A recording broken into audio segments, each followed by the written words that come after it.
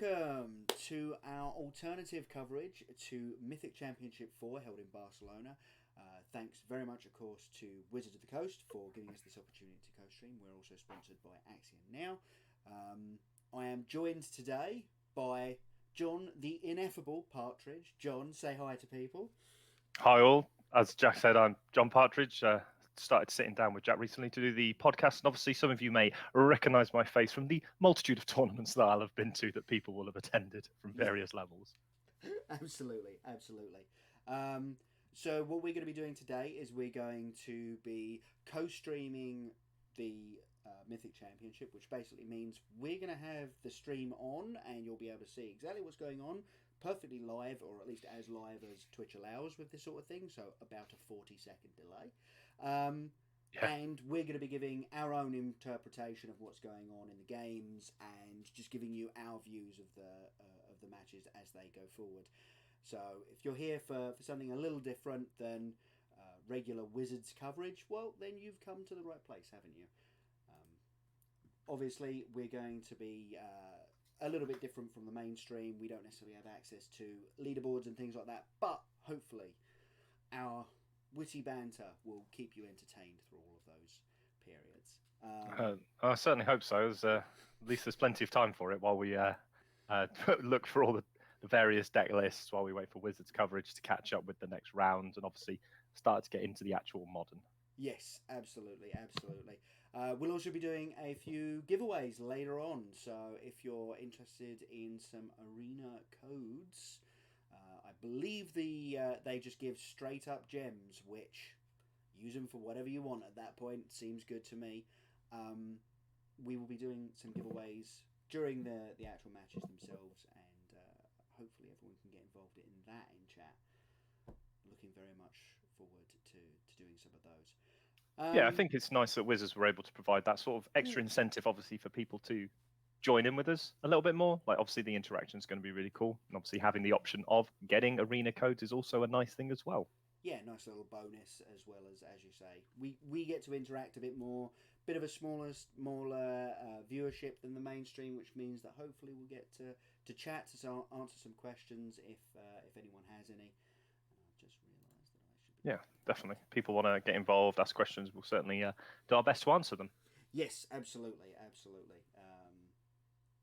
You're much more of a modern player than I am, John.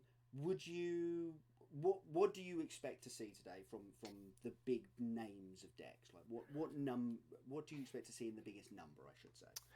I think, obviously, looking at how we've looking at results from the podcast results that came in, obviously there's a lot of Visit Phoenix running around again.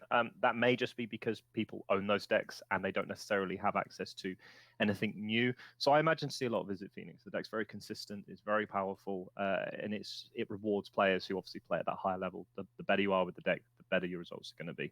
Yeah. I also expect to see a lot some of the dredge decks, whether that's more Hogak version, which we were discussing earlier prior to the stream, or actual physical dredge, where conflagrate, prized amalgams, etc., etc. It wouldn't surprise me to see some more outlier decks, things like Infect or Affinity turning up. But I think the main thing you'll be looking for is those sort of top decks, sort of your Karn-X decks, so Tron, Eldrazi Tron, where they're trying to use Karn, the Great Creator, to get Mycosynth Lattice, etc., from the sideboard into play. Things like Crucible of Worlds as well. Obviously, Is It Phoenix, Dredge, and then your blue-white control list will probably be another big one as well. It depends on what the pro players want to play. We all know that they have their preferences, like players who like redupe like their green-black X rock decks. You have people like Shaheen Sarani who loves playing blue-white X control lists. And then we'll have to expect to see some outliers, but I would imagine to see most of the coverage being over the top players playing those more known strategies at the Mythic Championships. I will break in a little bit here because we've actually just been given this on the main screen, and that is the breakdown of the number of... so obviously there was a bit of talk yesterday on Twitter about the comparison between Eldrazi Winter and this being Hogak Summer, but that is an incredible percentage of players in a modern field. Now, obviously, in a standard field, you'd go 20%. Okay, that's probably the best deck in the room, but it's not 100%. 20% of the players in this modern tournament are playing a Hogak deck after the banning of Bridge from Below. That's how good that deck is. Just to take us, just to look at that, Hogak has more than double the next most popular deck on that list. Yeah, That's 98 players on Hogak, and 48 on the next one. You did call that one, but yeah, even after the bannings, people are still playing into the bannings. Wow, that's pretty impressive actually. That's a lot of thing, and obviously, I'm sure you can go over, but they've just pulled up the Hogak list on the stream as well that we're looking at, and it's changed slightly, but it's still trying to do the same thing. Yeah. Just minus the broken Bridge from Below problem. Yeah, you're still trying to cheat in an 8 haste trampler for basically free on turn 2, but like you say, now you're not also doing the Bridge from Below things. Yeah, I mean, we're looking at this sort of. You've obviously got things from before, Faceless Looting, Stitcher Supply, but it's interesting that they've added in things like Satyr Wayfinder as another way just to put multiple cards in the graveyard, and also hit your land drops. It's And just another a body body as well. Battlefield for Convoke, yeah, absolutely. So no, I that's actually a really nice include. I wouldn't necessarily have thought of that immediately, but having thought about it, that basically does all 3 things that the deck wants to do. So yeah, no, that seems great. Apart from Hogak, obviously, the next one down, you did say, is it Phoenix? Very consistent looking deck. Has seen some upgrades with Modern Horizons. Magmatic Chasm, Fiery Islet goes in a small number just so that you've got a little bit of draw from the Horizon land there. But not a massive amount of upgrades, basically since War of the Spark. Do you feel like that's actually an advantage for the deck? You know what the deck is doing, or does the lack of upgrades make it slightly lower powered than maybe it would have been a few months ago? I think with the way Modern is, if a deck's powerful, it's kind of always going to be. It's going to maintain a level of that power. Like if you look at, for example, your Jund lists, that deck sort of disappeared for a while when people sort of didn't think it was hugely powerful or abusable with power level, but now we're starting to see a comeback. Like on that list, there were multiple people playing Jund at this tournament, which obviously shows that the decks exist, and this is just an example of those things. But Jund is powerful, clearly very powerful, but now with a few extra additions, so things like Seasoned Pyromancer or Hex Drinker, like they're just to say a couple of the cards that have been added on. The deck seems to be even more powerful again, or be back to a point where you can play into a lot of these unfair or degenerate strategies. And then obviously your Renin 6 plays very nicely into the very fair strategies. There's a reason that most of these Jund decks have had to stop playing Dark Confidant, and that is Renin 6 is just better, and Renin 6 actually kills your Dark Confidant. So you go into a fair mirror match, and all of a sudden you've got this this far better 2-drop just beating you on the other side of the table. And this was one of the things that we were talking about in the podcast of why Renin 6 has started becoming so apparent across the format. It's not necessarily that it's completely broken. It's more the fact that it is so good at just making your draws consistent. Because with mid-range lists, you need to hit your land drops. You can't play to the full power level of your deck on 2 lands, especially with Jund, where you're wanting to get to 3 and 4 mana spells. Having that ability to say, you know what, I'll Thoughtseize you on turn 1, I'll make Renin 6 on turn 2, I'll rebuy my fetch land, and I'm guaranteed to hit my land drops for the rest of the game. Absolutely. Or worst case scenario, you go Thoughtseize, having the ability to go Thoughtseize, take something that's not their 1-drop, because you have Renin 6 to kill that 1-drop.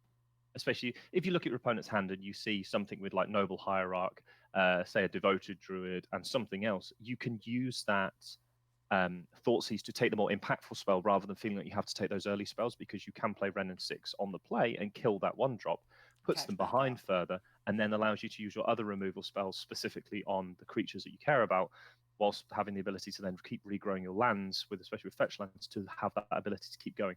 Plus, also, if you ever play a nurturing peat land, you just start cycling through them. And if anyone's ever played with sort of Ranomat Excavator and Horizon Canopy in the old green-white value lists, you know how powerful that is, just recycling your abilities all the time. I mean, certainly there was an attempt, at least in the local meta, we saw I think it was precisely one deck, trying to do Renin 6 with Ghost Quarter and basically Wasteland Lock the opponent Yeah. as well. And again, it's just this very grindy, very mid-range plan. It's super fair, but it's really consistent at that fair game. And that is... Don't worry. I've enjoyed locking my opponents out of the game with Azusa and Ramonite Excavator with a Ghost Quarter. Don't worry, it's entirely fun for me, if not my opponent. Exactly. I mean, that was a very big thing in the like green-white combo-ish decks a couple of years ago.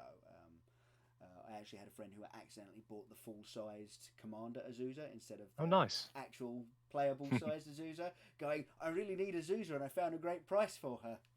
I can't play this. Yeah. That's a bit rough, that is. Other big decks that I would expect to be seen today. Blue-white control. Are you still happy with where that is in the format? Is it worse because there's this graveyard stuff and we start having to think about Rest in Peace in the main board? Or is it still just such a powerful deck? Especially when you're playing against known deck lists. When deck lists are open, as they are at this Pro Tour, is that just such a really, really good thing to have? I think that... How best to do this one? I think one of the most powerful things about the blue-white control list is it's very adaptable to what it needs to do, and more when you know what you're playing against. I think now that the Hogak deck have lost the power of the bridge from below strategy, I think that it's much more likely that you can play a blue-white control list knowing what you're going to be playing against. But Path to Exile is really good against Hogak because you do have to put a lot of emphasis into getting Hogak into play, and then it just gets removed for 1 mana. Yeah. And you don't have that offset of saying, oh, I'll just sack it in response to my altar and get a massive amount of 2/2s. Yes. You actually play a lot more of a thing now. That interesting enough, the deck lists have actually gone up for the Mythic Championships. I just went to one of the pages, and it's really interesting, one of the decks I've seen already. But just going back to blue-white, you have access to Narset, Partial Veils, which is an incredibly powerful card in its own right. You're now seeing multiple copies of Teferi Time Raveler. It's great against something like Hogak. They make a Hogak, you make Teferi, and you put it back in their hand, and it's such a tempo loss for them. Yeah. Is it the best thing to do? Maybe. But going back to your point about Rest in Peace, we'd already started to see main deck Rest in Peace pre-Hogak decks just to fight the Izzet Phoenix decks. So we might be just living in that world now where main deck Rest in Peace. I actually saw someone tweeted out main deck Expropriate in Jund. Interesting. I don't know why you'd go Expropriate for the... Obviously, you get the split second ability over the Phyrexian mana ability of a Surgical Extraction, but I don't know necessarily why you need that. As far as I understand, all of the decks that are doing graveyard shenanigans are mostly doing them at sorcery speed. There's no way to respond to it and get some other set of triggers, or at least now that the bridge from belows are gone. Sorry, Kat. I just wanted to point out that just again going through these deck lists, it's really interesting that there's I'm looking at the lower end of the names, but you've got 3 Hogak decks back to back with different players, and they're all slightly different. For example, Matt Sperling, who's playing Hogak, has got 3 main deck Leyline of the Void and Loleth Troll in his deck. Okay. The Loleth Troll is not something we've seen in obviously the original one, but it obviously works really well with getting your stuff into the graveyard if you don't have a Faithless Looting. We're seeing one version that has Ancient Grudge in the main and Shriekhorn in the main. I like the Ancient Grudge, actually. That's really nice to try and beat the main deck hate that you might get in something like Rest in Peace, Leyline of the Void. Doesn't kill Rest in Peace because it's Ancient Grudge. Is it artifacts? Of course it is, yes. Yes. And then you've got one that's just got 3 main deck Lightning Axes. And it will be interesting to see, but there's some people bringing some real spicy ones to the list. You've got a player playing Snow Shift, the deck that Sahar put on her stream at one point. You've got a player playing, if I can get back to where it was, he's playing Bant Snow. So you've got a Bant mid-range list powered by Snowlands with some force negations to fairies and chases. Cut in with that infographic. Wow. Okay. 836 Leyline of the Voids in that room today. Right. There were about 400 players. 747 Faithless Lootings. Oof. Yeah. And then you go down to numbers where you're like, okay, these are very powerful cards, and they go in certain strategies. So your Thoughtseize and again your Hogak, Arisen Necropolis. But I mean, the fact that the top of this is all taken up with Jund cards, or really Hogak deck. yeah. Jund cards and the Hogak deck cards is really interesting to me. Just how prevalent it is, and then obviously as I say, just a bunch of Leyline of the Voids to try and fight it, because obviously even if you can't technically cast it with black mana because you don't make black mana, say, Leyline of the Void is only really good pre-game anyway, so you might as well just try and cheat it into play, especially with the London Mulligan going on. You could just try sticking it in decks that can't cast it. Preferably, obviously, decks that then get to discard it if they draw it later in the game, but sometimes you got to do what you got to do, and beating Hogak is probably not the easiest thing in the world to do. Yeah, I'm going to be honest, though. I'm looking through some of the deck lists that people are bringing. There is some spicy deck lists here. Really? You've got John Stern playing Devoted Abundance. He's playing 4 Leyline of Abundance in a Devoted Druid deck with 4 Khan the Great Creator and Freed from the Real. I mean, if you with 4 Finale of Devastation, you want to kill someone, you're going to go way over the top. That's really interesting, because obviously one of the nice things is it's playing Sylvan Caryatid, something that people may not have seen since Theros. It was the Defender Hexproof 0/3 for 2. With add 1 mana of any color to your mana pool. If you combine that with Leyline of Abundance and Freed from the Real, you effectively make infinite green mana, because you make blue each time, and then the Leyline of Abundance allows you to, whenever you tap a creature for mana, you add a green, which then gives you infinite green mana because you use the blue mana to untap it with Freed from the Real. Yeah. You then make Khan, make Mycos into Lattice. And then you can just why Finale of Devastation for what you want.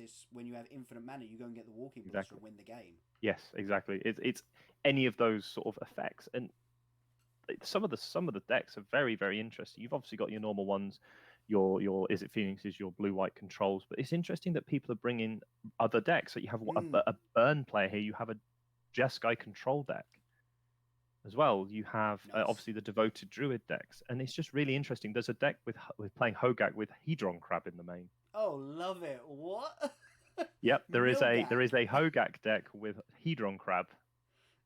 You really want to win the mirror? I just mill myself. You've got a red-green Valakut deck as well. So it's interesting to see that you have got a lot of decks that we may not have seen for a while, such as your burn list, and then these really nice outlier decks that we were talking about that you might see turn up. You've got Jerry Thompson playing Jund, and he's gone to 3 Ren and 6 in the main, and 0 copies of Dark Confidant. The site, something like what you mentioned before, people are going away from Dark Confidant because it isn't as necessary, because Ren and 6 gives you that innate value. Plus, if you ever get to ultimate it and then you start retracing your spells from the graveyard, you'll kind of take over at that point. It's so brokenly powerful.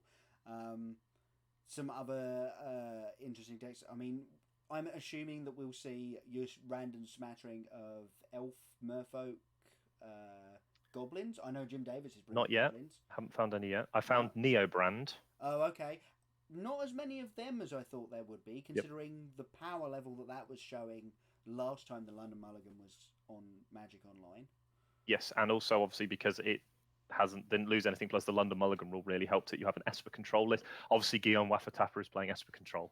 I should have just looked at the name first and realised what they were going to be playing. Yeah. You do actually have an Urza Thopter deck. Oh, excellent. Good. Yep, so that there is one of those at least. I mean, I'm just scrolling down the page at the moment, looking at these decks, and it's interesting to see that the way that people have gone. There are people who are playing On Thin Ice, which is the new enchant snowland you control, and you exile the target creature until it leaves play. So it's like a snow version of Chain to the Rocks. Chain to the Rocks. Yeah, that was exactly what I was going to say. It's just a great way of getting rid of problematic cards. Obviously, you've got a Mardu Shadow list, so the Ranger Captain of Eos with Death Shadow combination. You've got multiple things. You have an Infect deck. Yay! And I mean, I'm looking down at why, so I'm looking at like Kentaro Yamamoto at the moment, and we're going right down in the list. And I'll probably go on to some of the other ones to have a look. We have a player playing Cheerios. For those of you who may not know, that's the Pure Steel Paladin or SRAM Senior Edificer, where it just tries to make a load of free artifacts and combo kill you with Grape Shot. Oh yeah, of course, it's Grape Shot is the finisher, isn't it? Yeah, it's multiple Cheerios decks. Oh really? Yeah, there's 2 so far. Okay. And but that's fascinating that people are willing to bring these decks to Pro Tours and actually believe that they're good enough, which is a great thing for for a format that people are willing to bring these more, I would call them actual outlier decks that aren't very popular, because there is an element of 10-0-0-10 to them, where if it all goes wrong, it goes horribly wrong. But you can just win. You can get to a top 8 in a Pro Tour if you run well with these sorts of decks, and that's great for modern. Yeah, I mean, I'm not the sort of person who subscribes to that line of thinking. I really like just having a consistent deck and knowing that, hey, if I play it into the room that has all of the hate, okay, I'm going to have a bad day. But it's super consistent. I know that I'm doing basically the same thing every game. You know, Is It Phoenix is obviously a brilliant point for this, because every hand is basically the same. It's some lands and some cantrips, and then eventually you find the way that you're going to win the game. And so those sorts of decks are definitely where I enjoy playing. But I can fully understand players who go for the decks that have the really powerful, I mean, we call them nut draws, the just boom, explode out of the gates. There's nothing any deck on the planet could have done to beat this. Yeah. And those decks have definitely got a lot of pull to them. Especially if, and I mean, I'm not saying that these players haven't, but especially if you haven't had time to test, you haven't had a big testing team to work with, because obviously that's a very big deal for these sorts of Mythic Championship level events. And if you maybe don't necessarily have as much confidence in the format, you know, if you're regularly a standard and limited player at these Mythic Championships, and you come in and you've gone, I'm not great at modern, but I can play a bunch of 0 mana artifacts and then grape shot you for 20. Yeah. You know, I can do that. Maybe that's a reason to play it. But then again, I'm sure that several of these players have brought these decks that we look at and go, fringe deck, because they think it's good in the metagame. And I'm almost 100% that will be shown that they'll be good against Hogay. Right. Yes. Matches. We've got our first match of the day just coming up now. Well, you'll be happy with one of the decks that's being played. I'm just looking up at the moment because I recognise the play. BBD is playing Urza Thopter Sword. Yes! I have wanted to see this deck doing well since it popped onto the scene. There's BBD. There's our Thopter Sword player. He's playing against Joe Lissette. Just looking up. I'm just trying to find Joe Lissette's deck at the moment. Joe Lissette is on Tron. Yep. As he goes Tron-pieced into a map. It's like, this is the most Tron opening that you could ever Tron. So do you want to just take us very quickly through what BBD's deck is trying to do for those of you who haven't seen it? Because obviously Urza hasn't necessarily seen as much play as we would have expected, perhaps. Okay, so sort of the things you're trying to do is you're basically trying to set up the Sword of the Meek Thopter Foundry combo, which is one of those ones where so Thopter Foundry in itself is a hybrid black-white blue, so it's 2 mana. It's an artifact with 1 mana, sacrifice a non-artifact token creature, create a 1/1 blue artifact target. Sorry, create a 1/1 blue Thopter artifact creature token with flying. You gain a life. Now, the combo is with Sword of the Meek. So the Sword of the Meek is whenever a 1/1 creature comes into play under your control, you may return Sword of the Meek from your graveyard. So what you're trying to do is you're trying to get to a point where you have a lot of mana in play, and what you start to do is you start to sacrifice your Sword of the Meek, which creates a 1/1, which then triggers Sword of the Meek to re-enter the battlefield. And it attaches to that creature. So eventually you just have this mountain of 1/1s in play, which allows you then to start attacking. Because they're Thopter, they're flying. You also have, it's also a Whir of Invention package. So you have things like Ensnaring Bridge. You have things that you can go get that we are so used to seeing with the prison decks before. You have things like Pyrote Spellbombs. You're just this really nice value engine, especially with Goblin Engineer now being introduced to the format. You can put something like Sword of the Meek in the graveyard and find it out from your deck. So let's just catch people up on what's been going on, because this match has already had some really interesting plays in it. So Joe Lissette has gone turn 1, Tron piece into map. The response from BBD was turn 1, Pithing Needle, name map. You now can't crack the map. Joe Lissette has gone turn 2, play a land. He's actually not got the third land, as we see here BBD starting to go off. BBD's second play was Astrolabe into Mox Opal. Tap the Mox Opal to make a mana. Astrolabe that mana into Snow Mana. Play a second Astrolabe. turn 3, start going off. Here's my Urza Lord High Artificer with my construct. I'm going to start generating a bunch of mana. He's even got the Thopter Foundry online. The only thing he hasn't got for the infinite combo is the sword, and you can see there a Goblin Engineer in hand, ready to rock. I'm sure that will be picking up the Sword of the Meek any moment now, and just ending this game on the spot. Obviously, one of the things to bear in mind is he does have to find red mana. So obviously he can make it with he's got Mox Opal and he's got the Astrolabes. Yeah, so the Astrolabe is really powerful because he has that ability to then filter into different colours. Arcum's Astrolabe is obviously one mana, tap it, add 1 mana of any colour. Yeah, and obviously that works real nicely with the Urza, because the Urza can just use any of your artifacts to make blue mana. So any of your artifacts now make blue mana. Astrolabe it into any mana of any colour, including, as we saw earlier, snow mana. So looks like just setting up the lock here, basically, from BBD. He's just playing with his food, it feels like, at this point. Especially with Joe Lissette missing many land drops at the moment. That's the land drop 3 missed for a second time there, staring at that map, pithing needled, of course, can't crack it, can't get that third piece. It looked like a perfect opening hand from Lissette's point of view. I'm sure that was the exact sort of hand that Tron loves to see. I have 2 different pieces of Tron and a map.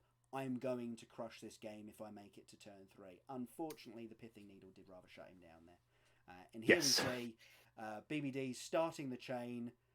He's Goblin Engineered the sword into the graveyard, and he's just gone, and then I'm just going to make 1,000,000 1/1s.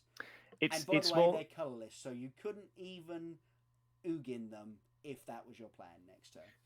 But one of the things is he's actually dead on board because he has the construct, which it becomes effectively infinite power, and that will lethal on the attack. So obviously, the Urza makes a 0/0 construct which has power, which gets +1/+1 equal to the number of artifacts you control. So it comes in as a 1/1 naturally, just Urza, and then you're going to make a million. Say you make 1,000,000 1/1 Thopters, then the construct's about 1,000,000 and something, whatever power, depending on how many things you have, which is lethal. Yeah. That attack. Which is when you have infinite power, it's always lethal as long as it can get through. Yes, it certainly is. And I think one of the most interesting things about that is it's not something you expect. And obviously, Joe Lissette missing lands was really bad. Yeah. But it's one of those things that with Tron, because it only has 19 lands normally, you always run that risk of, I didn't hit my lands. It's actually 18 lands in Joe Lissette's deck. So there is a risk that you just never draw your lands. And you just lose the game because, and as we saw in that's what happens. So should we look at the sideboards then, Jack? Yes, absolutely. If you wouldn't mind telling me what these sideboards look like in these decks. Okay, so in Brian Bronduin's Urza Thopter deck, so his sideboard is 1 Ceremonious Rejection, 1 Fatal Push, 1 Saheeli Sublime Artificer, 1 Thoughtseize, 1 Dead of Winter. So for those of you who don't know, that's the 2 and a black. All non-snow creatures get -X until end of turn, where X is the number of snow permanents you control. He has 1 Leyline of the Void, 1 Tezzeret, Agent of Bolas, 1 Wear Tear, and there should be other cards in the sideboard. He's only got an 8-card sideboard. So that is because the numbers of those cards is hidden. Yes, that's the interesting thing. The sideboards, they know what cards are in the sideboards, but they don't necessarily know the individual numbers of each sideboard card. The main deck, they will know all of the numbers. It's just the sideboard stuff. So a slight way of keeping it still vaguely obscured while also stopping some scouting. Sorry, if you want to tell us. Which is obviously good. Yes, if you want to tell us about Joe's sideboard. So then Joe Lissette's sideboard has 1 Dismember. Well, it has Dismember, Grafdigger's Cage, Mycosynth Lattice, Thragtusk, Trinisphere, Ensnaring Bridge, Liquimetal Coating, Nature's Claim, Tormod's Crypt, and Veil of Summer. Now, obviously, if you want to start looking at the cards you got in, let's just start with Joe's Tron deck, and the Nature's Claims are the ones that stand out against the Artifact deck. Well, absolutely, that's definitely true. He's also, not bringing in the Thragtusk, I think we saw there on camera as well, so which would have been not great in this matchup. Apart from the artifact destruction. Is there anything there that we're sort of seeing and going, yeah, all right, I can see you bringing that in? Is there any real way of him disrupting this? I mean, Having obviously, said that, I mean, things like Trinisphere is a way of disrupting it, but it's do you want it in the main deck when you have Khan, the Great Creator, in your deck? It's basically Trinisphere just makes everything cost more mana to cast. Maybe it's too slow. It might be relevant. The Dismember is probably something you would need to deal with the Urza very quickly. Maybe the Tormod's Crypt might be something else as well. Because that would stop. Everything. Yeah, you'd be able to exile the. Unless he triggers it again. See, this is the problem. Because you can trigger it again, you can go, oh, I'll get the sword back out of the graveyard anyway, and then it doesn't even really matter. Thank you, Conflict, for telling me my sound is low. I have turned it up. Hopefully that is better. But yeah, other than that, it does feel like you're fighting the wrong battle here. You know, Trinisphere doesn't even do a massive amount to stop the going off. It stops them setting up. Obviously, it makes it slower to set up. You couldn't have the turn 2 that BBD had just had through a Trinisphere at any point later in the game, because he just he went Astrolabe, Mox Astrolabe, and it's like that's cheating on mana quite severely. But instead, when they're going off, it's all activated abilities, and they don't cost extra to activate, so it doesn't really matter anymore. No. I think Nature's Claim might be the one you want. Yeah. Because it's sort of it doesn't because this I as I say I don't think Tron is set up to fight this battle particularly well. Whereas when you look at, say, for example, BBD's sideboard, you have things like Ceremonious Rejection. You have Wear Tear as ways to interact. You have Thoughtseize, just really good ways to interact because you can lose stuff from your main deck. Like Sai probably isn't the greatest in this matchup, but might be what you need. But you can definitely find other drops else. Like Ensnaring Bridge seems like one of the easiest things to cut against the Tron deck. Yeah, absolutely. So there's definitely ways of interacting with that. Yeah. But obviously, these players have played a huge amount of time with their deck, but it's just interesting to see that round 1 you have two decks that are sort of like, well, we haven't really seen a lot of either of these decks, and you just have this input into it from the benefit of seeing all the deck lists, and it's just kind of like, oh, it's actually really nice that Modern is healthy enough that we'll be able to deal with it, as we see Joe Lissette taking a mulligan. Mulligan to 6 there. Fortunately, as we have mentioned, London Mulligan in full effect now for everyone, including Arena and Online, which is, it's so much better. Like, the Scry rule was an improvement, but the London Mulligan just makes life so much better for Standard and Limited. And obviously, in Modern, it does mean that you get to do some busted things from time to time, I guess. So actually, interestingly enough, I've been playing quite a bit of Arena recently, just trying to get back into the speed of it. And quite frankly, there are games where I just go, I wish this wasn't the London Mulligan rule. Really? Because one of the interesting things is it's kind of like I'll mulligan to a hand which is like 7 cards. It looks fine.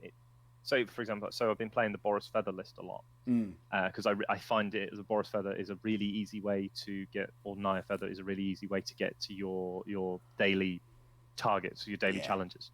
And one of the amount of hands I've drawn up, and it's like, I've got to mulligan this, and I've gone to another hand which is like 3 lands, a 3-drop, and 3 interactive spells, and one of the lands is a scry land, and I was like, why couldn't this be a 6 and have another scry, and all will be good with it, because obviously you only get 1 scry. So sometimes there are situations where I'm just like, I wish I had the old mulligan rule. But in others, I have found that I've had less non-games by my opponents mulliganing, or me mulliganing to 6. Yeah, exactly. I think that's the big deal. I think it reduces the number of non-games. Here we're seeing the Hogak deck from Jack Kiefer, who has been blazing a trail in GPs and competitive tournaments across the US. Absolutely wrecking it recently up against Is It Phoenix. There is a Phoenix on the battlefield. Unfortunately, we don't know life totals at the moment, but from the board state, I'm kind of giving it to the Hogak deck at the moment, I have to say.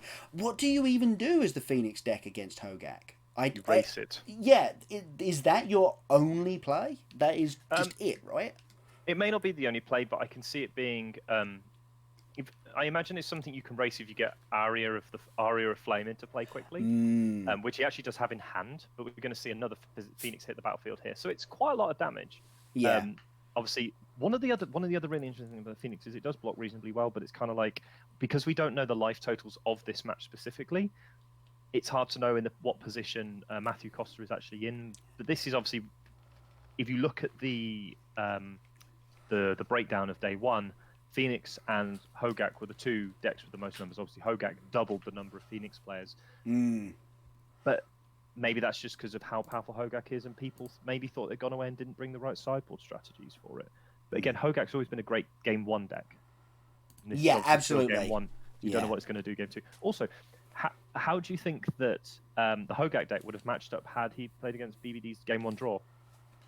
Probably would have been the same result. Yeah, Hogak wouldn't have been able to do anywhere near as much. The Urza decks that the Urzatron deck that we Urza Sword deck that we saw there was just doing something so quickly and so powerfully and so uninteractively.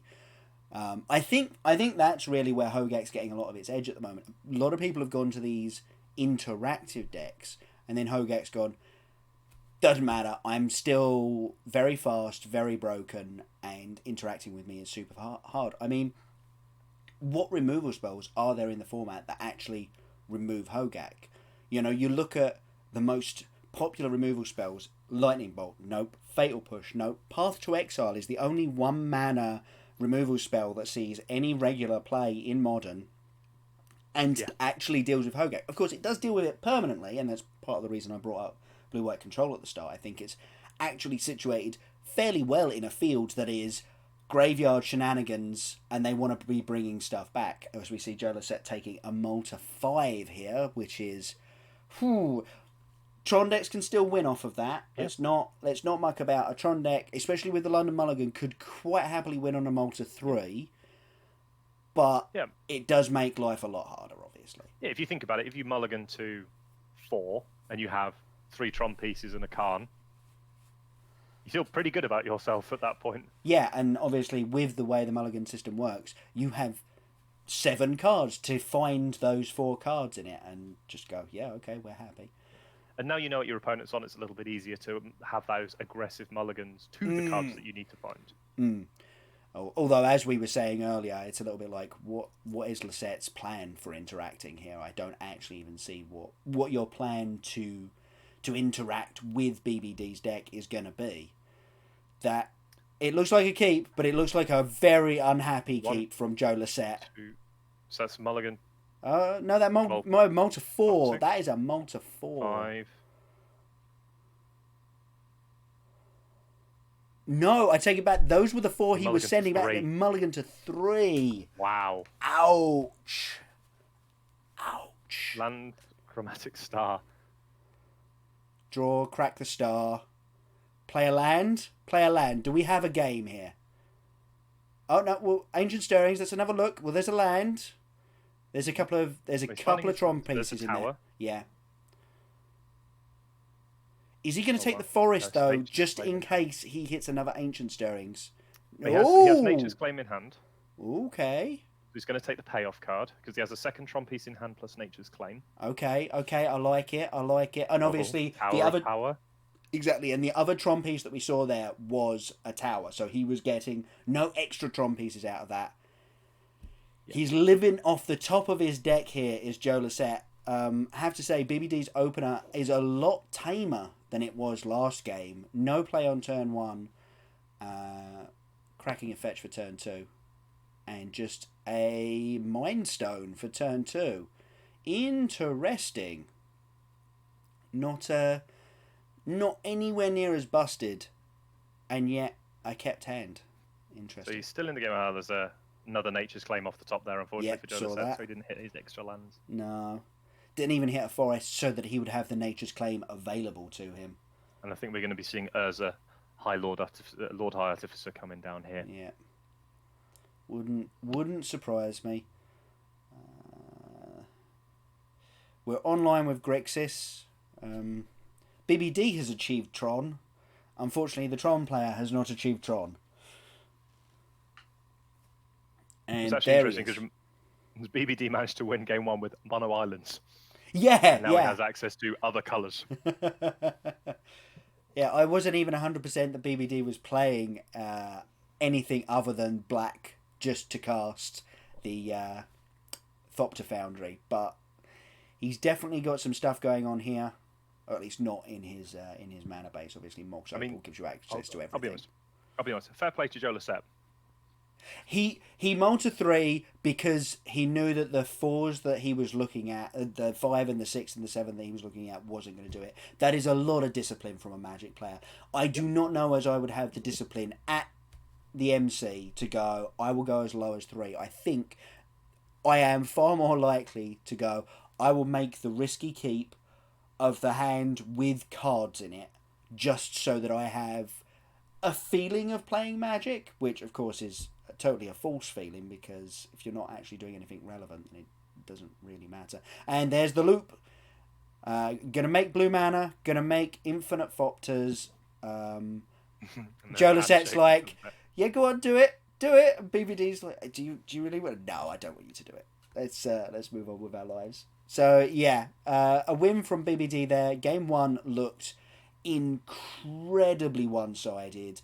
Game 2 was as well, but not for good reasons, unfortunately. No, that mulligan to 3 was pretty savage. Yes. An unfortunate start to the constructed portion of the tournament there from Joe Lissette off of Team BCW. So yeah, BBD taking it down. Hopefully we'll get over into another game in a moment. One of the back tables will be lined up for us. It's looking... Jacob Wilson, Martin Dang. Martin Dang and Jacob Wilson seems pretty good to me. It looks like... Come on, give us the top down. You know you want to. It looks like Jund for Martin Dang from what I can see. It's Hogak. Oh, is it? Oh, I see. I think it's a Hogak deck for Martin Dang. Oh, you're right, because that looks like an Insolent Neonate on the battlefield attacking. Yep. So Martin Dang is on Hogak, and he's on two main deck Leyline of the Void, 2 Lightning Axe, and 2 Assassin Trophy.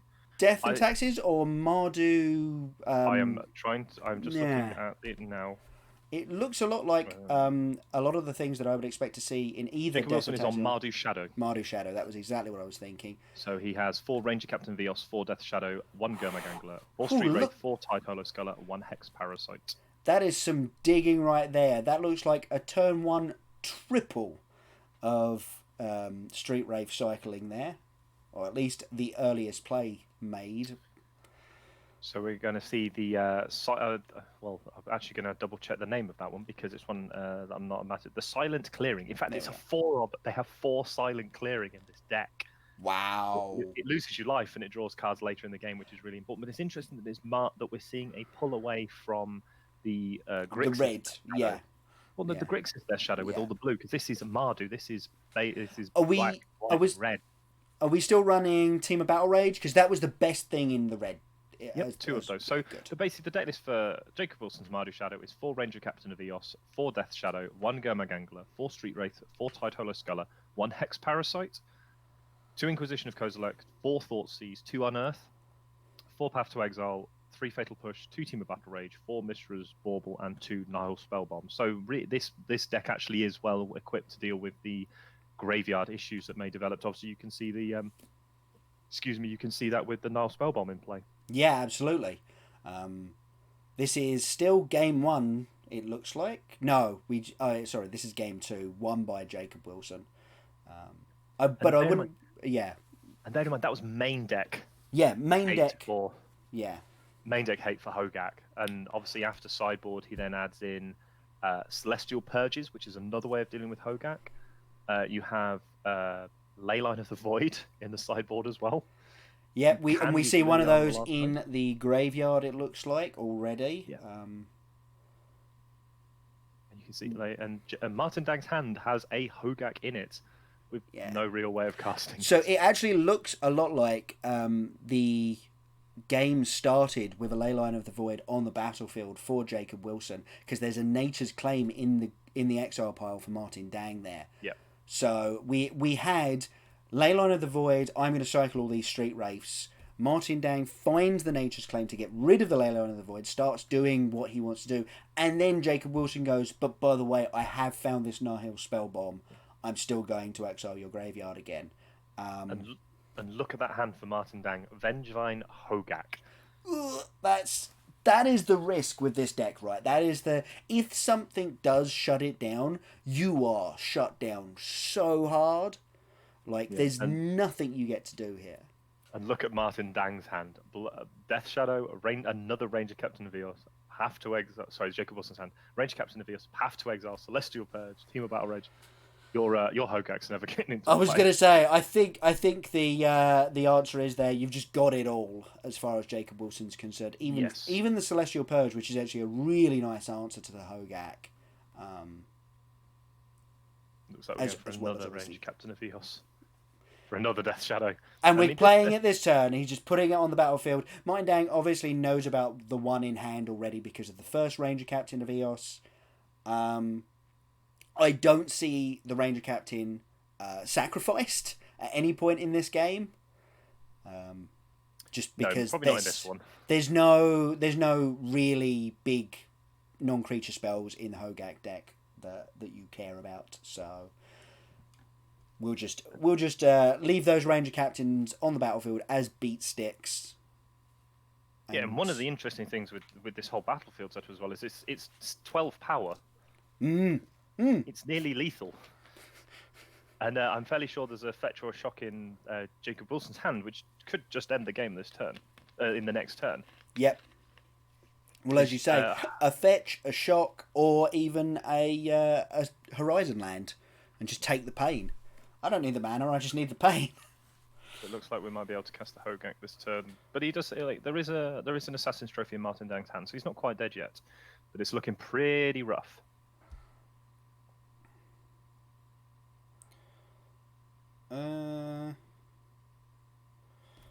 Yep, Assassin's Trophy and a Swamp, as well as that Hogak in hand. Nope. No Hogak this turn. Because Hogak's 7...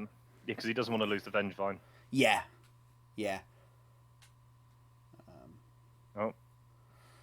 Shh. There's the fetch land of a team. Yep. So it'd be interesting to see how Jacob Wilson plays this turn out, because obviously it's a bonus of 13. He's a 6. It's not really that much of a risk, because unless Martin Dang can come up with a pretty insane turn. Yeah. That'd be pretty good. So while you're fetching, you can go back into your library. I would be shocked if Wilson had another. Yeah. Nah. Yeah. No third basic. Interesting if there is two basics in that deck, which is quite a few for a Death Shadow deck. Yeah, that is true, actually. Yeah, you are A, happy to take the pain, and B, really need your spells to be castable, and your mana is very tight in both the Grixis and Mardu versions. Drew the push off the top to go to one Team of Battle Rage. Never mind, ends the game. Team of Battle Rage is lethal. Martin Dang's face to the camera. Well, my opponent had everything. What can I possibly do? When they've got it, they've got it. What are you going to do, huh, folks? Definitely. That was pretty interesting, actually. And as we were sort of talking about at the start, Hogak being so prevalent, do you feel like, obviously the main deck hate from the Death Shadow deck there feels like something that we're actually going to see a fair amount of today, just incidental graveyard hate, particularly obviously the Nihil Spellbomb is very good because it just cycles itself. So in longer games that aren't involving the graveyard, you just cycle it, draw yourself another card, it's not a big deal. Do we think we're going to see just a bunch of main deck graveyard hate, and maybe a non-graveyard deck can take advantage of the wasted slots in the main board? You know, your burn decks that don't care about your graveyard, but are going really fast, so they're not giving you a chance to, like, draw out of drawing these useless cards that are, like, pre-boarded against a different deck. Do we think, like, as I say, burn could take advantage of that, perhaps? Or is that too long a shot? I think it's certainly interesting. I can't see a lot of Mardu Shadow list. I'm trying to go through all the deck lists that they revealed. There's an Abzan Shadow list as well, so it seems that they're going more to white black, so obviously get access to things like Path to Exile. Because I think the problem that you had with the Grixis Shadow is you didn't really interact with Hogak.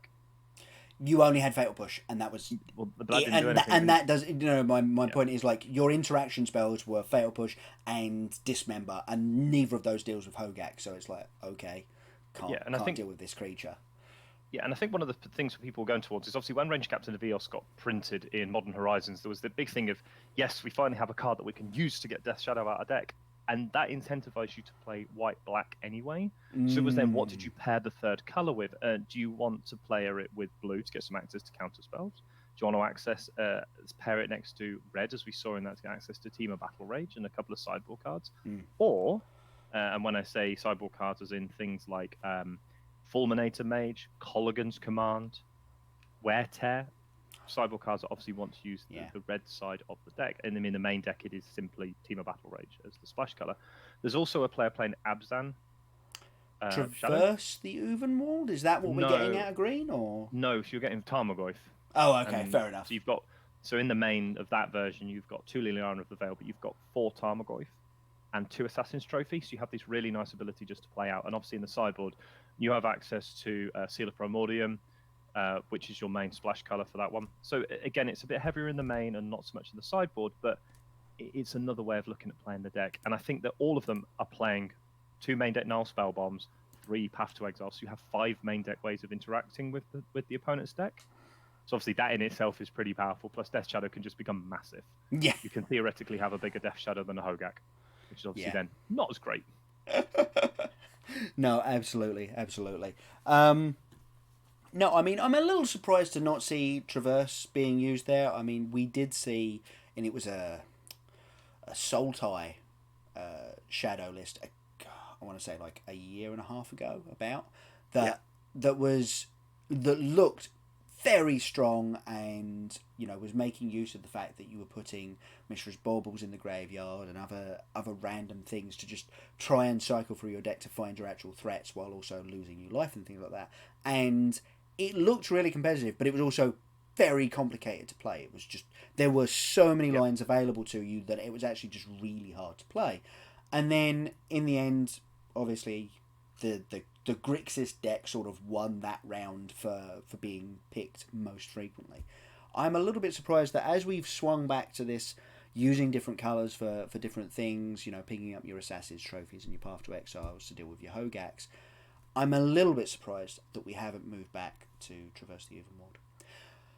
Right, we've actually got some more on-camera magic, so we're going to take you back to that. We've got Jund on your left from Dmitry Butikov, and Brand Stepvangers playing Blue-White Control. So we saw Inquisition of Kozilek fired up there, taking a Mana Leak. Mana Leak is the word I was looking for. And a Thoughtseize back-to-back hand disruption. That's the stuff right there. That is a tricky hand for Stepvangers. Your first play potentially is Vendilion Clique. Really? You've already got your the sword in hand, so it's again. You were hoping to use Jace to maybe put that back into your deck and shuffle it away until you needed it, but then obviously the Thoughtseize took the Jace, which is not great. But Stepvanger is at least one game up here, so he's got a little bit of time. So Stepvanger's list is very much the generic blue-white control with a couple of Jaces, 3 Narsets, only 1 hero, Teferi Hero Dominaria, and 2 Teferi Time Raveler. Okay. 4 Snapcaster Mage, 2 Clicks, and then your selection of Wrath effects, individual point removal, cryptics, force negations, etc. Obviously, the sideboard he has access to detention, Timely Reinforcements, Detention Sphere, Batterskull, Ceremon's Rejection, Rest in Peace, Vendilion Click, Supreme Verdict, Celestial Purge, and Dovin's Veto. Now, you're going to like the Jund version because the Jund version starts with the Planeswalker section. It has 4 Liliana of the Veil and 4 Ren and 6. That's perfect. That's a perfect Planeswalker base as far as I am concerned. Yeah. Ooh, Seasoned Pyromancer. I love that card as well. Yeah. And then another Dmitry Budikov is also another player that's gone completely away from Dark Confidant. There's 1 Plague Engineer in the main, 3 Seasoned Pyromancers, which you can see in play, 2 Scavenging Ooze, 4 Tarmogoyf, and 4 Bloodbraid Elf. So he's going really heavy into the 4 drops with Bloodbraid Elf, which obviously helps with Ren and 6. A couple of Inquisition of Kozilek, 3 Thoughtseize, then your 4 Lightning Bolts, your 4 Assassin's Trophy, so no Abrupt Decays, and 2 Colligan's Command. Yeah. Obviously, then the sideboard you have Plague Engineers, Collector Oofs, Fulminator Mages, Nile Spellbombs, Surgical Extractions, Kalitas, Traitor Aget, Engineer Explosives, and Ancient Grudge are the sideboard cards he has access to. Obviously, in this matchup, you're just looking for your Haymaker spells, things like your Nile Spellbomb is obviously a nice one, Surgical Extraction's nice. Fulminator Mage obviously just takes them off of lands that they really need. Yeah. You're really well set up in the main anyway, whereas Bramstepvanger's basically bringing in things like Detention Sphere, maybe the Batterskull, which he did bring in. Purges. The Batterskull is actually stuck in hand right now. Yes. So the lines of play here have been pretty interesting. So obviously, having Inquisitioned and Thought Seized, Budakov knew about Stepvanger's Wrath in hand. He has the blue-white Wrath. I always forget the name. The uncounterable one. Supreme Verdict. Supreme Verdict. Thank you very much, John. And has sort of played into it by playing out the Pyromancer, the Seasoned Pyromancer. But that actually amusingly played very well around the drawn Path to Exile. That obviously just looks very silly up against a 2/2 and 2/1/1s. Like, you don't want to cast that Path to Exile on any of those targets. And once you Supreme Verdict, you can just reuse the Pyromancer later on anyway. Yeah. So that was actually really nice. I don't know if that was intentional or if it was just the best card in his hand at the time. Although I will say I don't think it was, because he was then Vendilion Cleat and there was a Renin 6 in hand. And I think I would have been tempted to open there, just because you know about the Supreme Verdict. Yeah, and again, you know about the Supreme Verdict and you're just playing into it going, no, I need to get you dead. Oh man, this is it. This is why you'd play Jund to Bloodbraid Elf into a straight up 2-for-1. This is an instant 3-for-1. This is great. Looks like he's gonna buy back the Fulminator Mage that was in the graveyard as well, and probably force Stepvangers to discard, because Stepvangers I think missed a land drop there. Yeah, so he's at 4 cards in hand at the moment for Stepvanger. It might be that he actually hasn't missed a land drop and one, but obviously the Fulminator Mage. Obviously the Fulminator Mage probably was discarded to the Seasoned Pyromancer, because you see the Path to Exile hit the graveyard and we see the attack. So this tells me that definitely planning on the Supreme Verdict next time. But again, it's only really a 1-for-1 as such, because the Seasoned Pyromancer comes with the backup plan. Yeah. Of making 2 elementals when it comes into play, as we see a Celestial Colonnade. And then obviously from the graveyard, it gets to activate and make some 1/1s again. So you're not even really losing anything.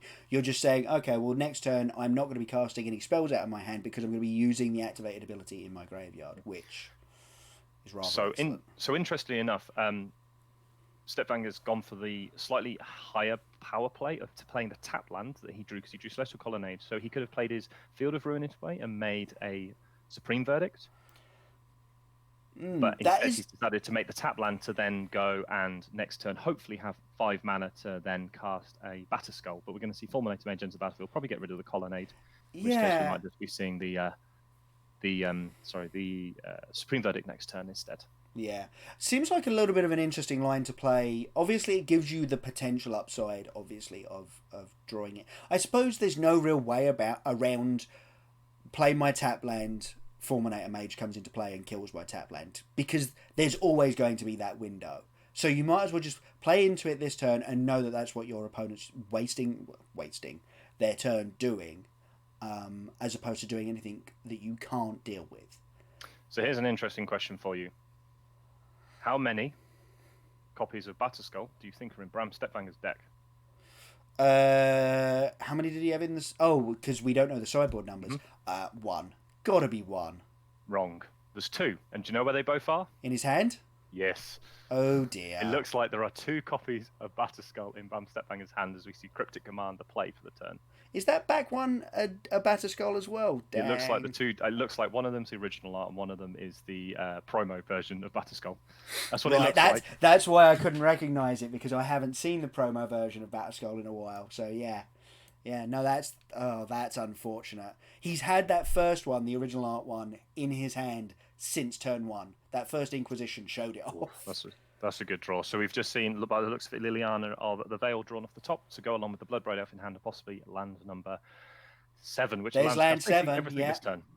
Yeah, just got it all. He's outlanding the control deck, which is a very big deal here. Here's a Bloodbraid Elf. Can't counter that one. Can't even counter it. Yeah, bolt you. Bolt upstairs.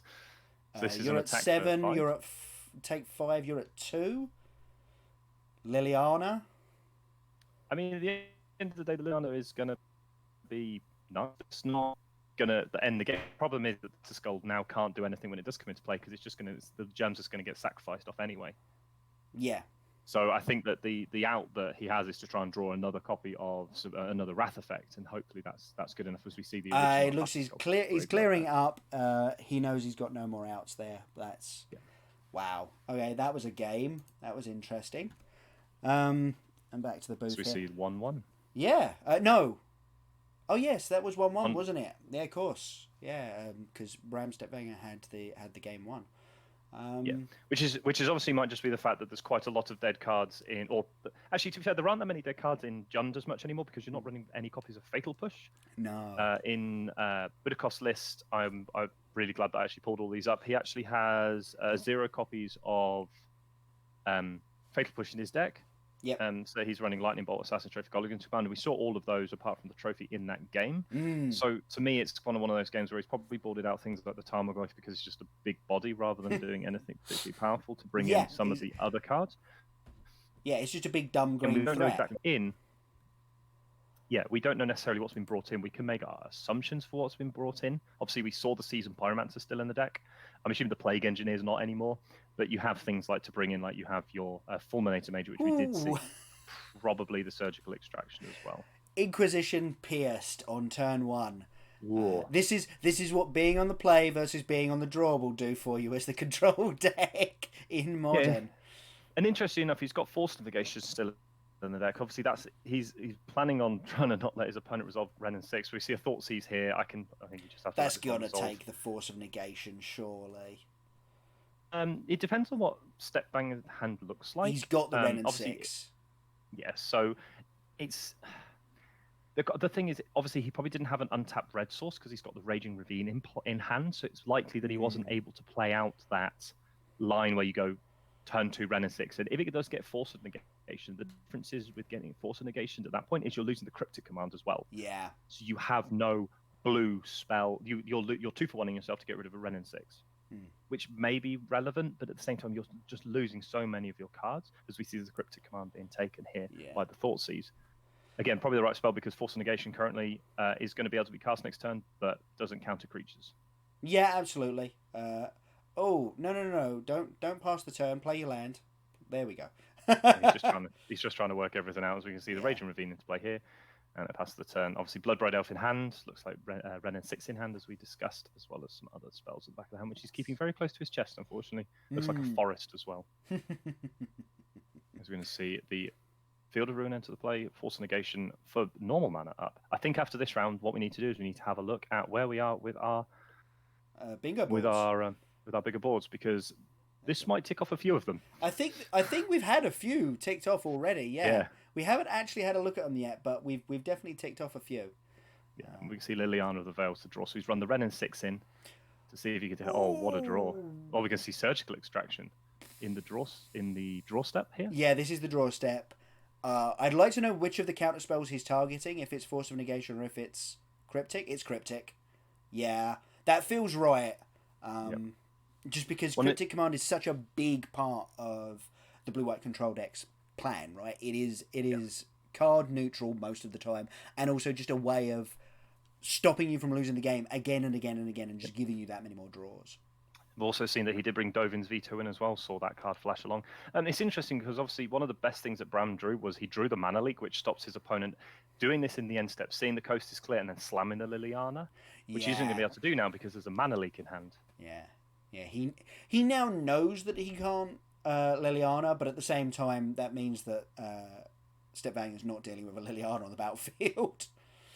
Yeah, so I think it's a little bit of a strange position for him to be in. He's got Liliana, Forest, and some obviously an unknown card. Not. He's going to crack the Field of... Oh, I suppose, yeah, of course, this does still leave up the Mana Leak, doesn't it? No, that comes in untapped. Yeah, they both come in untapped. Yeah. Hopefully Bram's going to fix that in a moment and then play his 4th land. What? It was an end step thing. No, it wasn't. It was in his main phase, and And then he's gone to his draw step again. Oh dear. It was a lovely yeah. opt on top of the deck, though. So obviously the judges are going to pull this in and have a quick work out what's happening. Yeah, absolutely. Bram is on the play, so obviously that makes it so he is able to play the land and be ahead on land, but obviously drawing his... They'll probably just give him a warning, shuffle the deck up and do it, because he obviously didn't physically take the card into hand. Yes, it was in his other hand. It never made a hand, so he's... The judge will never be like... will never suggest that Budakov gets the Thoughtseize effect, as it were. But yeah, he went to take his draw step, but it wasn't in his draw step. It was in his main phase, unfortunately. Yes. Yeah, so it's just one of those ones where it's like... clearly what he's doing is he's thinking 2 turns ahead, right? Because he's sitting there going, okay, I'll crack this. I will still have mana leak up. You won't be able to do anything next turn, so I'll just be able to go to my next draw step and not have to worry about what you're doing because you can't cast anything next turn because of the mana leak. And then his brain has shortcutted that to, I get to take my next draw step. Yes, exactly. So, an unfortunate thing there. Hopefully he does remember to play his 4th land for the turn here, and does hold up that mana leak. Otherwise, this whole turn is going to be an absolute waste. We're going to see it anyway. He's just trying to find out where he is in the turn. Here we go. Yeah. Land into play. Let's carry on with the game. Yeah, let's move on with it. So really, Budakov can only play 1-drops here, and he's just going to play straight into it, which is fine. Trigger on the stack, obviously. Yeah, we're going to let the cascade happen. Do you want to counter the Goyf or the Elf? Well, 3 this turn or a big Goyf? The thing is, you kind of have to counter one of them for leaving the mana up, which is obviously unfortunate because the Liliana's going to come down the next turn, and it's kind of like if he doesn't draw another counter spell, Liliana's going to he's going to probably run away with the game. But again, you can't really afford not to deal with this board because it is so much power. Yeah. I mean, the Tarmogoyf is instant sorcery land. So it's a 3/4. So they're going to counter the Bloodbraid Elf, which means the Tarmogoyf resolves as a 3/4 currently. Land instant sorcery is what current, and creature now, so it's a 4/5. Yes. But we see Day of Judgment, the draw here. I mean, the and Lily Path in hand. I understand the counter on the BBA there because obviously it will do 3 this turn, and you've got the Path in hand, right? You go exactly. If I need to, I can kill the Goyf, and I won't have taken 3 for no gain. Exactly. But instead, it looks like Stepvanger's possibly going to be very patient, hold on to the Day of Judgment, and hope that Budakov goes, oh, I can get through and play some more creatures. Nope, he's going to do it in the attack step. Also perfectly reasonable. It doesn't give access to your opponent have the extra mana because it comes into play tapped. It's one of those things that when blue-white control used to be on the 4 copies of Ancestral Visions, this matchup was pretty rough for Jund. Because you'd get to a point where it's like, yeah, I stripped your hand away, and then they just go, and I just drew 4 cards in one turn. Yeah. Whereas now they're not doing that, and they're relying much more on things like Narset Part of Veils. Narset obviously is great in this position because it would be able to draw more cards, but it's kind of still the problem that Liliana is still a thing as we see Snapcaster Mage there, which doesn't really have many targets. No. It might just be a beat stick. Yeah, so Liliana's going to tick up, and in response, we're going to see the Snapcaster played. Oh, no, we might see it played in response to this Renin 6 to cast the Force of Negation. Yep. Yeah, I like that. That's really nice, actually. That's a really nice play. Yeah, and either way, you're taking 2 loyalty off the Liliana. We're going to see it sacrificed. Yep. Yeah, cool. Goodbye, Snapcaster Mage. Unfortunately, you do not have a Celestial Colonnade. That's not one either. But again, both players are still top decking, as we see a land come off the top from... And obviously, the Liliana losing loyalty means that you're much further away from the ultimate. From the ultimate? Yeah. So another land off the top for Bram Stepbangers. Another land off the top for the pair of them, in fact. Yeah. The problem here is, obviously, Stepvangers wants to be in the point where they're top decking from ahead. They don't want to be in the position where they're top decking from behind. That's where Jund wants to be. Jund wants to be in the position where we're at parity, and we are both top decking, because all of its cards are ridiculously powerful. Although I say that, and then obviously he draws the Inquisition of Kozilek that looks a little bit mopey at this point. That's the risk of having discarding your deck still, as we see Supreme Verdicts off the top. And the thing is, as much as the Jund player is, that's a very good position, draw. That was a Vendilion Vendilion Clique off the top, yeah. And again, you want to be doing the Vendilion Clique when the Liliana triggers, so it doesn't get rid of it. Yep. Looks like a Tarmogoyf was the draw. That's a pretty good. No, it's a land, and he's discarding it anyway. Oh, it's a land. Wow. Yeah. Okay. Yeah, you still obviously reveal it. You choose to not take it and then discard it to the Liliana, which obviously means that now, unfortunately, the Liliana doesn't die straight away. There's a Dolvin's Veto off the top. Yeah, which is a nice draw. A nice way of just maybe protecting this Vendilion Clique and forcing the Liliana tick down. And again, you're back to that position where you're just costing them time. Yep, like that. Oh no. Oh. Yep, got to take this down. And you should also be paying mana for that. Yep, there we go. Interesting enough, you probably should tick up the Liliana, get rid of the card in hand, and then Colligan's Command, destroy the Vendilion Clique, regrow your card that's in your graveyard. So maybe a little bit of a misstep there from Dimitri, which obviously gives the chance for a Narset to land. You can see another Narset as one of the options, or an Opt. The problem here is that the Liliana tick up is going to take anything that you get that isn't 3 mana. So you could possibly just take, the Opt, so that you can cast it. And I'd probably cast it now, in fact. Yeah, there we go. Just so that if it's a sorcery speed play or a land, you get to use it. You don't just have it taken by Liliana. Exactly like that. That Field of Ruin. Field of Ruin helping shut down the creature lands from the other side of the deck, from the other side of the battlefield. Blood Red Elf. BBE off the top into a Fulminator. Wow. Wow, that is pretty good. Jund doing Jund things here. Yeah, so it was really interesting because I still think that Dimitri maybe slightly misstepped with the way he cast his Colligan's Command. I think he tried to get too aggressive, whereas if he'd have just simply plus the Liliana, removed the last card from his opponent's hand, he can do what he wants with the Colligan's Command. Obviously, it's not matter too much because, again, Snapcaster Mage off the top is another way of dealing with these creatures in play. How you want to deal with them, I don't know. You could pass to exile one of them. You can choose to just Day of Judgment now or Supreme Verdict. I think you might be incentivized to try and get it as a blocker as well. Yeah. I can see. Why didn't that tick up first? I don't know. That feels wrong. He's just drawn another Liliana.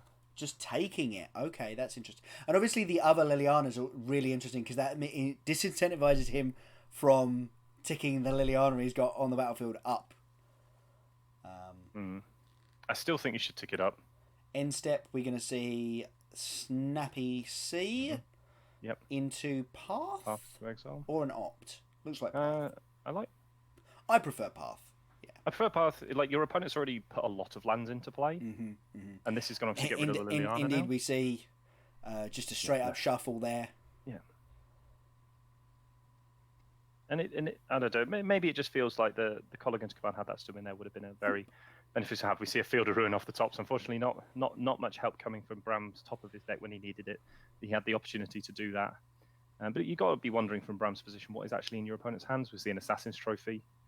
It's a pretty nice one. See Liliana of the Veil, another one. Sacrifice the Snapcaster Mage. Assassin's Trophy is a great card to have in hand.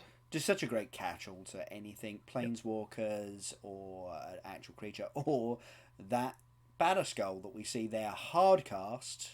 Oh, yes. That's pretty good. We do like getting rid of Batterskulls with Assassin's Trophies. Yep, you make a germ, but I wouldn't have bothered getting it out of your box if I was you. Well, yeah. Do the Assassin's Trophy. Yeah, make sure you target the right thing. Don't just target let's the get rid of germ. Batterskull. I want to check something. MTG Gatherer, because I think Batterskull gets picked up for 3 mana, or is it 5 mana? I think it's 5 mana.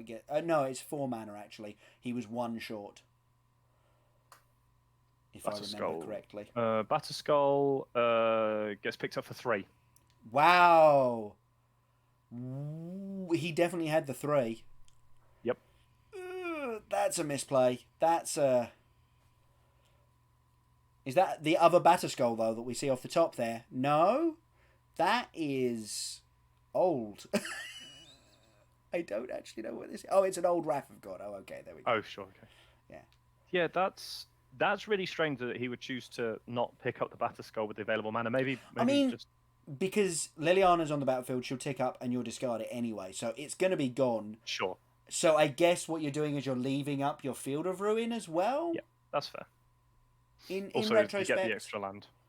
Oh, another oh, Blood Bride. what with all of this mana? That's just And a Scavenging good... Ooze as well. Oh, that could be pretty difficult to deal with. I just think that having the opportunity to, having Bloodbraid Elf means that your top decks are so much better, or you have the ability to have a really insane top deck. Smash Dungeon. We are only in round 1. This is still round 1. We're looking at Time Round Walk. Round 4. Round 1 of Constructed. The decks that we've seen do well have been Urza, the Lord High Artificer deck, which was quite cool, from BBD, and then Hogak we saw earlier as well, and now we're watching Jund kind of just do Jund things at blue-white control. So I do think it's really interesting with Budakov that he's done so many of his things pre-Liliana uptick. Yeah, I mean, because the thing is, having Ren and 6 in hand, even if you plus Liliana, your opponent makes a Snapcaster Mage, you just kill it with the Ren and 6. So it just seems strange to me that you would be making so many of those lines where you don't plus your Liliana first. Oh no, sorry, because you don't have multiple cards in hand, you can't do so. Ren and 6, obviously you run the risk of the counterspell, but it's just one of those weird opportunities where maybe you just attack first, see what your opponent has. So if your opponent has Cryptic Command in hand, they have to use the Cryptic at that point. Snapvanger's dead on board there, unfortunately. Let's bring it back to the booth. Interesting game. As I say, Jund just doing the disgusting Jund things that Jund gets to do sometimes, and doing it all over a control deck, which is... Yeah, I think it was the fact that the Liliana went unanswered for so long. Yeah, and then obviously found a second one, so that even when the first one was finally answered, you're just like, okay, well here's the replacement. You can sacrifice your one creature again. That seems good. Yeah, and it was that game of 1-for-1 where obviously having access to Bloodbraid Elf gives you that massive spike that your opponent doesn't have, that you can just top deck multiple things in one go. Bram did very well to keep himself in that game. Yes. It was interesting because it was one of those ones where he made the Nar set and his opponent went, oh, I just top decked my Bloodbraid Elf, and it's like, Bram must be nice. But that's why you put Bloodbraid Elf in your deck, so you have that opportunities to top a deck like that. And obviously I feel sorry for Bram because I think Dimitri maybe slightly misstep with things, like he could have maybe played slightly things different. Obviously, there was some very good draws from Dimitri when he found the Bloodbraid Elves when he could, because it was sort of like, well, I'm going to make Bloodbraid Elf, find Tarmogoyf, you have to mana leak one of these, and then I have a Liliana follow-up. Yeah. And he was able to manipulate that board state to go, well, now my Liliana's in play, and I know you have nothing in hand to deal with it unless you top deck it.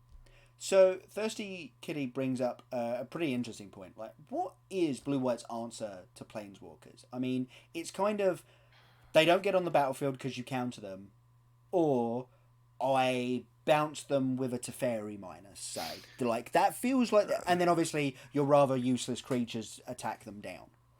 So, the Bram Stepvanger's list has a couple of options. You have one Teferi, obviously bounces it. You have 3 Cryptic Commands, which can bounce in a pinch. So you can set up the nice turns where it's like bounce in your end step, or bounce with Cryptic Command. Counter it. You have a couple of Force Negations main.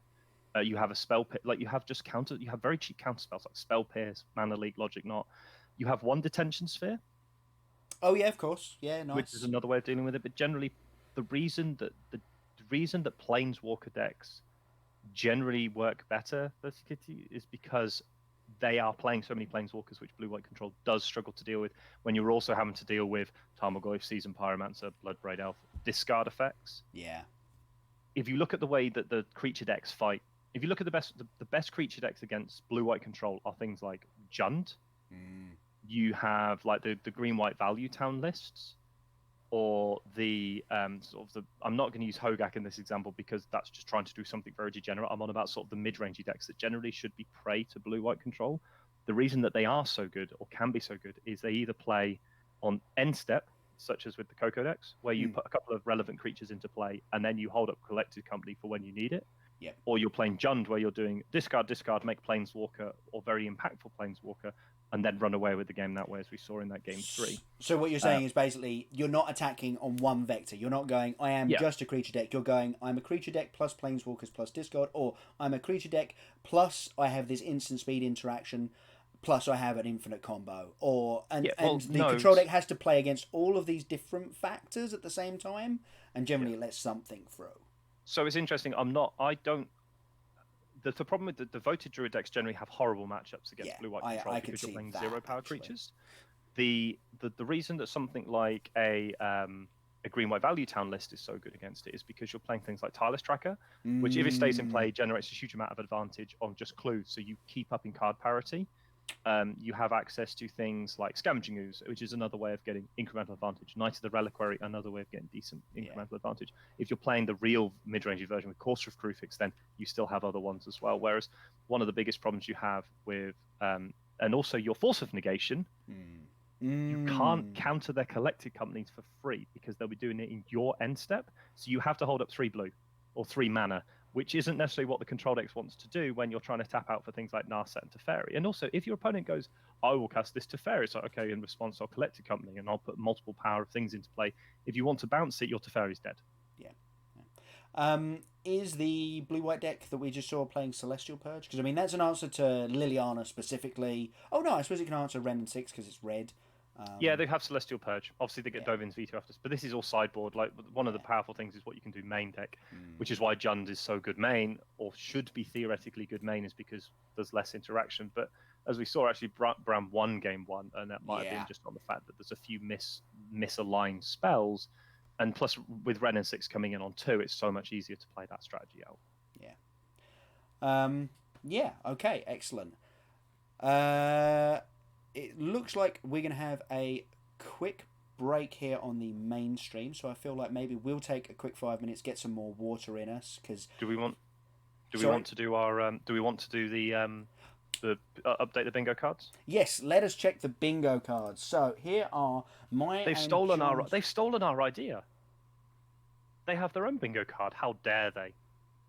No, they've got bingo card. That's not fair. Anyways, so should we look through yours first? So, what do we think that we can do? Well, obviously, you had Urza, High Lord Artificer in play. Yep. So I've got one there. Unfortunately, I've got no way of marking this at the moment. Okay, I will mark it on mine. I will do a nice black square. Let me just quickly go to insert. This is something that we're going to have to work on at home somehow. Maybe in the break we'll have a look at it. I'm just going to do a quick black square over Urza, High Lord Artificer. Let's make it black. You also had Hogak, Arisen Necropolis in play as well. I did, yes. Yep. So we had turn 3 lethal, no. Card transforms, no. Turn 3 trod, no. 5+ creatures attack for +1, no. Player wins on a mulligan 4 and 5 on 5. Unfortunately not. Let's see what else. You had Narset Part of Veils in play. You're doing quite well in this one so far. You've already got 3 squares. You also had the Ancient Stirrings. Fortunately for me, didn't reveal a Tron land. It only revealed a Karn. Yes. You didn't have a card with 5 or more counters on it. No. They didn't cast a Teferi. You did have a player draw a card with Horizon Cannon. Now, are we doing this only on the main feature match or the backup? Because someone actually did draw with in the black-white deck. Remember, they drew with the Jacob Wilson drew off his ability. Well, card. the Hogak was on the backup table as well, wasn't it? So yeah, that's fine. So let's cross that one out. Yeah. So you had a player draw with the Horizon Canopy land cycle. Cavern of Souls wasn't cast. Play Siemens Spirit Guide, Ulamog, player discarding push result. Spellcast with flashback. Yes, you got that one as well. Gee, I should have done some harder ones for you. Yeah. You've already got 5. Yeah. I mean, none of them are in a particularly good spot yet, but we're all right. How about yourself? We had no storm going on. We had only a couple of Arclight Phoenixes. We've got no Myosync Lattice, no Poison. Force of Negation was cast for, yes, it was cast for one blue. So there we go. That was one I was not expecting. Yeah, player wins when opponent has Blood Moon / Alpine Moon in play. We haven't seen a Blood Moon or an Alpine Moon yet. Fetch Land finds Dryad Arbor, not yet. Scape Shift to 36. We haven't seen Scape Shift just yet. Inventor's Fair, no. Conflagration for lethal, no, not yet. Hexproof. We haven't even seen a creature with Hexproof yet. There have been no other forces of. No. Delve 4 or more cards. The Hogak was already in play. We didn't see it. No, unfortunately, it doesn't count. Attacking creatures gets exalted. Didn't see that one. No. Two or more prized amalgams enter the battlefield. Didn't see that one. Yeah. Jason Mind Sculpt Phase Seal. Didn't see that one. No, that got taken with a thought array, with a thought seize rather. Unfortunately. Match with 2 or more pro league players on camera. No. Not yet. No.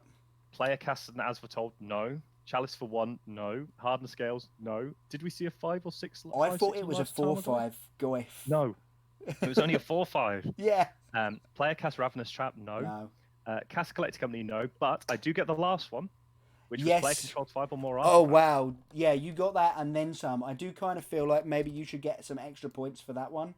Unfortunately, it doesn't quite work the way. So I am unfortunately lagging a little behind. So for those that felt that it was a good idea to support Team John, might be rethinking their options at the moment. But oh well, we live and we learn. Yeah, absolutely. But no, I mean that was as a round in itself. It was really interesting because we saw so many different decks being played.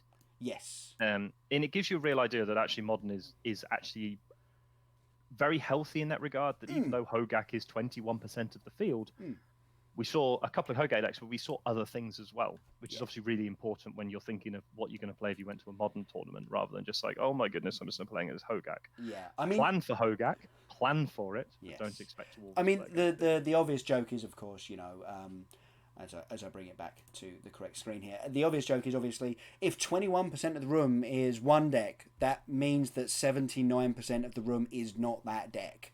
Yeah, so it's quite a lot. And it's quite a lot, exactly.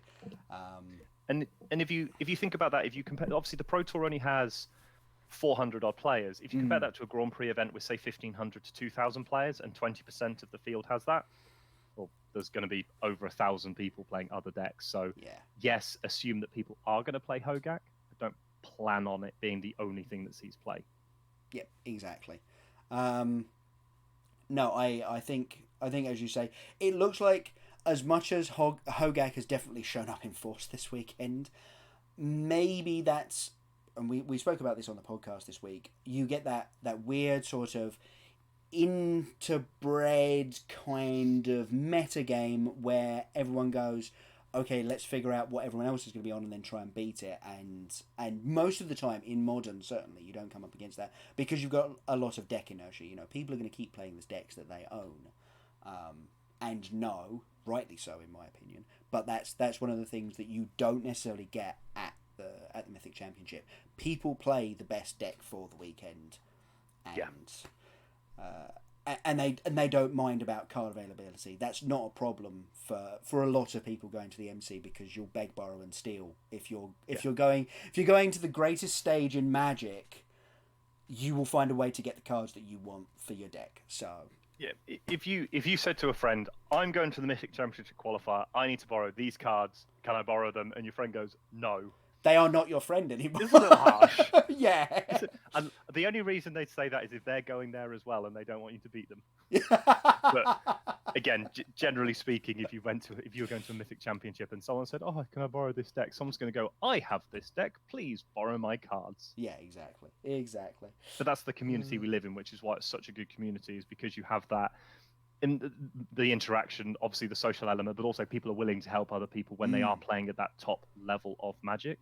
Yeah. If you're going to a Mythic Championship and you ask someone who's not going to borrow cards, they're more likely to say yes, which is great, because it makes people really incentivized to really push to try, because they know at the end of the day they can win with their deck. But if they have to go to the Mythic Championships, then they know that they're going to have access to the best decks in the room. Yeah. Which is obviously a real benefit for them. Right then, so I turned into a map just then, apparently. I'm sorry. Did you just become a map? My bad. I did. I looked. I was looking at the stream. Oh yeah, that would be my desktop popping its ugly head up, unfortunately.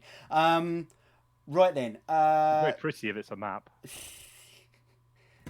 We'll talk about it off camera. It's fine. So why don't we, while we're going into break, because I need to get some more water, because as I say, it's ridiculous temperatures here in the UK, and we need to keep ourselves hydrated through this. What we're going to be doing through the course of the day is we're going to be doing some giveaways of some arena codes, and Yes. Basically what I want you to do is to enter into this tournament. And now I will preface this with, I haven't had a chance to test this fully, so if it all goes horribly wrong, I do apologise. But we are trying. This is best faith attempt. Yeah. It's only day one. We've got 3 days to work We it got out. 3 days to fix it if it all goes horribly wrong. Exactly. So what I'm going to say is, if you want to type in !Jund Life, all one word. I do not believe capitalisation should matter, but capital J, capital L would be lovely. Jund Life. We will pick a winner at the end of the next match. So come on back, come and watch us again for the next match, and we'll pick the next winner and we'll start the next giveaway. So as I say, Jund Life, and yeah, hopefully we can give away some sweet arena codes. I'm really looking forward to this. Actually, just giving stuff away for people. Good. And for those of you who are interested, while we are on break of exotic decks, they have Jim Davis's Goblin deck on the mainstream at the the Yes. being deck teched. This man is a hero, apart from his shorts, but this man is a hero. His shorts do leave something a little bit to be desired. But to be the fair, deck is quite cool. This would have been recorded yesterday, and Barcelona was even hotter than the UK yesterday, so I don't blame him, actually. No, neither do I. I don't blame him at all. Right then, so yeah, as I say, Jund Life in chat, and we'll give away at the end of next round. We're going to be nipping over to a quick ad break for me and John, and yeah, grab some water. We'll be back soon. Absolutely, and don't forget to grab some water. It's basically warm everywhere at the moment. Right, we'll be back in a moment.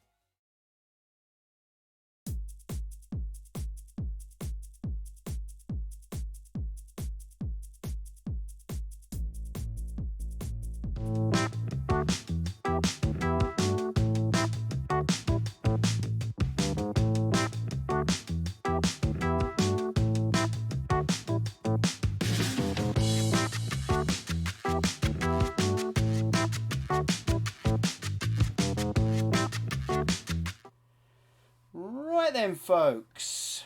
We're apparently very near the next round, round 5. So, obviously, looking forward to some more magic coming up here. Yeah, I mean, what we saw last round was basically all of the decks that we kind of expected to see, right? We saw Phoenix, we saw Hogak, we saw Blue-White Control, and we saw Jund, and those were the big ones. The next few, things like Humans, Dredge, they'd be nice to see in the next couple of rounds, if they're doing well, of course. Yeah, I mean, that's the definition, is something doing well. I mean, it's interesting when you do look through, there's some very spicy lists. There's a couple of Snow Shift lists. Oh, nice. There is a... so there's an Unexpected Emrakul list, which is all around... It's basically a Scapeshift deck with a single copy of Scapeshift and 4 copies of Unexpected Results. Now, for those of you who may not know what Unexpected Results is, it is a 2 blue-green sorcery from the original Ravnica's block. It is shuffle your library, then reveal the top card. If it's a non-land card, you may cast it without paying its mana cost. If it is a land card, you may put the land into play and return Unexpected Results to its owner's hand. So you cast it on turn 4, and if you find an Emrakul, you feel like a god. There's obviously 3 through the breach as well as another way of putting Emrakul into play with haste, but yeah, Unexpected Results is not something I had seen previously in this sort of deck list. You've then got your normal associations of Jund, Phoenix, Blue-White Control. There's a couple of Tron lists, more Burn. How much E-Tron are we looking at? A reasonable amount? It looked like... Well, if we look at the breakdown for the event, the Tron is sat at 19 decks, so 4.2%. It's the same as the Urza Thopter Sword deck. So there is a reasonable amount of people playing the deck. It's not one that's just like, oh, we don't think it's a good shout. It is quite good. There's an Is It Wizards list. You know, the one that was playing around with making the most of things like Wizard Lightning and as another bolt effect. Yeah, and I imagine using things like Thunderous Wrath as well and stuff like that, or not so much. So that it's got Delver, Nimble Obstructionist, Snapcaster, Spellstutter Smite, Click, Vendilion Click, Lava Mancer, Soulscar Mage, and then it's just a pile of Ops, Remand, Spell Pierce, Spell Snares, Burst Lightnings, Bolts, and Wizard's Lightnings to try and get the game over with. So it's a very interesting strategy. It's quite a few Humans decks, as we saw. Obviously, Humans makes up the 3rd most popular deck at 38 copies at 8.3%. Yeah, that lines up alongside the number of Blue-White Control lists we're seeing. So obviously one of the things we'll go down in. So obviously the big takeaway from this breakdown is Hogak. There's 98 players playing Hogak. It's 21.4% of the metagame. Is it? And then actually, to be fair, if you go from 2 down to 6, so you've got Is It Phoenix, Eldrazi Tron, Humans, Blue-White Control, and Jund.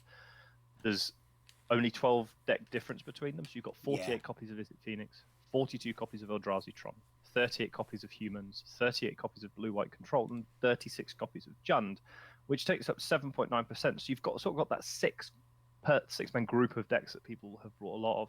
And then you've got your Trons, your Urza Thopter Swords. Burn's got 18 copies, Dredge is 17. Mono Red Phoenix, interestingly enough, has 10 people playing it. And then you've got sort of your single digits of Hogak, Dredge, Red Green Valakut. Neo Brand's got 5 copies. Hardened Scales, Boggles, Cheerios. There's 3 people playing Cheerios. 3 Hollow One players, 3 Mardu Pyromancers, 3 Snow Shift players, 3 The Rock, so just green-black. These are all 0.7% of the metagame, and then there's 34 other decks that people are playing. Hogak is by far the most played deck. Yeah. It's not even close. And it's just really interesting how the metagame has shifted. There's still 7.5% of others. So the other category is a mishmash of the following. You've got Bant Snow Company, Devoted Vizier, Esper Control, Goblins, Jeskai Control. It's 2 Goblins players. Nice. You've got two Mardu Shadow players, 2 Merfolk, and then you're one-ofs like Abzan Shadow, Affinity, 1 Amulet Titan player. I'm trying to look for some other interesting ones. You've got 1 4-color Snow deck. You've got 1 Hollow Hogak. You've got only 1 Infect deck, which surprises me a lot. I did expect to see more. More Infects, yeah. You have 1 Jeskai Turns player. You have 1 Red Eldrazi. You have 1 Rakdos Elementals, 1 Storm, 1 Traverse Shadow, 1 Unexpected Emrakul. You have a Blue-White Quest deck, which I actually have up in front of me on one of these pages. Cool. So Blue-White Quest. So it's run around with the quest for the Holy Relic.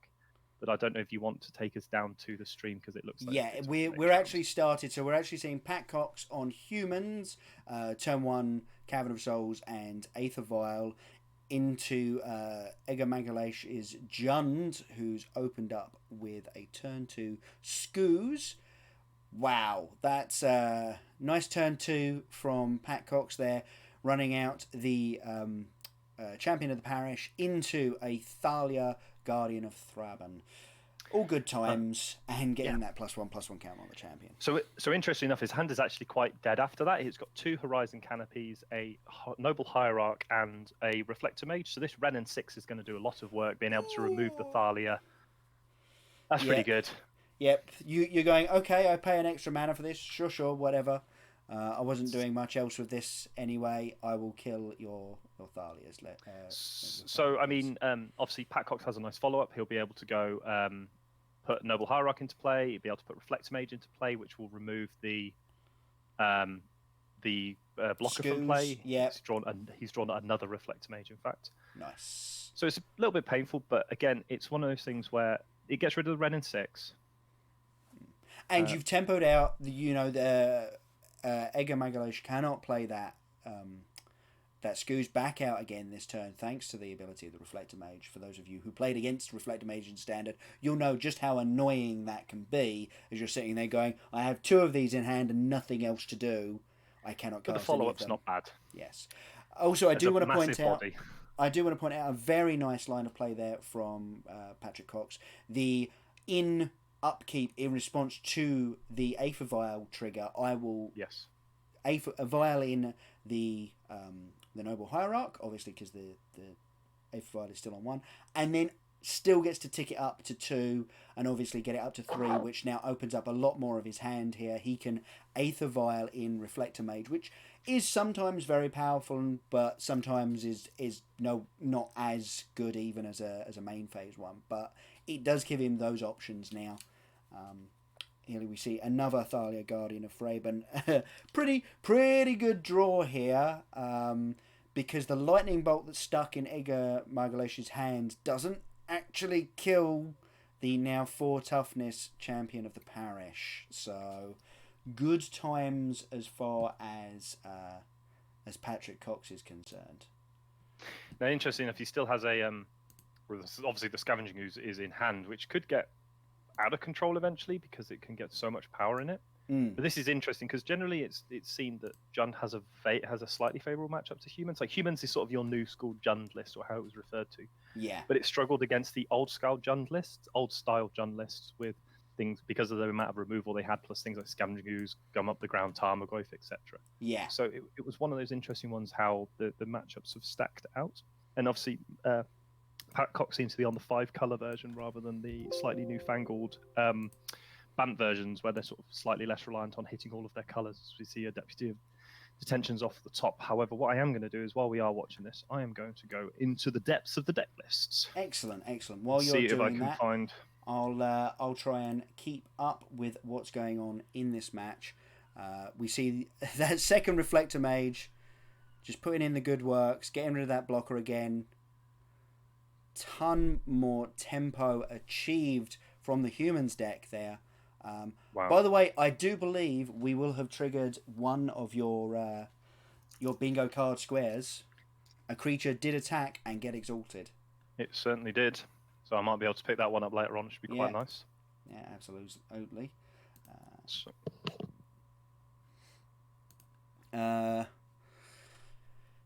Things not looking great here for Ega Magalesh. Has to be a big draw. Fatal Push is a pretty big draw. That's big alongside the Scavenging Ooze that's currently in hand. Yes. Obviously, the Fatal Push is going to cost him 1 extra mana for the Thalia effect here. But at the same time, it means that realistically, the only good attacker that Patrick Cox currently has, which is the Guardian of Thraben. Well, no, because he can't attack through the Scavenging Ooze, because the Scavenging Ooze will just eat a creature and then eat the blocker.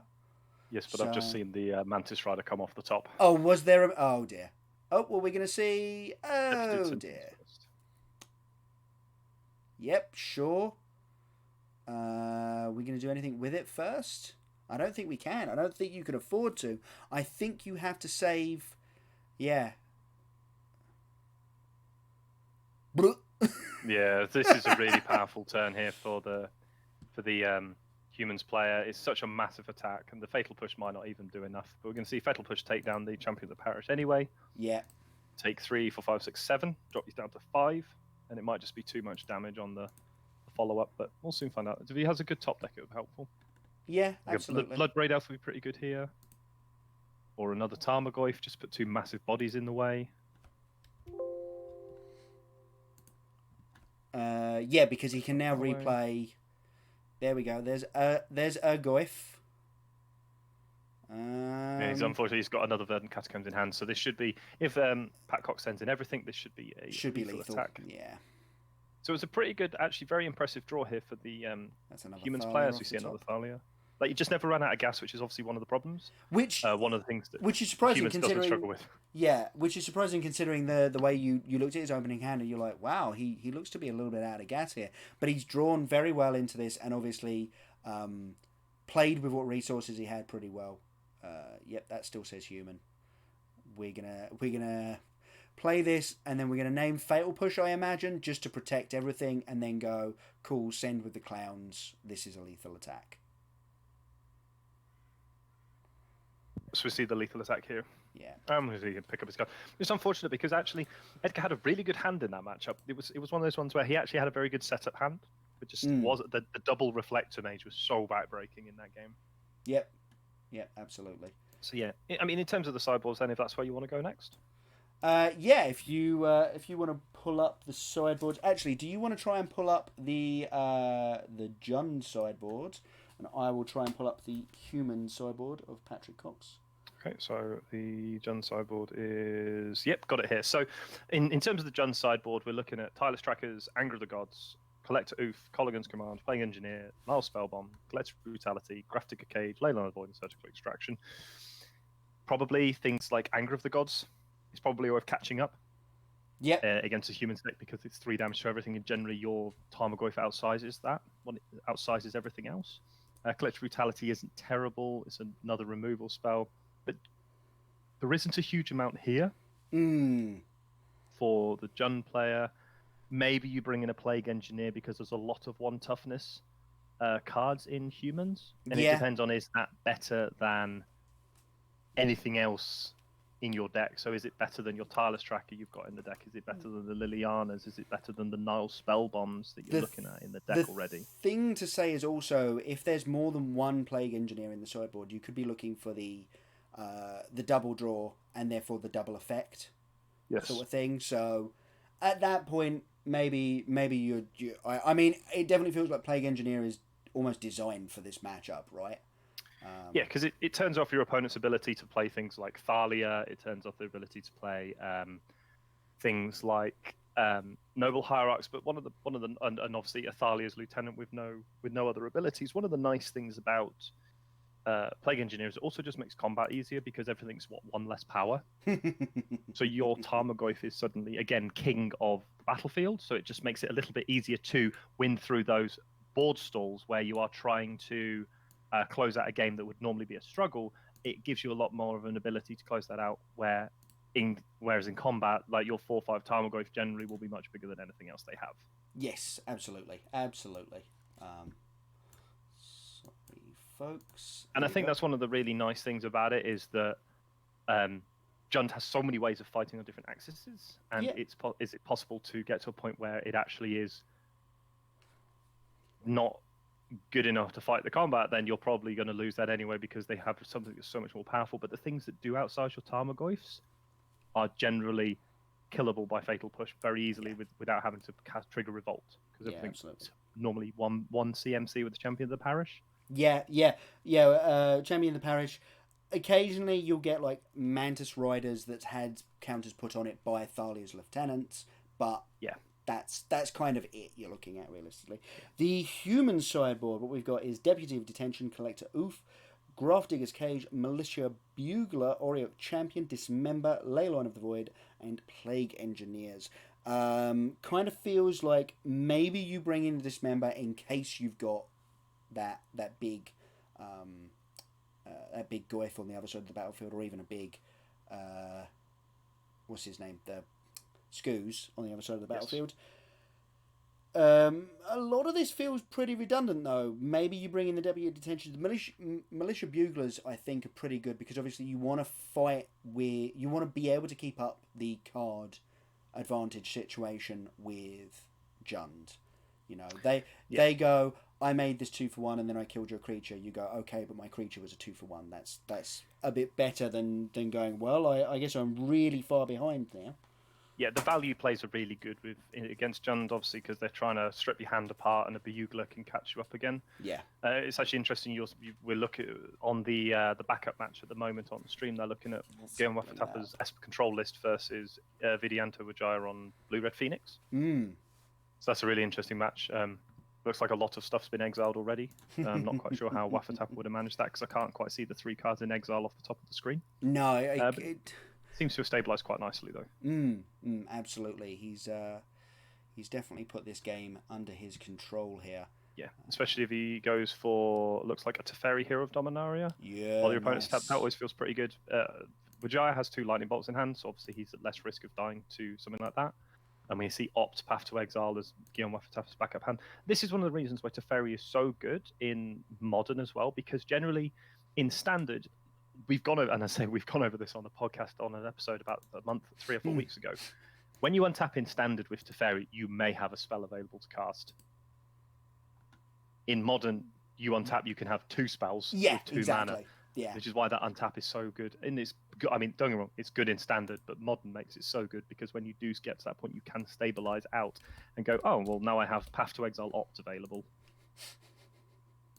Yeah, and you feel like a very powerful wizard, as we see with Vidianto. I am a powerful wizard, and you can pick yours up. Thank you very much. Yeah. Yeah, and I think that's a big incentive to still play Teferi. Like as we saw with some of the blue-white lists, they'd actually drop down to only 1 Teferi, whereas Wafatapa, I think, is on. He's on 2 Teferi, 3 Jace, so he doesn't have any copies of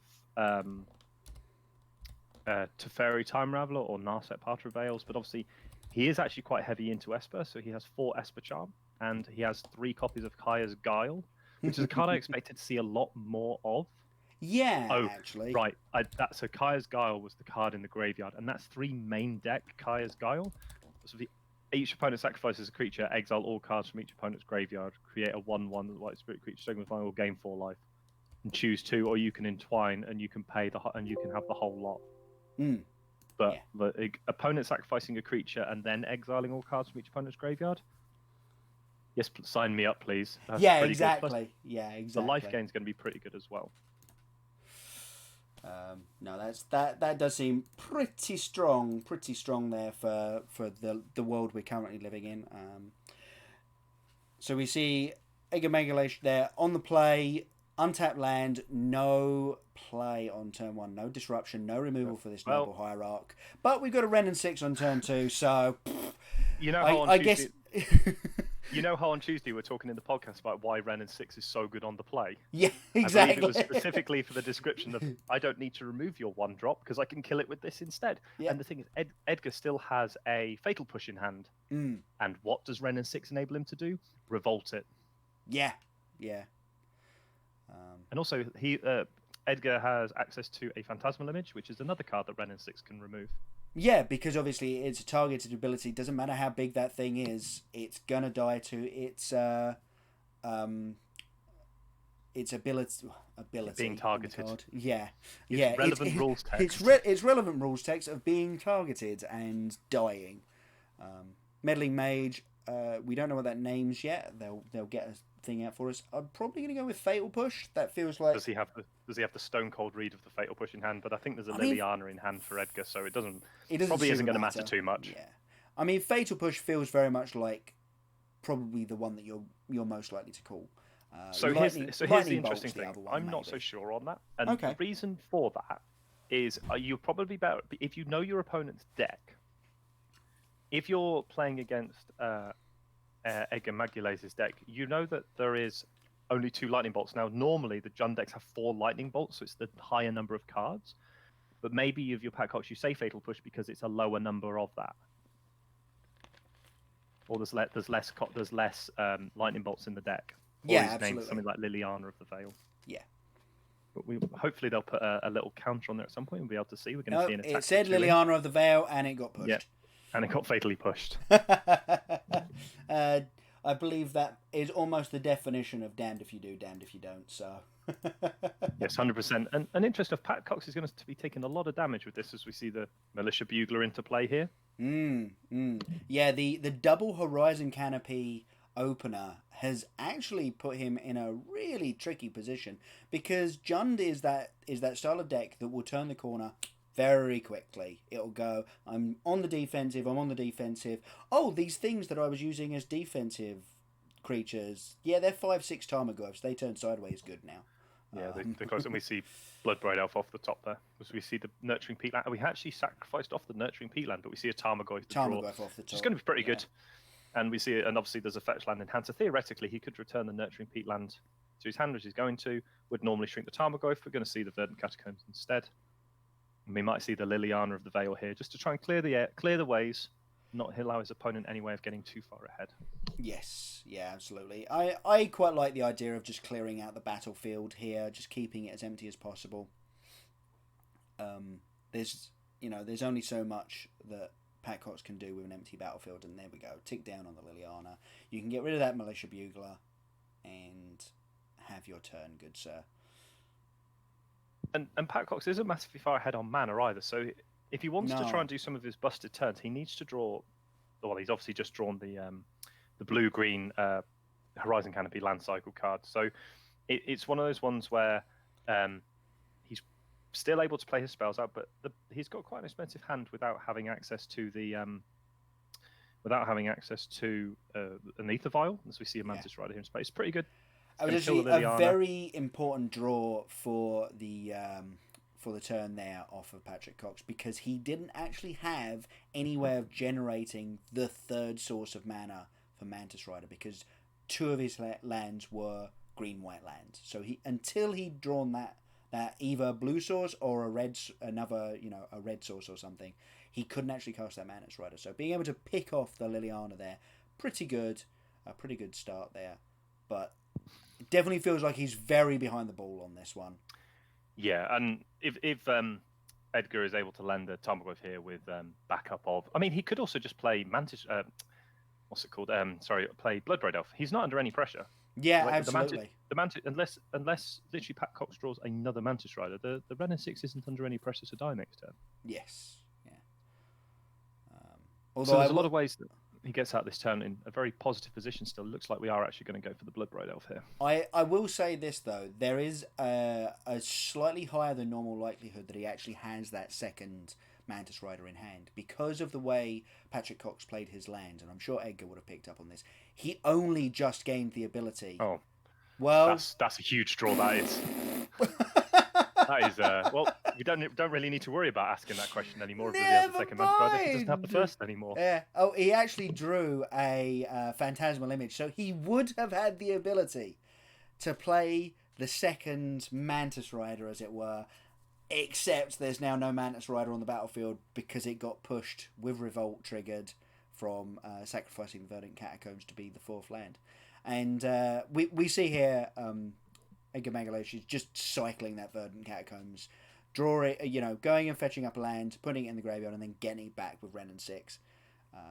So we see Thalia's Lieutenant, copy Thalia's Lieutenant. That's, with nothing else on the battlefield, that's actually a pretty anemic turn. That's a pretty rough turn to be making there. Yeah, and it's interesting because, like, if you look at the amount of cards Edgar still has in hand, he still has 6 cards in hand. Look at that grip. That grip is amazing. And he's even drawn Anger of the Gods as well, so he could just remove everything. We're going to see the Thalia's Lieutenant, the Phantasmal Image, be removed by the Ren and 6, and attack for 3. Not really doing much about that at the moment. Even with the second Phantasmal I will also say this feels very much like the difference between an Aether Vial draw and a non-Aether Vial draw for humans. Oh yeah, right? Until that turn, Pat Cox have been pretty much limited to one spell a turn. Yeah. Which is pretty rough when you're trying to play out a lot of very synergistic cards. How big together. is this Goif? We've got 1, 2, 3 on Edgar's side. We've got creature. It's still only a 4/5. So we have instant planeswalker land creature. Yeah, so it's a 4/5, but it still obviously outsizes the Thalia's Lieutenant. Absolutely. Unless he plays another Phantasmal Image copying the Thalia's Lieutenant, but then that's just going to get Assassin's Trophied. Yep. I mean, I will be honest. I was mostly just checking for your bingo card. Yeah, my bingo card's looking a little bit healthier this turn. Yeah. This time round, as we see Reflector Mage into play, bounce the Tarmogoyf. Make the Thalia's Lieutenant a 4/4, which could theoretically take down that Ren and 6, except for trophy. You can go and get one of, I'm guessing, 2 basics out of your deck. Let me just check. Let's have a look. One has planes. 1 planes. So so the decks generally have 1 basic for this reason. Normally Path to Exile rather than Assassin's Trophy reasons. I mean, especially since the introduction of more Horizon lands, right? It used to be that there would be a plains and an island to sort of split it, but now with the ability to play so many different Horizon lands, you're just going, no, I'd rather have the ability to turn those lands into actual spells at some point. Here we see another Thalia's Lieutenant, however. It was a little anemic. Yeah, still not looking great.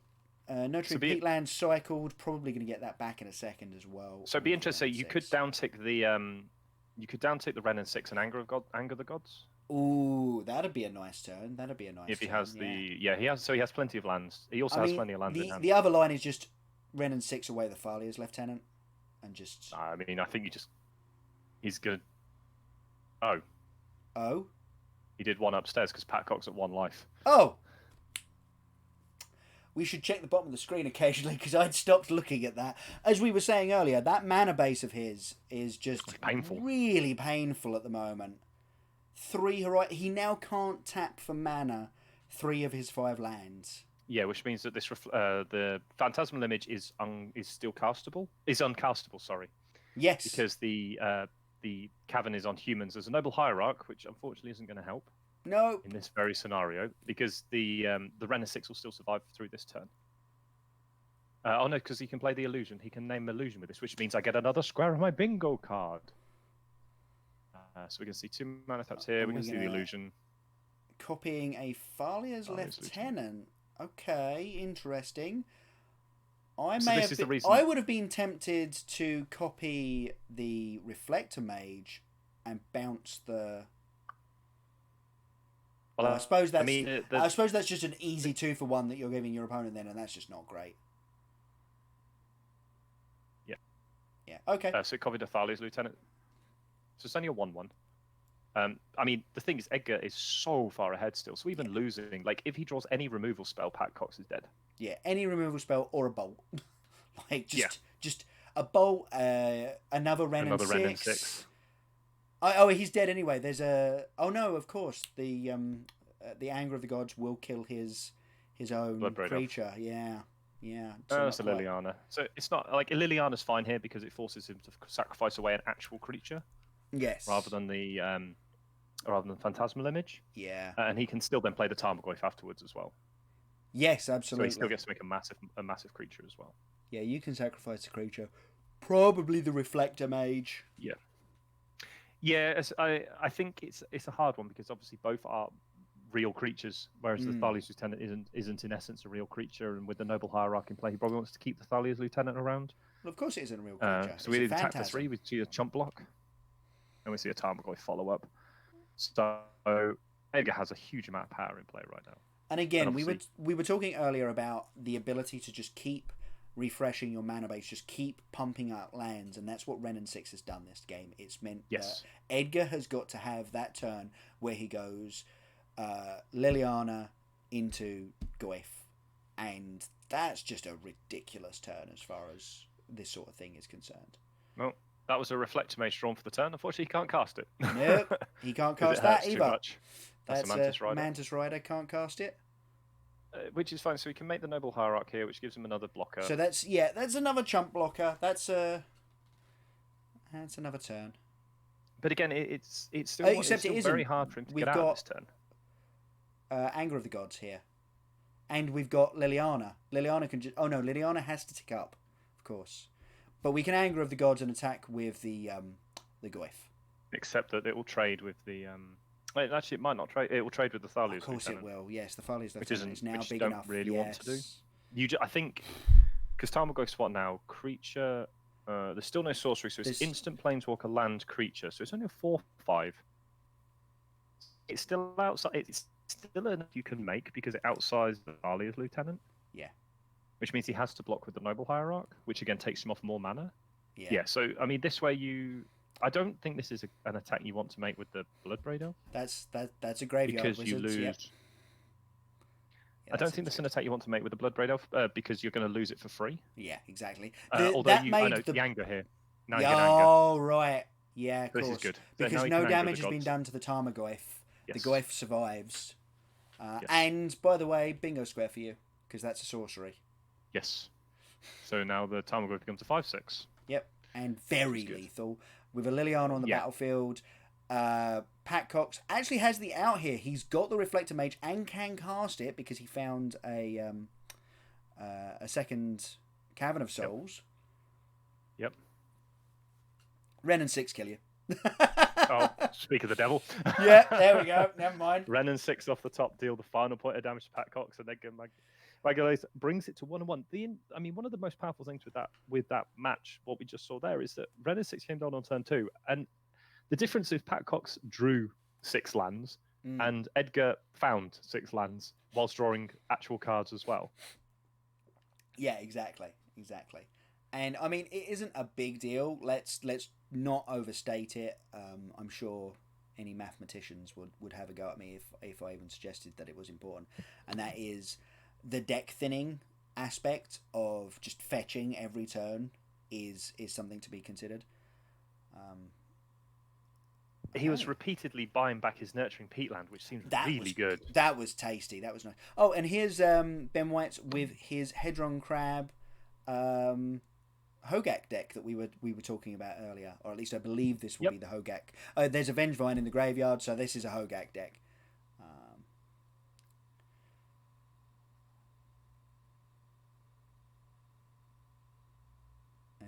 Alan Wu has already got two Phoenixes on the battlefield on turn 2, which is a pretty decent start to a game of Magic. Let's not muck about. In your upkeep, Bolt upstairs. Ben White is at 4. And then he... What is that out of the graveyard? Lava Dart. It was a Lava Dart in the graveyard. He was at 4, Bolt, take you to 1, Lava Dart. Nice. That's what the Phoenix decks can do. Like Lava Dart is a more recent addition from the new set, which is quite interesting. Mainly turned up in the Prowess decks, but it's a free spell, effectively, when it comes out of the graveyard, which is really good. Yeah, absolutely. So this is Guillaume Wafatappa's Esper Control that we were just mentioning versus Vidyantu Ajaya on the Is It Phoenix list. Yes. Wafatappa up a game, but at 6 life. Narset versus Jace. Interesting game. Yeah. Narset's just being a pain at the moment. But it looks like he's Fate Sealing as Ire of the Flame comes off the top. That's a pretty nice draw. But again, Wafatappa isn't. He has Esper Charm. Oh, he has Snapcaster Mage as well. That's pretty nice. Finalia Promise try and bait out the counterspell.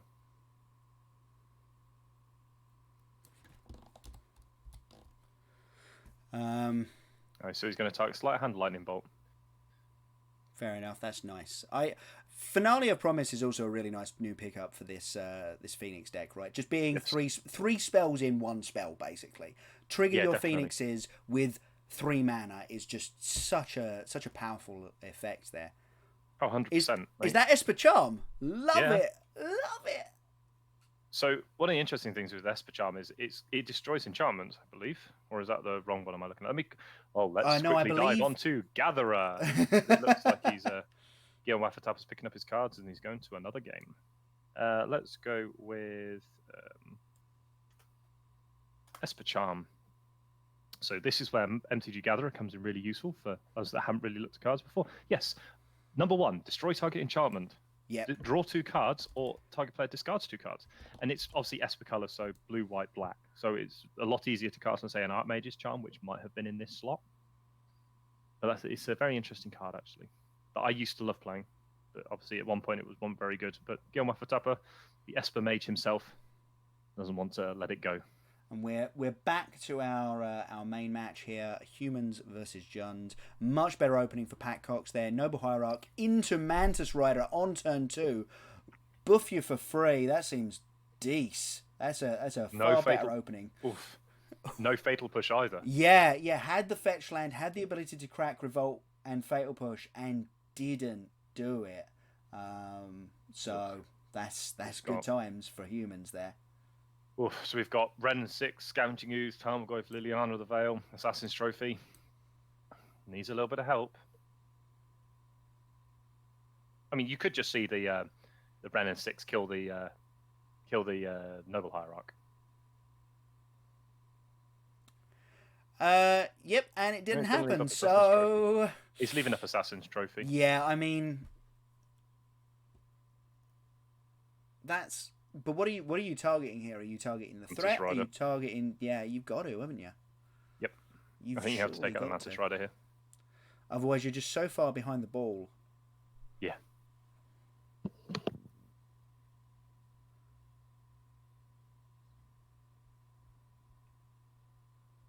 And it's hard because we're now at a stage where it could be 2 spells a turn. Now you can get Auriok Champion and Thalia's Lieutenant into play. Yep, and here we go. This is it. Auriok Champion. Name Illusion with this one, I imagine, just to be on the safe side. Oh no, naming Human. He's got the Ziggurat, so he's kind of covered on that. Of course, he's covered on the blue for an Illusion. Yes. So you want to have more human lands. No, it makes sense. Makes sense. This is an ouchie. This is gonna hurt the Jund player. There's no two ways about that.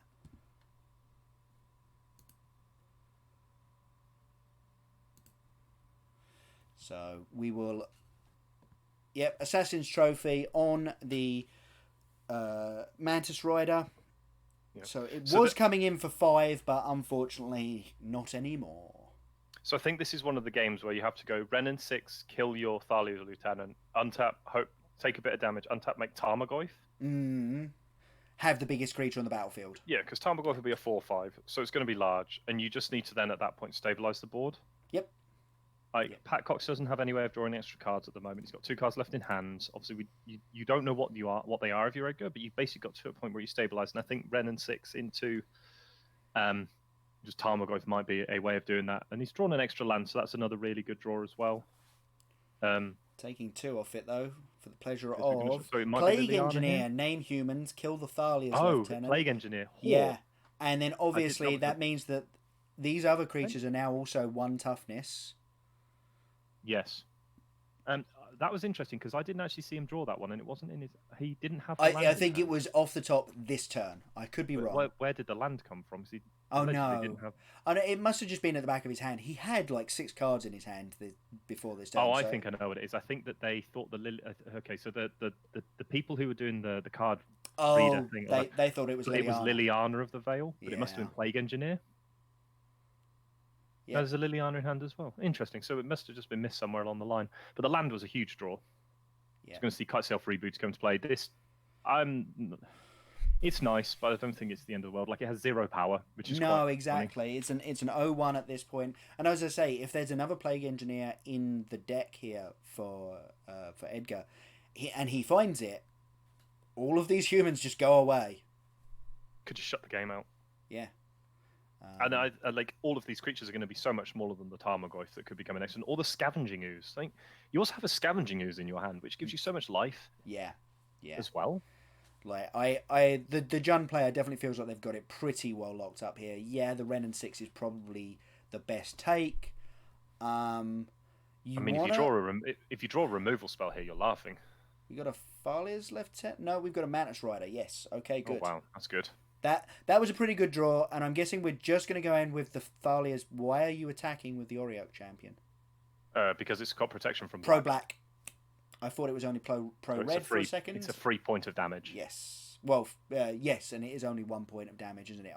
I was thinking about it as if it was going to be the thing getting exalted, but That's well, I mean, an Anger of the Gods with no second so red. yeah, it works out the exact same way as if you'd just gone in with the Mantis Rider. You could have just gone in with the Mantis Rider and still got it that extra point of damage because you've got the exalted trigger then. Here comes the Scavenging Ooze. Yep. So he does have the Anger of the Gods, but I don't necessarily know if he's got the ability to play the second red here. No. He has no second red, and also WotC Champion is pro black, pro red. One of the interesting, the good line with this is that the Scavenging Ooze becomes a 3, which means if he does draw the red source, it goes to a 4, which means it outsizes the Anger of the Gods that could follow up. Nice. Yeah. But obviously, Thalia's Lieutenant in hand for Pat Cox is going to mess this all up a lot. Yeah. Oh, no, it won't be good. No, Anger will still kill everything because Thalia's Lieutenant only gives +1/+1, and they're all at -1/-1 as well. But you can see Militia Bugler, triggers. So there's a I was going to say that there is a Phantom in hand in that group there, and I think that's the take. And what you're hoping for is to be able to copy the Thalia's Lieutenant, right? I think this is the turn where Edgar has to draw a red source. Yes, he loses the Plague Engineer, but he gets everything back. And he kills everything in his opponent's hand. Obviously, okay, so he's actually copying the Mantis Rider. Copying the Mantis Rider. Okay, I can see that getting in for 4. Yes, we get him for 4. The Scavenging Ooze gets to gain 1 back, becomes a 3/3, which means if Edgar does draw the red source, he gets to wipe the board. Because turn, he I think what he's hoping for. Activate the Scoos, make it a 4/4, and then Wrath. That was a fetch. He draws a red source. Has he got a red one? Yes, it's a red source. Yeah, I think that was a Verdant Catacomb, so he Yes. can go and fetch up a red source there. So that's a good start here. Yeah, so this allows him to effectively wipe the board. Yep, there we go. And still have the Scavenging Ooze. Yep. Like, it's going to be a lot of damage, but he's not dead yet. But he's also getting back the Renin 6. There is... Yeah, I was going to say, there is another creature to eat in the graveyard, right? Yeah, but there is. And it means that he now gets to attack for 4. Wipe the board... because he still has the WotC Champion. Because it's pro-red, so it doesn't die. Course, he can't attack. But...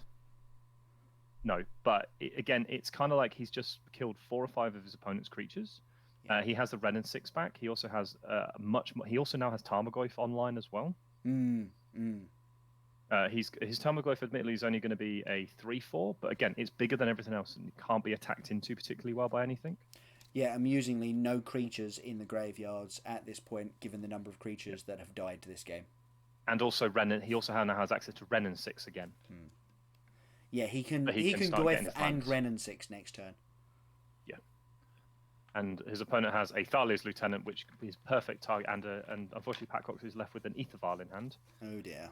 And I think this might be the point where Edgar has managed to stabilise the board out and the Lightning Bolt off the top. It could be pretty hard to win from here because the Tarmogoyf now is just going to be able to block till whenever he feels like it not blocking. I still think he's the Thalia's Lieutenant here with the Renin 6. I think he's considering bolting it instead, but Bolt and Liliana? Oh, Bolt and Liliana. Bolt and Liliana's not bad, yeah. He gets rid of the WotC Champion, which is obviously pro-red. Of course, yes, because you get to tick down the Liliana, and then you get to attack for 4 and start turning this clock back. Yeah. You know, Pat Cox is at 25, but realistically, you've kind of locked up the game, except for a lucky set of draws of more Mantis Riders. The scary line with that is the Mantis Rider problem, which is if your opponent draws a Mantis Rider, it's a 2-turn clock that you can't interact with. So the line of going Bolt Lily, Renin 6, kill your Thalia's Lieutenant. Renin 6, kill your Thalia's Lieutenant. Cast Tarmogoyf. It means that you close out you cover up your opponent having a Mantis Rider because you still have access to the Lightning Bolt. Yep.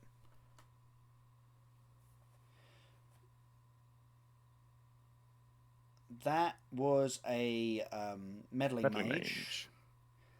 Which is unfortunately not the blue-white creature that he would have liked, I think. I think if we had seen a Reflector Mage there, obviously you then get to attack for 3 by bouncing the Goyf, which also incidentally locks out the other Goyf in Edgar's hand and gives you a thing to sacrifice to Liliana. I mean, that would have been really nice if that had been a Reflector Mage, as it is. I think Edgar played it safer. Like, Medley Mage is going to be good. What do you name? Probably something like Lightning Bolt or Liliana. Liliana of the Veil is the name here. Yeah, which is fine. Which is okay. why this line was that he took so much safer. Yeah. Because the Liliana isn't necessarily going to win the game. The Tarmogoyf is what's winning the game. Yeah, exactly. But we're going to see the best of both worlds. This is why holding the Lightning Bolt for the Liliana was a lot better. He's just going to make sure he taps his lands properly. Well, he's saying, "Oh, I'm going to play this, but actually let me fetch first," sort of thing. Because it leaves up a green mana source for the Scavenging Ooze, which gives him effectively an extra life. Effectively negates that life loss. He gets to attack for a lot more. I mean, you probably even attack with the Tarmogoyf because there's no hasty ground pounders. It's only hasty in the air. Yeah, exactly. So it's going to see an attack for land, instant sorcery creature. So for 4, this is attack for 9. 9 is not bad here. Closes the game pretty quickly. Yes. And Pat Cox is with an Aether Vial and draws an Aether Vial. Unfortunately, that's rough. That's not what you want to see, huh, folks? So that's the problem with running that card in the deck. Yeah, exactly. Freaking amazing on turn 1. Like, we saw that in game 1, just how brilliant it is on turn 1. And basically, every other turn of the game, it's awful. The cycling of the Baron Moor there. Obviously, Ren and 6 can now get that back and cycle it again.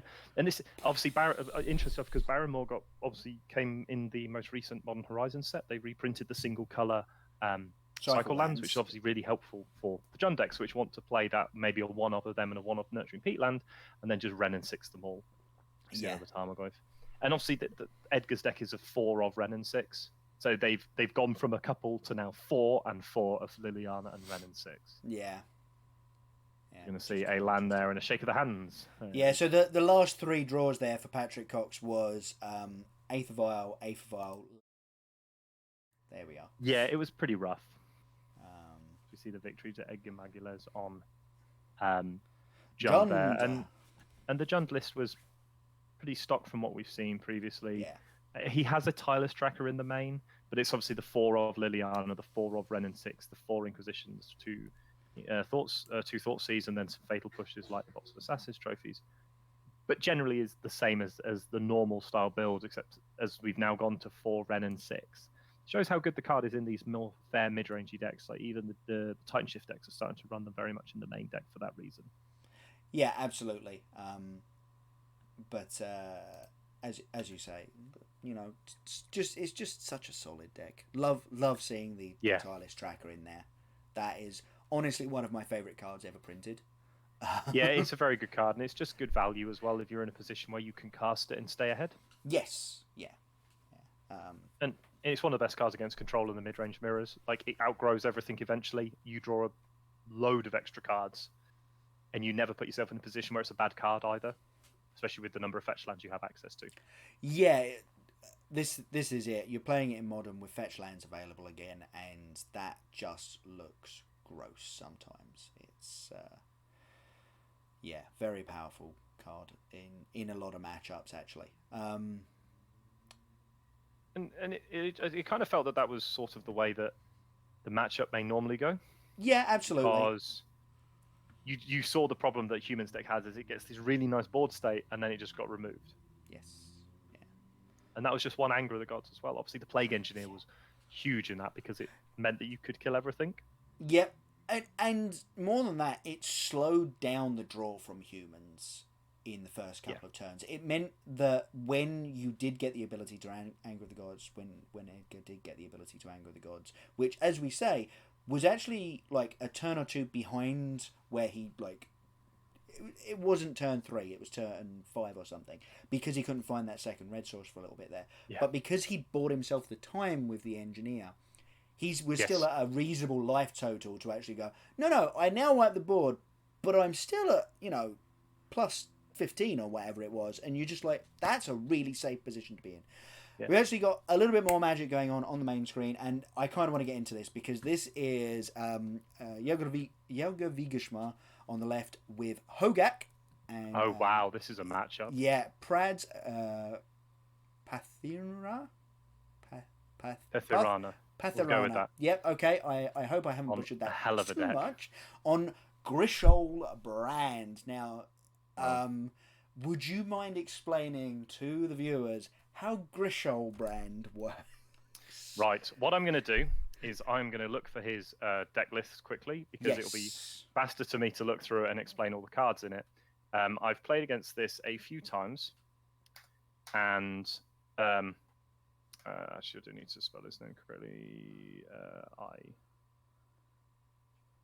Yeah. So Grisselbrand, it basically resolves around you getting a Grisselbrand, which is 4 and 4 black, 7/7 lifelink flyer with pay 7, draw 7 cards. You get that you try and get that into the graveyard as quick as possible with things like Cathartic Reunion, Collective Brutality, Faithless Looting, and then you try and get it back into play with Goryo's Vengeance.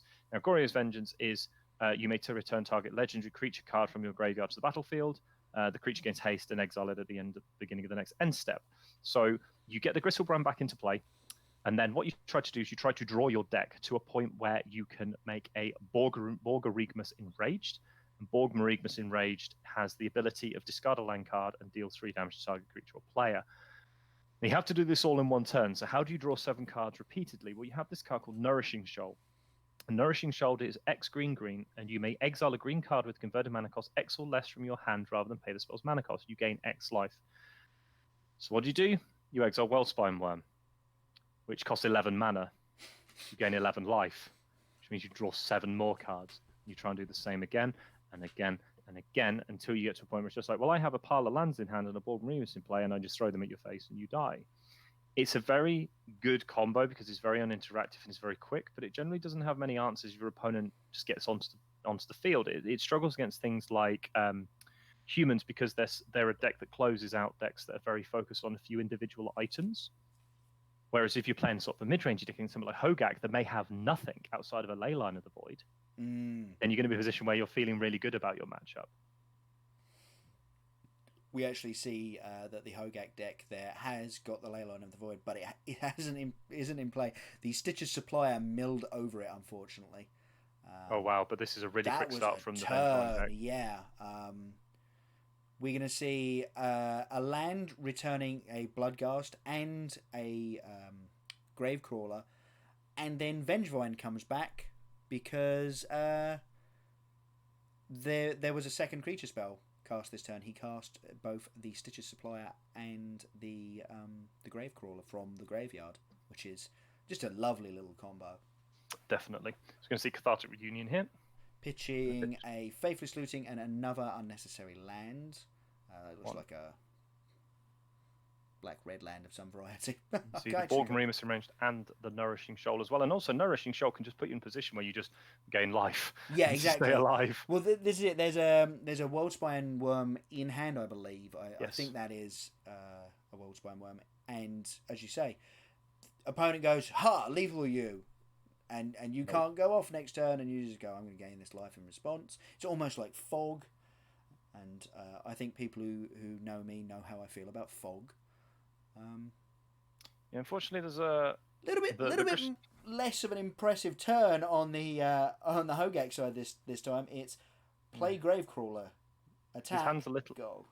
His hand's a little glutted with cards that don't do anything at the moment, which is the problem. Yes. Like he's got. I mean, if you could get to a point where you can just. His hand just doesn't really do anything. That's the problem that Prads has got, is he's missing a lot of the key pieces. Like if his opponent's turn wasn't so fast, he might be able to get to a point where he could through the breach a Wildspine Worm, which makes 3 5/5s when it dies. But he's going to have to pitch that to the Nourishing Shoal now, which means that he just might not be in a position where he lasts that much longer. Yeah, exactly. This is obviously a lethal attack now. So you have to Nourishing Shoal now, which you don't really want to do unless you're going off. Because the deck is not deterministic at basically any point, right? There is always a chance of failing up until the point that you go, okay, well, my Borborygmos is in play and I have enough lands to kill you.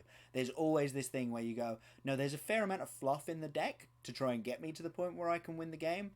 And if I accidentally draw a bunch of that off of a Grisselbrand activation, I just die. And that can be very rough. I mean, I think unfortunately you might be in a position where you have to pitch the Borg. Oh, you might have to pitch Borg Bereagmus to the Nourishing Shoal, which might allow you to get the land you need to cast Through the Breach for the Worldspine Worm. But it's pretty rough. Just because the Worldspine Worm has the ability to make 3/5/5 blockers, which might be enough, might not be. It's hard because your opponent's not really doing anything else at the same time. Yes. And they can't really. It's hard because it's 4. So it's 1, 2, 3, 4, 5, 6, 7, 8, 9, 10, 11. It's an attack for 11. So obviously you're effectively negating the life gain of this Nourishing Shoal. Yeah. You basically brought Praz needs to draw his Faithless Looting into Goryo's Vengeance and Grizzlebrand, and that's probably the best draw he has. No, that's unfortunately a land. And yeah, I mean, no, there's no way out of this that I can see. No. For Prads. Well, there is. If he makes the land, he can Desperate Ritual with 2 mana available, which means he can flashback the Faithless Looting, which gives him another 2 looks at what he can do. Yeah, I suppose.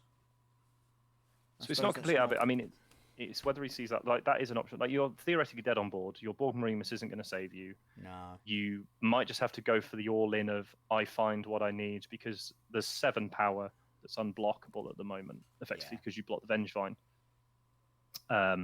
So you might have to make the line where you do this, where you go for the all-in play of trying to find the Grizzlebrand. Yes. And then you have to hope that you find, you attack for 7, gain 7, then you have to hope you find a Worldspine Worm and a Nourishing Shoal again. So it's hard. The Vengevine deck, just having the ability to get back the Vengevine was so important in that round as well, in that previous turn. Yeah. So, yep. So we're going to see Desperate Ritual here, make 3 red. Oh, he's going to go for play Borg Bereagmus, but what does Borg Bereagmus Enraged do on the battlefield? You're going to what, attack? So Borg Bereagmus Enraged, I'm going to quickly find his deck because he might see more than we do. Deals combat damage to a player. Reveal the top 3 cards of your library. Put all land cards reveal this way into your hand and the rest into your graveyard. I think he was hoping to hit a bunch of land and then he can ping off the opposing creatures. Right? He could shoot down the if he hit 3, he could have shot down the.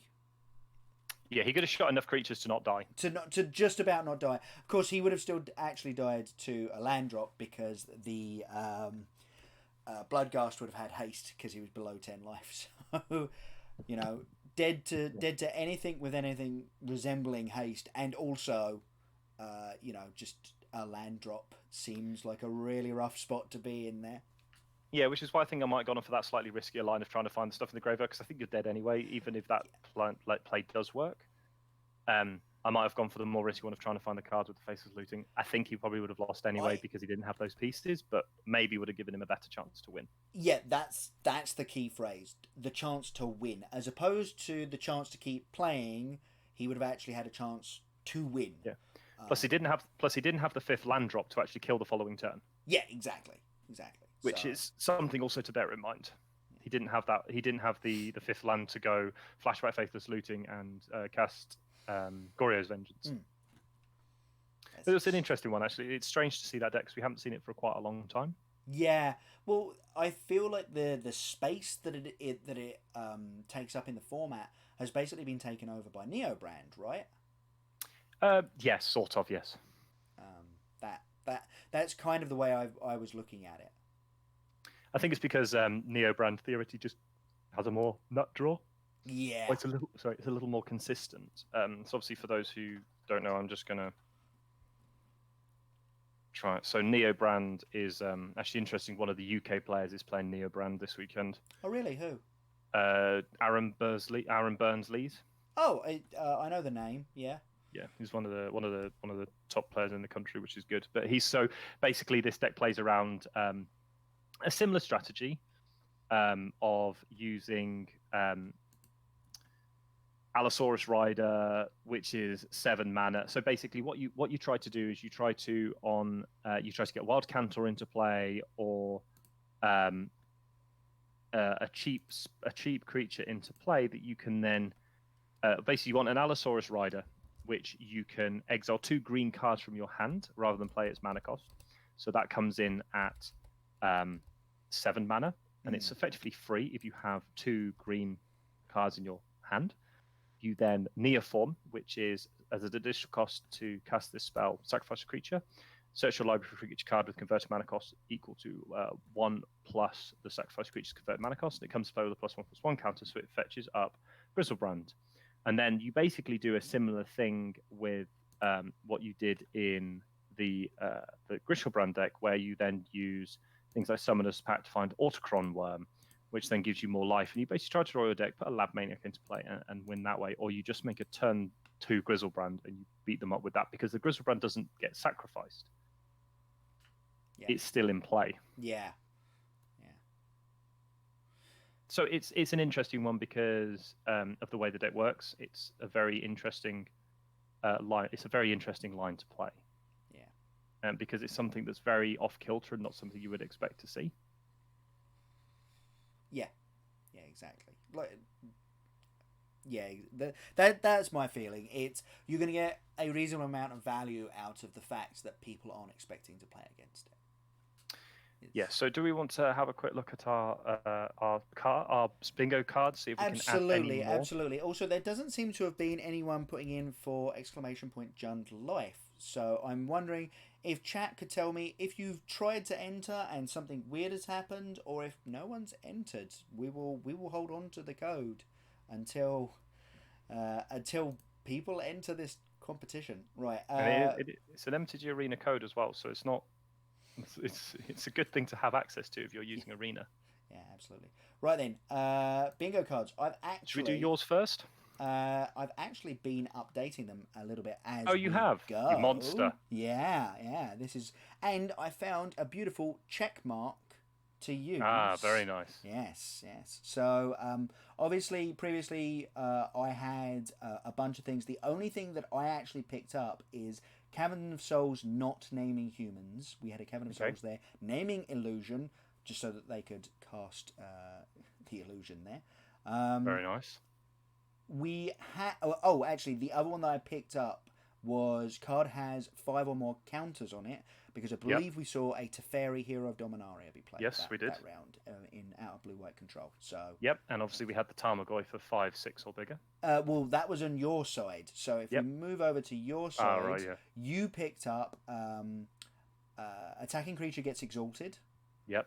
And 5, 6 or bigger Tarmogoyf. So we actually only both picked up 2 there, and yet both of us are still actually only 2 things, 2 squares away from a win. If you get Chalice for 1 and Conflagrate for lethal, you will win.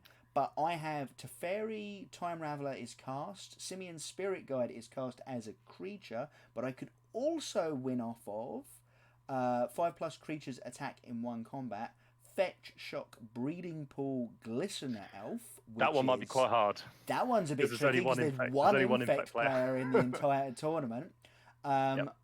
I've also theoretically got the ability to go turn 3 lethal, and then Prowess creature gets pumped twice in a turn, because obviously my free square, which... That one might be easier for you to do. Yeah, I will say, however, that not many people are actually sending a message, so it's a little bit hard to shoehorn that into a conversation at the moment. Yeah, well, plenty of time yet.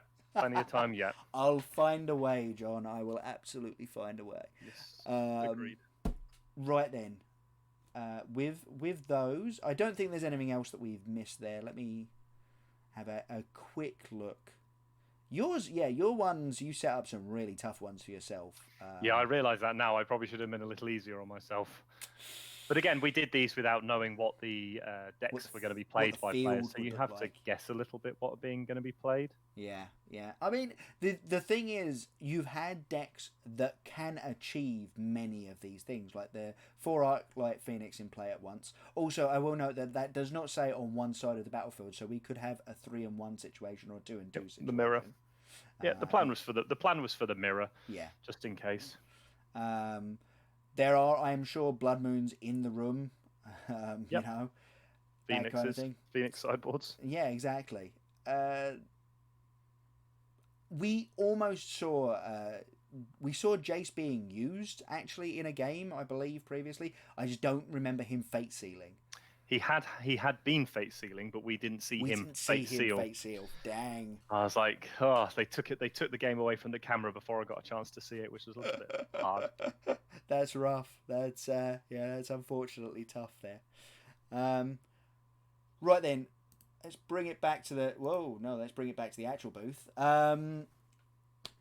Do we want to have a quick break? And obviously, folks, please do get those Jun Lifes in. We're looking at giving away a bunch of arena codes this weekend. Yep. And obviously, if the more we give away today, the more we get to give away tomorrow and on Sunday. So do get your Jun Lifes in there. If for whatever reason you're typing !Jun Life and it's going, this is not a registered command or something silly like that. Just put Jun's Life and we will sort it out. Yeah, definitely. That's just get your names in the hat, folks. Or if there's any issues, let Jack know on Facebook or Twitter or something if there's any issues with it. Otherwise, please do get involved. Yeah, absolutely. Free arena codes don't come around all the time. No, absolutely not. And I definitely want to give as many of these away as possible. Right then, with that, we're going to go to a very quick break and get some more water, take a quick break, and then we'll be right back for the next round. Yep, round can't 6. wait. Yep, right then. See you in a minute, folks.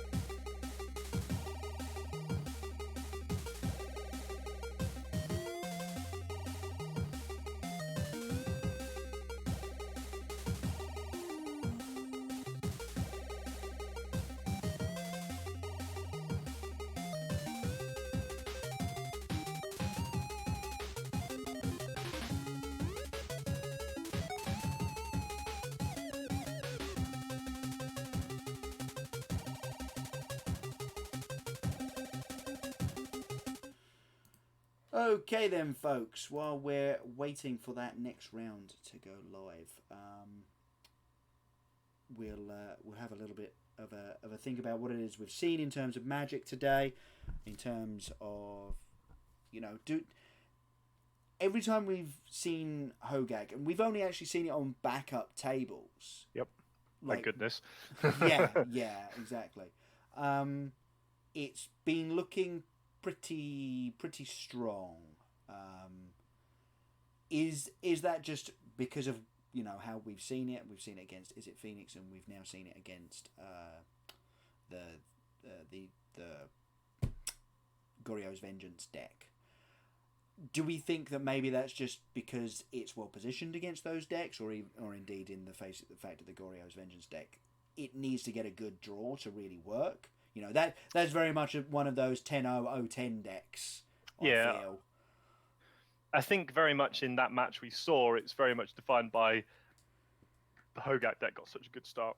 It was a very, very quick clock where it was able to get ahead very quickly, and it didn't really get punished at any point in that draw. Which again, Griselbrand just doesn't punish decks like that particularly quickly. So I would say that it isn't a definition of the matchup, but I would definitely say that there's a lot less pressure on the Hogak to have a nut draw than it is to have Griselbrand, because like you saw, you just have a reasonable good draw. Yep. Which is obviously really good to see when you're going forward with a deck, and it's just like, I'm just going to make some things, make some power, hit you in 2 or 3 turns, but you're dead on turn 4 unless you do something. And he died on the turn 4 because he couldn't do anything into what his opponent was doing, because there isn't that interaction, and because the start was so fast, there's no path to exit. Like, imagine you had that sort of start against, say, a blue-white control list, or against a Jund list. It's a lot weaker because things like Tarmogoyf just outsize everything. You've got Scavenging Oozes, you've got discard, you've got removal. That sort of draw that the Hogak deck player had is a lot weaker than against a deck with removal and interaction than against Griselbrand, where it's just like, you died. Yeah. But they've got round 6 going up soon anyway, so it'll be interesting to see what they have on for round 6. Hogak is very powerful, but sometimes it depends on what your opponent's playing. Is defined by how powerful it is in a certain draw step. Yeah, no, absolutely. I think I'll agree with that at the moment from what we've seen. But yeah, let's head on down to the Wizards stream, and we'll see what it is they're giving us this round. So go on. While you carry on, while I'm doing it, I'm gonna listen to try and find the deck list once I see the players' names. I was just saying, I don't actually on site recognise either of these players. I will say that. I agree. Manuel Lenz, I know the name. I've definitely seen that name, and he is on Urza Thopter. Yes, excellent. Versus the Tron match match. again. It's just the same as our first round. What? Yeah, I know. I know. And Lenz is on that Thopter. Which one do you want to grab for sideboarding? Do you want to grab Severin's Tron, or? I have the Tron deck up in front of me at the moment. Okay, let me grab Manuel Lenz's Urza Lord High Artificer Thopter deck there. Now, this is actually one of the more interesting Tron decks, because do you want to know what it's missing in this Tron deck? No, go on. It is missing. It has 0 copies of Khan the Great Creator. Excellent. So we're back to classic Tron here. We're back to that original original setup. Now, I quite like that. I've not been super impressed with Urza the Great Creator in Tron, actually. Khan the Great Creator. Sorry, Khan the Great Creator. Urza's in your deck that you're looking at. Yeah. I just feel like the original Tron deck was already doing powerful enough stuff. I feel like the Khan the Great Creator deck might allow us to do new things. Absolutely. It probably works very well in Manuel Lenz's style of deck, where it gets to make a lot of mana and just do all of the things at once. Exactly. But at the same time, I feel like you're already doing broken things in Tron. Why would you muck about with that? So let me grab Lenz's list. We have a pretty good start here for the Tron player, though. He's picked up a threat in terms of a Walking Ballista, and he's already got 2 of his 3 pieces of Tron. He also has the Khan Liberated in his hand, ready to go. It's going to be one of the interesting parts of this deck is, can the Tron player get his stuff out before the Thopter deck takes over. We're going to see the sacrificing of the Pyrite Spellbomb to draw a card. And we'll see he's got a Nile Spellbomb, which isn't his best. He's got a Pithing Needle. Are we going to be naming Khan Liberated here just to shut down that, so that's the turn interesting 3 play? That'd be very interesting to see what card is named, because the Walking Ballista could make a very big mockery of this Pithing Needle, and also the Thorolf has 4 copies of Wormcoil Engine in his deck. He's gone back to the very traditional Tron deck of having 4 Wormcoil Engines in his deck. But 1 all his dust doesn't really matter in this matchup. There's only 1 colored permanent that you care about. Yeah. So it's very much on that definition of how do you attack the certain things. So he's going to Mishra's Bauble now. Look at the top card. Named map, much as BBD did in round 1, but BBD did it when there was a map in play on turn 1. No third Tron piece. No natural third Tron, but he gets to go searching for it. And that looks like they've found it. Yep, he's found the Tron. So turn 4 Tron, not turn 3 Tron. You don't have your next square, unfortunately. Yep. Can't steal the way. Yep, I can't take that one. You also should have. Did you cross off the Fatal Push cast with Revolt? No, I didn't. I will fix that now. In fact. Oh wow, double Urza. That's pretty hot. That's pretty bad. So we've got Nile Spellbomb here, using the black mana to draw a card. But again, Nile Spellbomb versus Tron is basically just a cycling card. It doesn't have a huge upside, as we see a Polluted Delta into play here, and a Mishra's Bauble as well. But Urza, Lord High Artificer, and Sword of the Meek in hand already, plus Whir of Invention. It's pretty a nice position to be in. I was going to say, feels pretty locked up for Lens here. He's just got to have the ability to actually play them in time. Well, the problem he may have is that this card's going to start taking away his lands.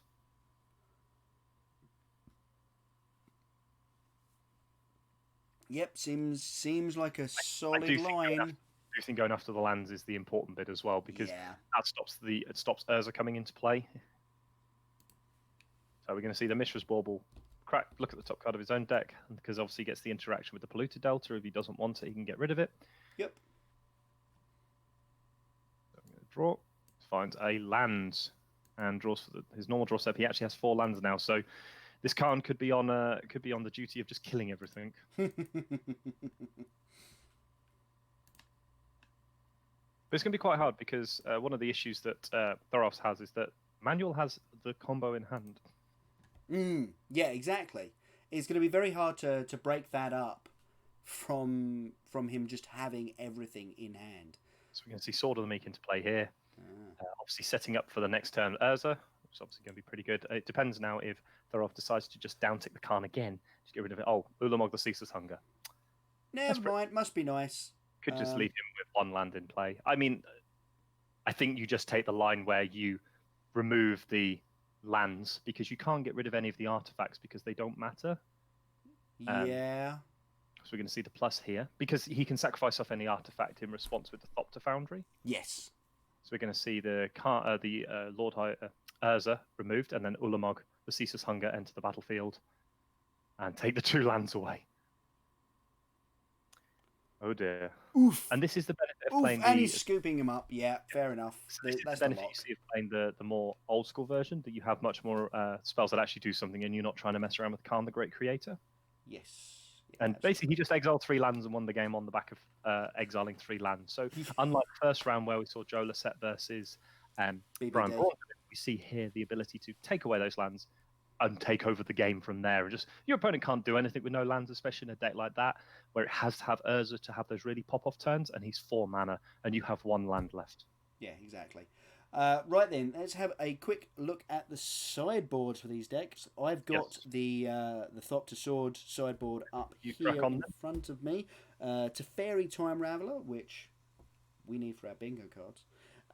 Ceremonious Rejection, Fatal Push, Sign Master Thopteris, Thoughtseize, Ancient Grudge, Dead of Winter, that's an interesting one, Leyline of the Void. So that's the card that So that's the card. It's the 2 and a black -X/-X to all non-snow creatures, where X is the number of snow permanents you have. It's Yep. really good. I really like that card a lot. Yeah, very very interesting take on what was that? Toxic Deluge. Toxic Deluge. Yes, the legacy. I won't say staple, but legacy played Wrath effect. Yeah, -X/-X is really powerful. It's really valuable. It's just nice to have the ability where you don't care if your opponent has indestructible and it's even good against things like WotC Champion, because yes, it might be pro red, pro black, but the problem is -X/-X doesn't care about that. No, it isn't targeting. It isn't dealing damage. So it's that really powerful thing where you just don't care really what's happening. So you're just going to remove it completely from the play, and there's no interaction with what they're trying to do. Yeah. Whereas as we saw with Anger of the Gods, it just goes, oh dear, your guy's still alive because he's protection. Yeah. Now so I find another way of dealing with it. Yeah. Yeah. So if you look at the Tron sideboard, you've got Dismember, Leyline of the Void, Spatial Contortions, Veil of Summer. None of these cards are very interesting. Like Veil of Summer might be interesting, but I don't think that it's very good in this matchup. Emrakul the Promised End is very interesting in this matchup. I'd be interested in that. And then Nature's Claim. Emrakul the Promised End might just be better than, say, a Wormcoil Engine, because there's turns where you can just get rid of everything your opponent has. Nature's Claim is obviously the card you really want to see. Thragtusk, no. Warping Whale, probably not as well. Because obviously you have the thing where you've probably got enough dead cards, like things like Ugin and All Is Dust. You've already got 3 cards you can probably lose because they don't really interact with what your opponent's doing. Yeah, exactly. The Ugin and the All Is Dust say colourless effects, and your opponent sits there and looks at their colourless board and goes, "You all right?" Yeah, and that's the problem. Is it's kind of like the comic. It's like, oh, well, my stuff doesn't do anything to you now. Oh, goody. And it's a dead card, so it's a Ghost Fire. Yeah, absolutely. Which is very good against that deck. There's definitely an interesting thing in game 1 where Tron has more dead cards, amazingly enough. Yes. Yeah. It has quite a large number of dead cards, as it turns out, with all the exile all coloured spells. Yeah, exactly. On the backup match, we've currently got Tron doing things again. We've got a turn. It looked like a turn 4 Khan Liberated, up against Blue-Red Phoenix there. That's got just a thing in the ice on 3 ice counters on the battlefield. Looks like it's been a pretty tough game for the thing in the ice. Look at that exile pile up the top there. Wow. That's a lot of things exiled. That looks like Ugin did some decent work. Yeah, okay, that wasn't turn 4. Ugin's come down and done some 2 stuff Ugins. There. Both Ugins. Oh, wow, yeah, that is... No, I think that what you're looking at as a second Ugin is actually a Sylvan Scrying. Oh, yes, sure, of course. Yeah. But again, it's quite a... that's not something you want to see if you're on the Is It Phoenix player side. How big is that walking ballista? Basically only a 4/4 right now, but it does kill the... It does kill the thing in the ice if Tomofumi goes for it. And no, he's just... Christian Hulk's just going to say, no, let's just get rid of that, and no shenaniganry. Which I think's good, because it just removes your opponent's chance of actually doing anything. Yep. That looks like an Aria of Flame in hand, but against a Khan on 7 seems like you're just giving them 10 life and then ticking down their Khan by 4. Yeah. But again, I think you're incentivized to... You have Finale of Promise in hand. So... Never mind, he found a Nulamog. Oh well. Let's get rid of you. Let's get rid of all your land. It's the... I'll exile that... No, you won't. I'm just picking these up. No. Allow me to collect my permanents and move on to move on with my life to the next round. Yeah. Actually, sir, I think we're going to go to scoop phase right here. Exactly, yeah. It's a challenge, because that's like one of the horrible ways to win. It's just like, oh, well, I had a Khan in play, but I also found this Ulamog. You're super dead. If you didn't think you were dead before, you're now super dead. Yep. Exactly.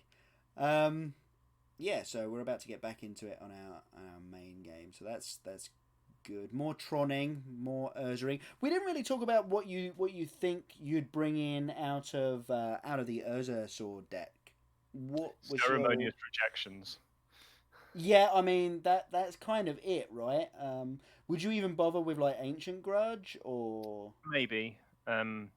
Probably you're already probably reasonable about this. I think you just want to counter the payoffs. yeah? But Um, I will say the main deck of this particular version of the list looks pretty live.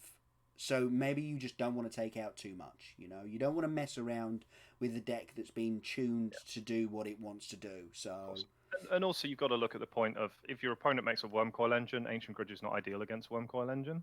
yeah, that But looks like a pretty lackluster opening hand there. Yeah, just a it was lot of going straight back. lands. Yeah, yeah. It was like a lot of lands, a Mind Stone, and that was sort of it. And again, against Tron, you need to be doing things relatively quickly.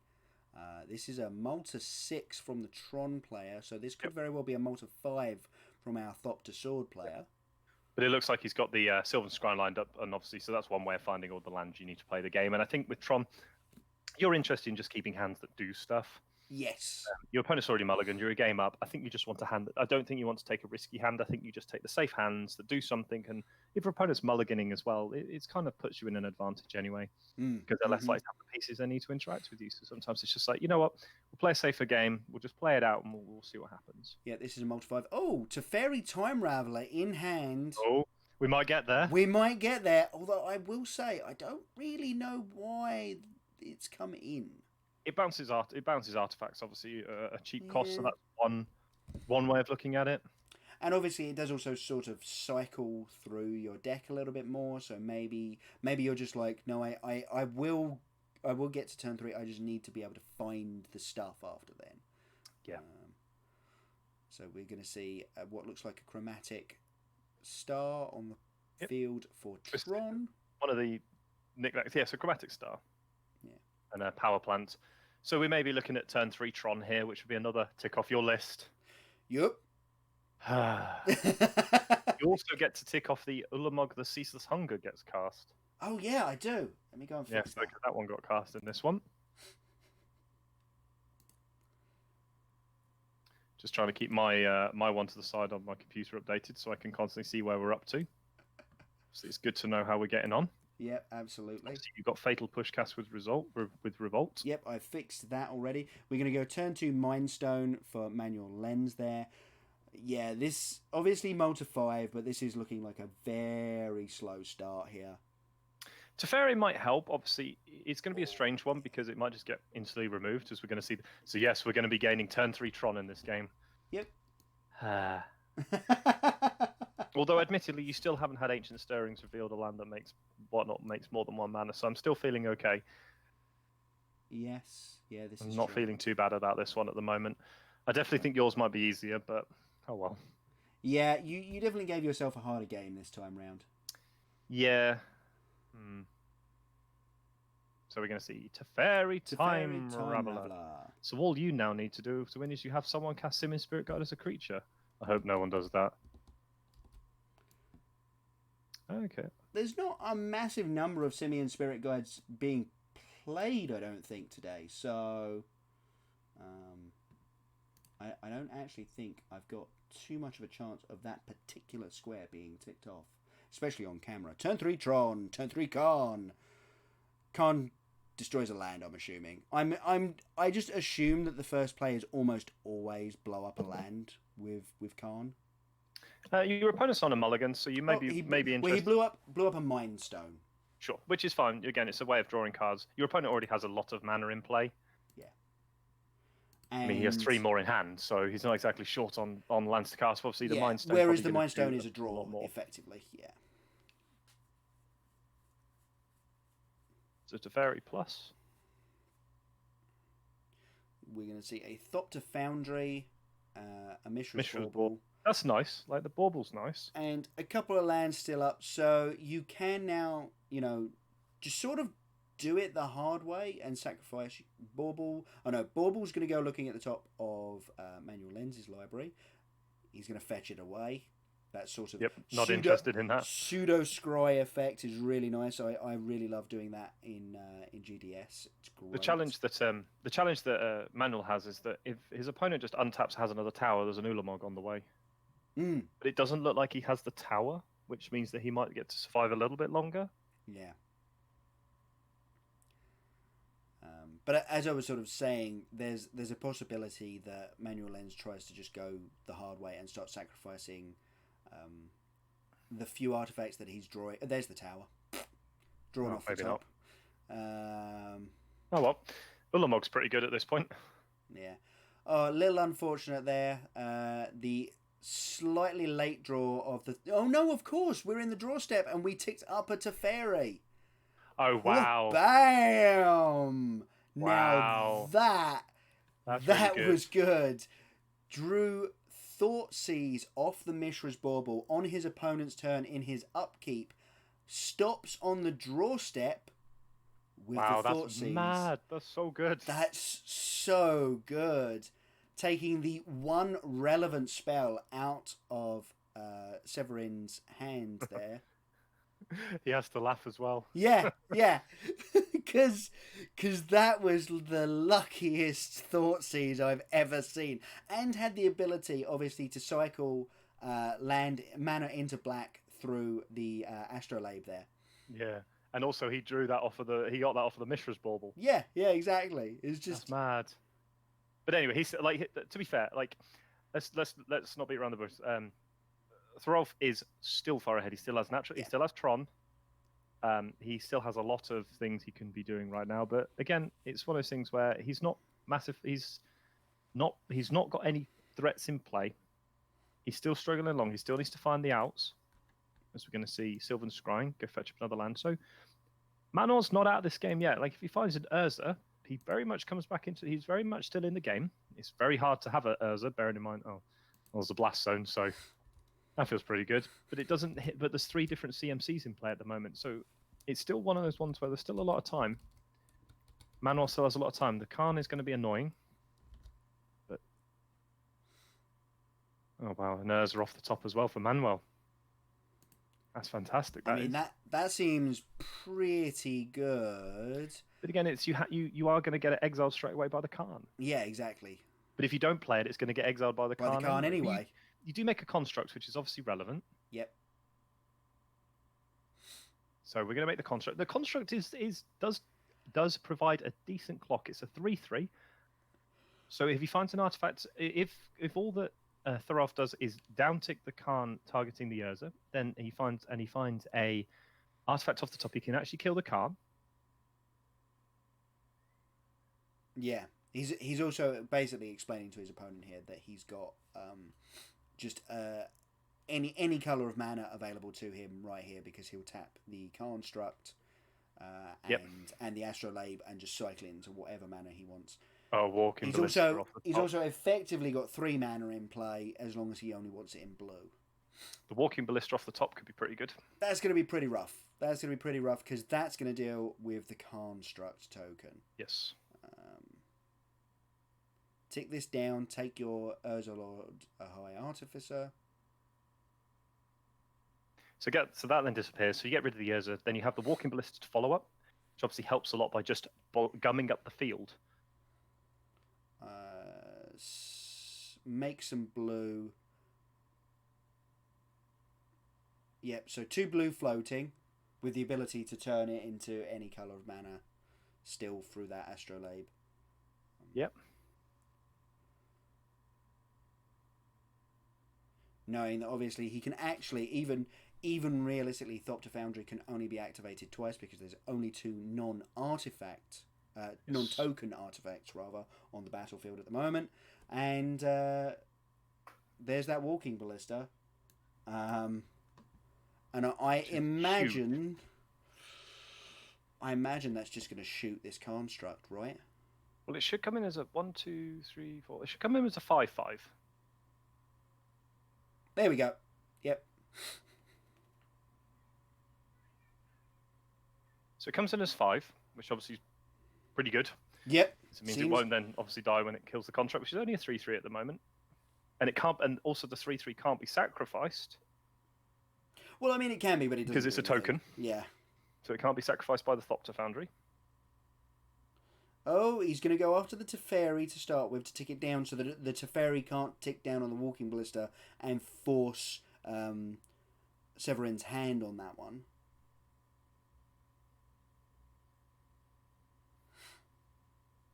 Yeah, It means he doesn't give him another draw step, another draw.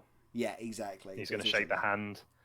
Sees the writing on the wall. There's a land off the top, and unfortunately, the Walking Ballista is just going to get too far out of control. Yeah. We see Thorolf Severin take down that match, which is obviously really interesting that this time it was the flip-flop of the match we saw before, where the Tron deck was able to take down the Thopter Sword deck, which we saw the complete opposite in the first round, where it was like, oh dear, the Tron deck lost and got crushed, and this time it's very much different. Although there were a few points where a couple of different draw steps would have made the game very interesting either way. Yeah, absolutely. And obviously again, Malta 5 there from the Thopter Sword deck is pretty rough, whereas the Malta 6 for a Tron deck is basically nothing. You know, exactly. They'll happily keep a 6 that does Tron on turn 3, and it did exactly that. Yeah, and it's hard as well because when you fall so far behind, it's hard to get back into the game as well. When Khan is on board, unlocked, and under no pressure at all. Yeah. Like we saw, you can only do one or the other. You can't just cast the Urza. Well, if you don't cast the Urza, it goes to the Khan plus. If you cast the Urza, it goes to the Khan minus. Admittedly, the top deck Walking Ballista was huge. But you're between a rock and a hard place at that point, and pretty much you've got no out. You've got no way of getting out from underneath that. Yeah. Without another fantastic draw for the top. Yeah, no, absolutely. As you say, there were a good few points there where a couple of draws either way would have definitely changed the way that game shaped out. But as it is, it feels like that matchup is probably pretty close. The fact that the Urza Sword deck doesn't put any pressure on the battlefield until it's doing its thing is I think that's the problem as well, is because when you're trying to kill with that deck, you are putting it all into play. But you have so much setup, and yes, it's something very uninteractive. But as we saw, if Tron can get ahead, it doesn't matter how much setup time you've got; you're going to die anyway. Because it's just like, oh, I made a Khan and you didn't do anything. Oh, well, let's carry on. And obviously, the Ulamogs were so important, being able to take out all of the lands as well. And that was really interesting. Just watching, obviously, someone who is a little bit more original in the deck list in terms of no Khan the Great Creator, not mess around with anything like that. It's just make very expensive threats that do a lot of different damage. Yeah. And it's just one of the really interesting things with Tron is that you can play two strategies. You can play the older school one with no Khan Great Creator, or the newfangled tech, which is obviously Khan the Great Creator plus your sideboard, things like Mycosynth Lattice, etc., etc. Yeah. It'd be interesting to see what the other players are. Obviously, the feature match going on to the backup match now. Yeah, absolutely. Looks like we're going to be getting an interesting backup match. Yes, definitely. Two very good players. Yeah, well, precisely. So let's send it down there, and we'll tell you all about it as we get into the top view. Yep, there we go. So Emma Handy on mono Leyline of the Void. It seems it's a Hogak mirror. Oh wow! Oh, I get to tick one off. Oh my goodness! Do you? It was Force of Vigor pitching a Assassin's Trophy to get rid of the Leyline of the Void, and I have that on my list of things. Player cast a force that isn't Force of Negation. Yes. So anyway, getting there. Sam Black versus Emma Handy, as you say, two extremely good players. Both of them on Hogak. Sam Black started with a single Leyline of the Void, which is clearly the silliest maneuver, because what you should do is start with two Leyline of the Void, because that means you can't be Force of Vigored. They've actually gone into turns here, so we'll have to keep an eye on that. I know this deck can kill quickly. I don't know if it can kill this quick. Interesting enough, it wouldn't have mattered even if it had two, because Force of Vigor would have killed both of them. Oh, yes, of course. Yes. Because it's two. And obviously we now see the Faithless Looting here for Emma Handy trying to get ahead. We see another Faithless Looting. We see a Vengevine in hand. So Vengevine I can definitely see the Vengevine get in the graveyard. That's something else. And the Swamp. But again, Emma's hand did look to be like a little bit glutted on useless chaff at this point. We've got another Faithless Looting and another land. So that Vengevine doesn't look like it's coming back anytime soon. It's hard. It's hard as well because Sam Black's got an Assassin's Trophy in hand, but obviously it only works against one ley line. Yeah, and exactly. He has the Satyr Wayfinder in hand as well. Oh, does he? Oh. Yes, he's got Satyr. So it's like Satyr Wayfinder, Assassin's Trophy, and some lands. Obviously, if there had only been one ley line, it would have been great. Just get rid of it. But there's two of them, and it's so hard to get rid of both of them. Trophy this turn. Next turn, fire up a Wayfinder. Yeah. Just get there. Yeah. It's hard work. So we're going to see the Overgrown Tomb is play tapped him, pass the turn back. Obviously, Emma wanting to hold on to that Faithless Looting for the turn, which you can get 2 creatures. So the third land and the creatures into play. Yeah. But, it actually looks like these two were held for a bit here. So that or someone got their wires crossed. They've still got about 22 minutes. So this one is going to be a very interesting game. They're both at 1-1. This is match game 3 for the match. And well, at least Sam Black is winning with great Gravecrawler beatdowns that he cast from hand on turn 1. Well, that can be what happens in these matchups after board, because you don't have a huge amount of removal interaction, as we see a Vengevine. Like, you can just start hard casting things like Vengevine. Yeah. Sam Black has 4 lands in hand. He actually has mana to cast the Vengevine. Yeah, whereas it looks like... Oh, it wasn't a mulligan. It's the 2 Leyline of the Voids. That makes it feel like that Emma took a mulligan here. Sweet, another Vengevine. That's a rough start, but what we're looking for here is a couple of creatures that cast for 1, and they do definitely exist. There's one. Neonate and Wayfinder. Ooh, close, so very close. Does that mean Emma should hold off this turn again, or should she play the Wayfinder? Do you think? I definitely think you could play the Wayfinder. But it depends if she wants to. I think you can bin the Vengevine. Yeah. The Vengevine is an easy bin, but then it's like, do you bin the land and then not cast the Wayfinder this turn, or do you bin the Neonate and still can't cast anything this turn because you don't have the red mana for the Neonate? Yeah, I think you. So we're binning the Neonate. I don't hate that, actually. No. But also doing it this way, you get access to more Faithless Lootings. No, okay. And it's going to bin the Vengevine and the Wayfinder, holding on to the Neonate because it's a cheap spell to cast. But we're about to see Sam Black cast a Vengevine, hard cast. the best version of Vengevine. Okay, cracking fetch here, end step for the, I'm guessing, Shockland tapped. Doesn't look like he wants to help Emma out here by Assassin's Trophying away one of those Ley Lines of the Void. He's saying there's no point taking the risky line that maybe I draw an answer for the other one when what I'm going to be doing is ramping my opponent. There's no need to do... Oh, no, he's going for it. Oh, he's going for the land. Love it. Yep, love it. Does Emma have a land? Because Hogak only has... a swamp, and it's in the graveyard. Let's see, because some of them... Yep. Emma does not have a second basic because the only one that they are currently playing is in the graveyard. The swamp. Yeah, so it's interesting. So Emma's gone for just one swamp. Yeah. Other players have gone for multiple swamps. That's rough, and you can see it on Emma's face. She knows that this is going to be one of those games. But it was a good job she held on to that land, then. Yeah, absolutely. Good job that she held onto that land and didn't go. I mean, at that point, I kind of wish that she had held on to the Wayfinder as well, actually, instead of the Neonate. But Gemstone. Yeah. I think you've got to risk it here. I think you go Insolent Neonate, bin it and pitch, and hope. Yep.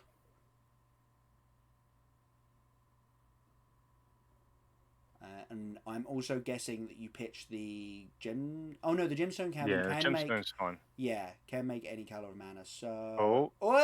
Carrion feeder off the top. Oh. Double Vengevine. You could see Emma's speed pick right up as she realizes that there's still a chance that she's still in this game. Yeah. You know, she's allowed to do the broken graveyard things. Sam Black just isn't. Yeah. Although Sam Black can hardcast the Leyline he's got in hand. This magic game. But obviously, even if they trade off the Vengevines, it's still up for Emma because she has a Carrion Feeder and another Vengevine. And obviously, she can now start. If Emma was to find, say, a Gravecrawler as well, she start cycling that through the graveyard, making the Carrion Feeder bigger. That'd be nice. So it's going to be a strange one because obviously Sam Black's a little bit struggling on the fact that he can't remove the Leyline. So he's kind of like, do you make the Leyline of the Void to bring parity to the Vengevines hitting the graveyard? I think maybe you do, actually. Like, it just shuts down Emma from doing anything even remotely broken again until she can find, you know, another Assassin's Trophy or something. And she's already pitched one to the Force of Vigor. Exactly. And she's not going to be hard casting a Force of Vigor anytime soon with only 2 mana. No. Agreed. So we're going to see an attack. We're going to see the block. We see the block, but no Leyline first, which suggests no Leyline at all. Satyr Wayfinder is going to get another land for Sam Black and exile. But interesting. Sam Black has... Gravecrawler, Bloodghast. That might be another Gravecrawler actually above. As the third. Sam Black has Leyline in hand. Yeah. That's really weird. And a Gravecrawler, speak of the devil. I think Sam Black's going to feel real silly for not having cast that Leyline of the Void this turn. Because what we could see here is Emma go sacrifice the Vengevine that's in play to the Carrion Feeder, play Gravecrawler, sacrifice it to Carrion Feeder, play Gravecrawler, sacrifice to Carrion Feeder, get back both Vengevines, attack with Carrion Feeder for 1, 2, 3, 4 as well. So it's a 4/4 as well. Just go all in on it. Yeah. So Gravecrawler enter the battlefield, sacrifice it off to the Carrion Feeder. Do it again. Okay, so Emma's done this post-combat, playing it a little bit more defensively than I was suggesting. To be fair, she is at 7, and Sam Black is, as you were saying, at the point where a hard cast Vengevine could exist. So that's definitely a problem. Or the Hogak that he's just drawn. Yeah. You can't spend mana to cast the Hogak, though, can I know you can't. That's the problem. It's a very unfortunate Hogak. Yeah. It's a very sad Hogak. So the only way at this point available to Sam Black to cast that Hogak at any point is to convoke it, because obviously he has no graveyard, so he cannot delve for it. We're gonna see. I could also use the word luck as well in that statement. Blah. Luck could be involved as well. We're going to see Satyr Wayfinder.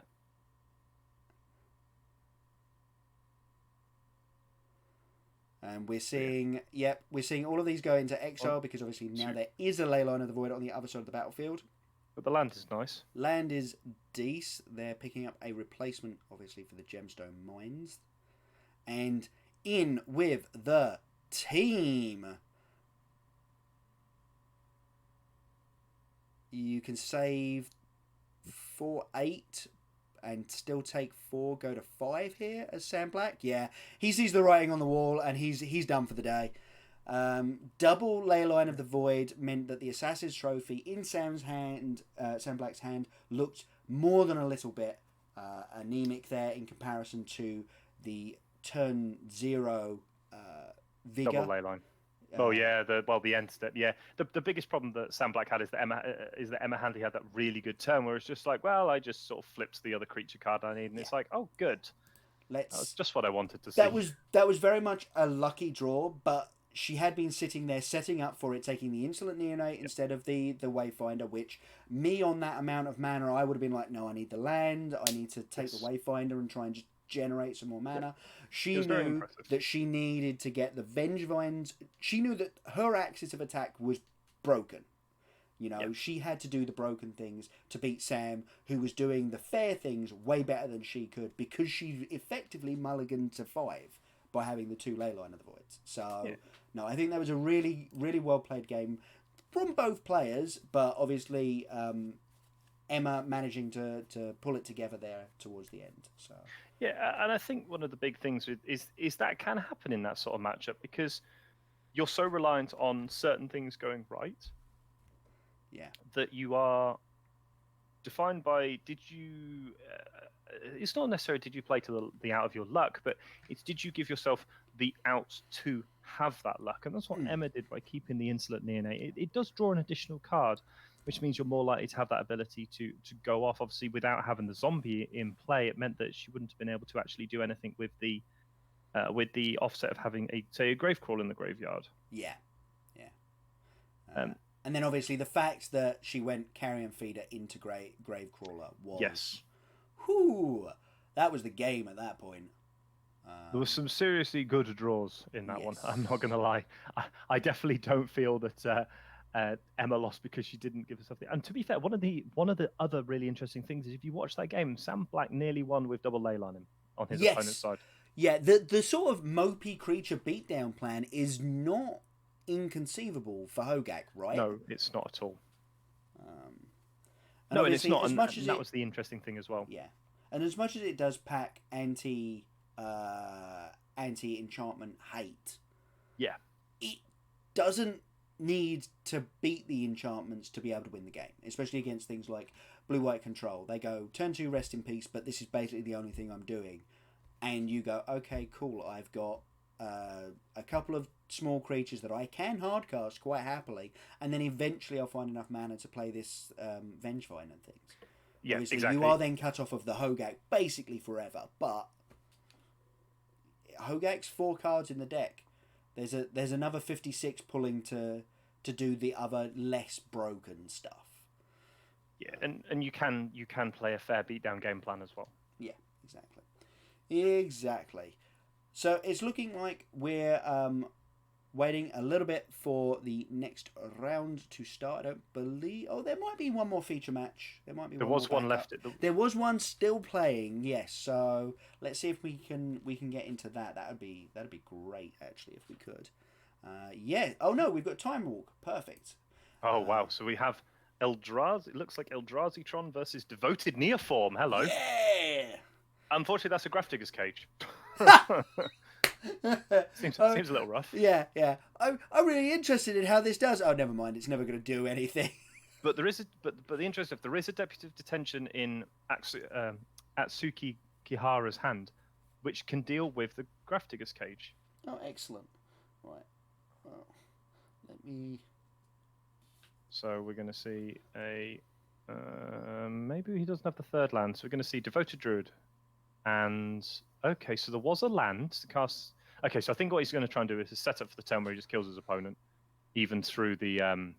even through a Grafdigger's Cage. Nice. That's what I wanted to see. This is the sort of content I came to watch. Because there is a risk if he does it any other way that he that the Ari has a Dismember, which can obviously make havoc with your Deputy Detentions, trying to take away the Grafdigger's Cage. Yeah, absolutely. But we do see an All Is Dust in Ari's hand at the moment. So if you can find some more, like the 3rd Tron piece, there is a way that he just rafts the board. But he's going to Dismember away. So look at that's Druid. The Dismember we were talking about. It's rid of the Devoted Druid. Yep, nice. Good. I think that's definitely a good line there. As much as, Bolt the Bird is a heuristic that we love to play by, it's not the Birds of Paradise that's the game-winning combo piece. It's the Devoted Druid. So exactly, and you can see he's got 2 Eldritch Evolutions in his hand, so he's pretty well set up for the mid to long game. So obviously he needs to find a way of getting rid of the Grafdigger's Cage, which he obviously has in hand. He's just trying to set up where he can do it all in one turn, which is obviously a strong line to do. Yeah. He looks like he's going for it now. He's seen the Dismember. It feels like, yeah, exactly. You've seen the Dismember, and you've seen... it's another tower. Yeah, exactly. And you've seen that your opponent doesn't have natural Tron because they played the Temple instead, and then no Eldrazi. It's like if you play the Temple and then you play an Eldrazi, you go, okay, you might just be like hiding the Tron from me. And let's get the spotters in there, and they'll fix them dice in a minute, I'm sure. Yeah, so we see a Walking Ballista here from Ari. This is going to be for 2 though. This is basic mana. This is only and shoots off both of the mana creatures there. Yep. Don't hate that line actually. No, because your hand's going to outscale the Deputative Detention that's in play, and obviously he can't. You want to give your opponent a reason to sacrifice something that isn't the Deputative Detentions. Was that another Devoted Druid off the top? Yep. Yes, Devoted Druid off the top. Okay, then. And it looks like 3 copies of...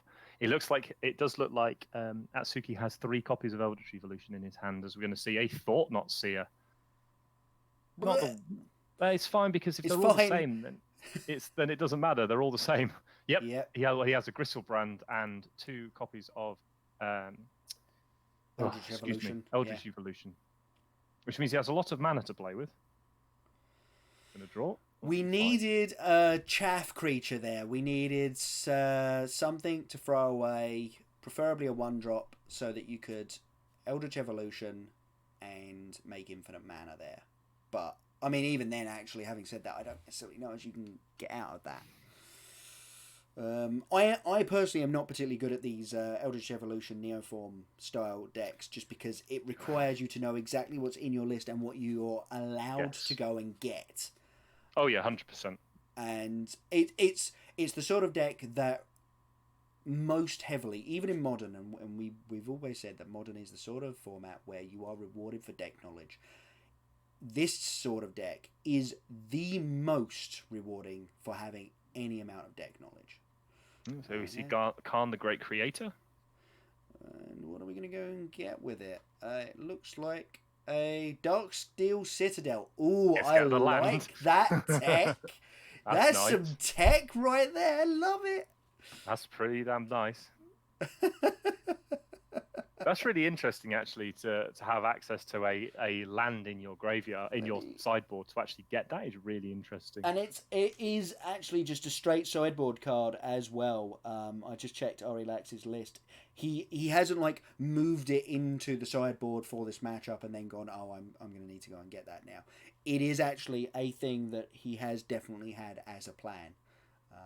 Also, this sort of sideboard, it is the most amusing when sideboard numbers are hidden, because he's still got 12 cards in his sideboard, so you basically know his entire sideboard. Well, there's the Vizier, infinite mana. Wow. but it's infinite green mana, and that's the problem. So he makes infinite green mana. He can get rid of the Vizier, but it only goes to 4. So it's what can he get with 4? Oh, I don't have Atsuki's deck list up. Infinite mana Walking Ballista. Oh yeah, of course. Yeah, but you can't get it. No, you can get the Dustwatch Recruiter. Oh yeah, so he has Dustwatch Recruiter. And then get the Walking Ballista. With the infinite mana, goes through the entire deck and finds the Walking Ballista, and still with infinite mana makes an infinite Walking Ballista and throws it at his opponent's face. Yeah, seems decent. There's a lot of combos going on that deck. Let's just say that there's a lot of combos going on in that deck. That's actually the weirdest thing. Like, it's not a combo deck; it's like 5 different sort of combos that all work nicely together. Yeah. Did you ever watch someone play a Battle of Wits deck? And it turns out that there's actually like 20 different ways of winning in the deck. Because obviously, what else are you going to do with like 400 card deck? Exactly. I mean, you're gonna find a bunch of tutors for all the different things, and you go, I'm going to naturally hit one half of one of these 7 combos that I have in this deck, and then I'm going to tutor up the other half and win the game on the spot. Wow. So so interestingly enough, so I'm just looking at Atsuki Kihara's deck. It is a actual Devoted Druid deck with Postmortem Lunge, Eldritch Evolution, Neoform, Chord of Calling, and Eladamri's Call. Okay, cool. Do you need any more ways of finding the creatures you need? Yeah. The The only That's thing mad. missing is like Collected Company, but Collected Company only finds small things. So well, it's more that it doesn't. It's not guaranteed to find the card you specifically need, which is where people are much more incentivized to play onto things like Aladamri's Call, where it finds you the specific creature you need for 2 mana at instant speed. Yeah, exactly. Which is pretty good. Yep. Right. That was pretty mad. That was pretty insane. Yeah. While we're here, let's have a little look at our bingo cards after that round. Yes, definitely. And let me bring those up. Did we see anything else new? We didn't see a Mycosynth Lattice, which was possible but didn't happen. Infectus Game, Conflagrate, Hexproof, Force of we had Force of Vigor, not Negation. Yep. There we go. Delphoramore. We still didn't see it because the Hogak was stuck in the hand there because of Emma Handy's double leg line. That was so funny. Yep. We still haven't played any 2 MPL players. No. Yeah, that would have been the only match maybe to cast the Collector Company, so none on mine. Obviously, in Yorn, you had turn 3 Tron. Player wins on Mulligan to 5. We didn't have. No, they lost. Surgical Extraction on a Tron land. We didn't have. No, Listen Elf won. I can't see any more. Oh, you're doing better than I am. You've got what, 4, 8, 11, and I've got 5. Yeah. I'm definitely crushing you on pure numbers here. But I will say that which is what it might come down to at this rate. Yeah. Well, we've still got 2 days of this. Exactly. 2.5 days still. Another 2 days to go. Yes. Yeah. That's going to be interesting to see if we can get that. If we can get that's one, going to be mad. Yeah, that would be really that'd be fun. so good if we can get that sorted. That'd be so good. Yeah. Right then, we're going to take another quick break here, folks. We're going to go and get some more water. As I say, it is still very warm in the UK at the moment. Oh yes. And we're going to hydrate up, and then we'll come back to you in a moment with round 7. 2 more rounds to go for the day, and then the cup. Right then, we'll see you in a moment.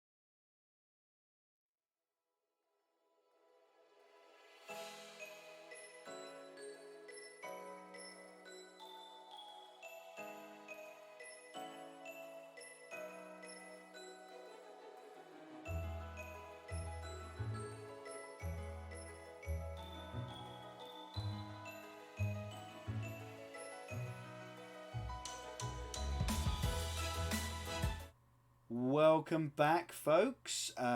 We are about to head into round 7, so the second to last round of the day with some more modern constructed. Looking very much forward to the rest of today and indeed the rest of the weekend. We've had some very interesting games go on so far today. Any highlights for you so far, John, or...? Diversity of the format, and we haven't had Hogak on the main camera. We've only had it on backup. It's been quite nice. We've seen two. To be fair, we've done 3 rounds and seen 2 matches that are the same so far that have gone opposite ways. Obviously, we had Tron versus Urza Thopter. The first one went to the Urza Thopter, and then the second one went to the Tron deck. Yes, yeah, exactly. So that's been really interesting, and I think one of the most interesting things of today has been reading through all the deck lists that they've put up online and seeing that there are some very interesting ones, and it's not just Hogak's World and we're just living in it. Yeah, exactly. 20 for those of you who missed it, 21% of the room is on a Hogak deck this weekend. Yeah, it's pretty mad. There's a lot of people on a Hogak deck. It's a little bit mental, yeah. Also, for those of you just joining us, we are trying to do some giveaways, and if you want to type exclamation point, actually, let's make the exclamation point, we'll get rid of it. Jund Life, capital J, capital L will probably help out, and we'll try and do some giveaways in a little bit. Jund Life. John's put himself up for it. Just making sure it works. Yeah. But if you win it... If I win it, I get an arena code, which will be glorious. Yeah, exactly. These are some arena codes for some lovely gems, and I actually don't know what else they come with. Haven't tested them yet. We'll soon find out. Yeah, exactly. Well, I'm sure someone will get a chance to test one and they can let us know exactly how it works. Yeah, exactly. But yeah, we're doing arena code giveaways, so exclamation point Jund Life to get entered into that, and we'll draw it at some point in the near future when a number of people have entered. Yep. We'll see how it goes. Yeah, is there anything you're kind of looking for the last couple of matches of the day? Because obviously today's going to be the most diverse day. When we slim down the field, we're probably going to lose an amount of diversity out of the field. Yeah. Is there anything that you're like, I kind of want to see that before it goes away? I kind of want to see Guillaume Waffetapper's Esper control list on camera on the main feature match. Yep, which would be really cool. I'd like to see one of the Snow-esque Bant lists that are running around. It'd be really interesting to see with like the new Ice Fang Coatl and stuff like that. That'd be cool to see. Yeah, that'd be nice. Yeah, no, I can buy into that. Unfortunately, I think my wish for seeing goblins on camera has rather gone away because I don't think Jim Davis is doing particularly well at the moment. Which is a little bit of a shame. Well, we'd have to see when the standings come out. I'm sure we can find the standings somewhere. Yeah. I mean, if nothing else, I'm sure they'll post the standings at the end of round 8 today. But obviously, we'd like to see that before the end. But yeah, I'd actually like to see Hogak on camera. The problem is, I imagine that as soon as we start seeing it, we're going to be seeing a lot of it. So maybe we'll save that for tomorrow. For sure. I will say WotC's selection for matches has been pretty on point. We're not getting bogged down in the same deck again and again and again. I mean, we all remember Eldrazi Winter at this point. If you were playing during that period, you remember it because the only thing you could get on camera was an Eldrazi deck by the end of the tournament, and it's just like, oh, this is boring. And then you'd watch GPs, and it's like, only Eldrazi all of the time, and it was just boring. Whereas what we've had today has been a really nice selection of decks. I'd like to see, actually, I'll tell you what I would really like to see. It would be Izzet Phoenix main camera. I want to see an Izzet Phoenix deck do what it's meant to do. But again, we've got 10% of that in the room, so if we see it, we'll probably start seeing a lot of it. So no, definitely. Maybe those are wishes for tomorrow. Yeah. Haven't looked. I actually hadn't realised, but Emma Handy and Sam Black, who were on who were on the backup match, are in the same team for this event, which is quite interesting. Oh, really? Oh, no, that's kind of cool. Yeah. Yeah.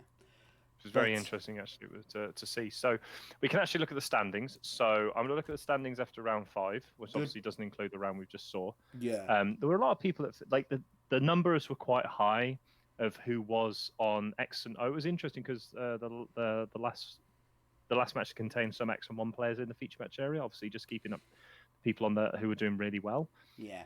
So obviously it's very interesting in that regard, and it's just interesting keeping up with the standings as they go up and stuff like that, because obviously it gives you an idea of who's coming to the top. So I like that in the regard of you can keep an eye on your players who are doing well. Yeah, and it also I'm going to ask how now, they're pairing them up as well. Any UK players sitting up the top there? Autumn still doing okay, or? Let me just have a look. It was actually interesting that Wafo Tapa played Brian Braunduin in the last round, so it would have been interesting to see. That would have been such a good game.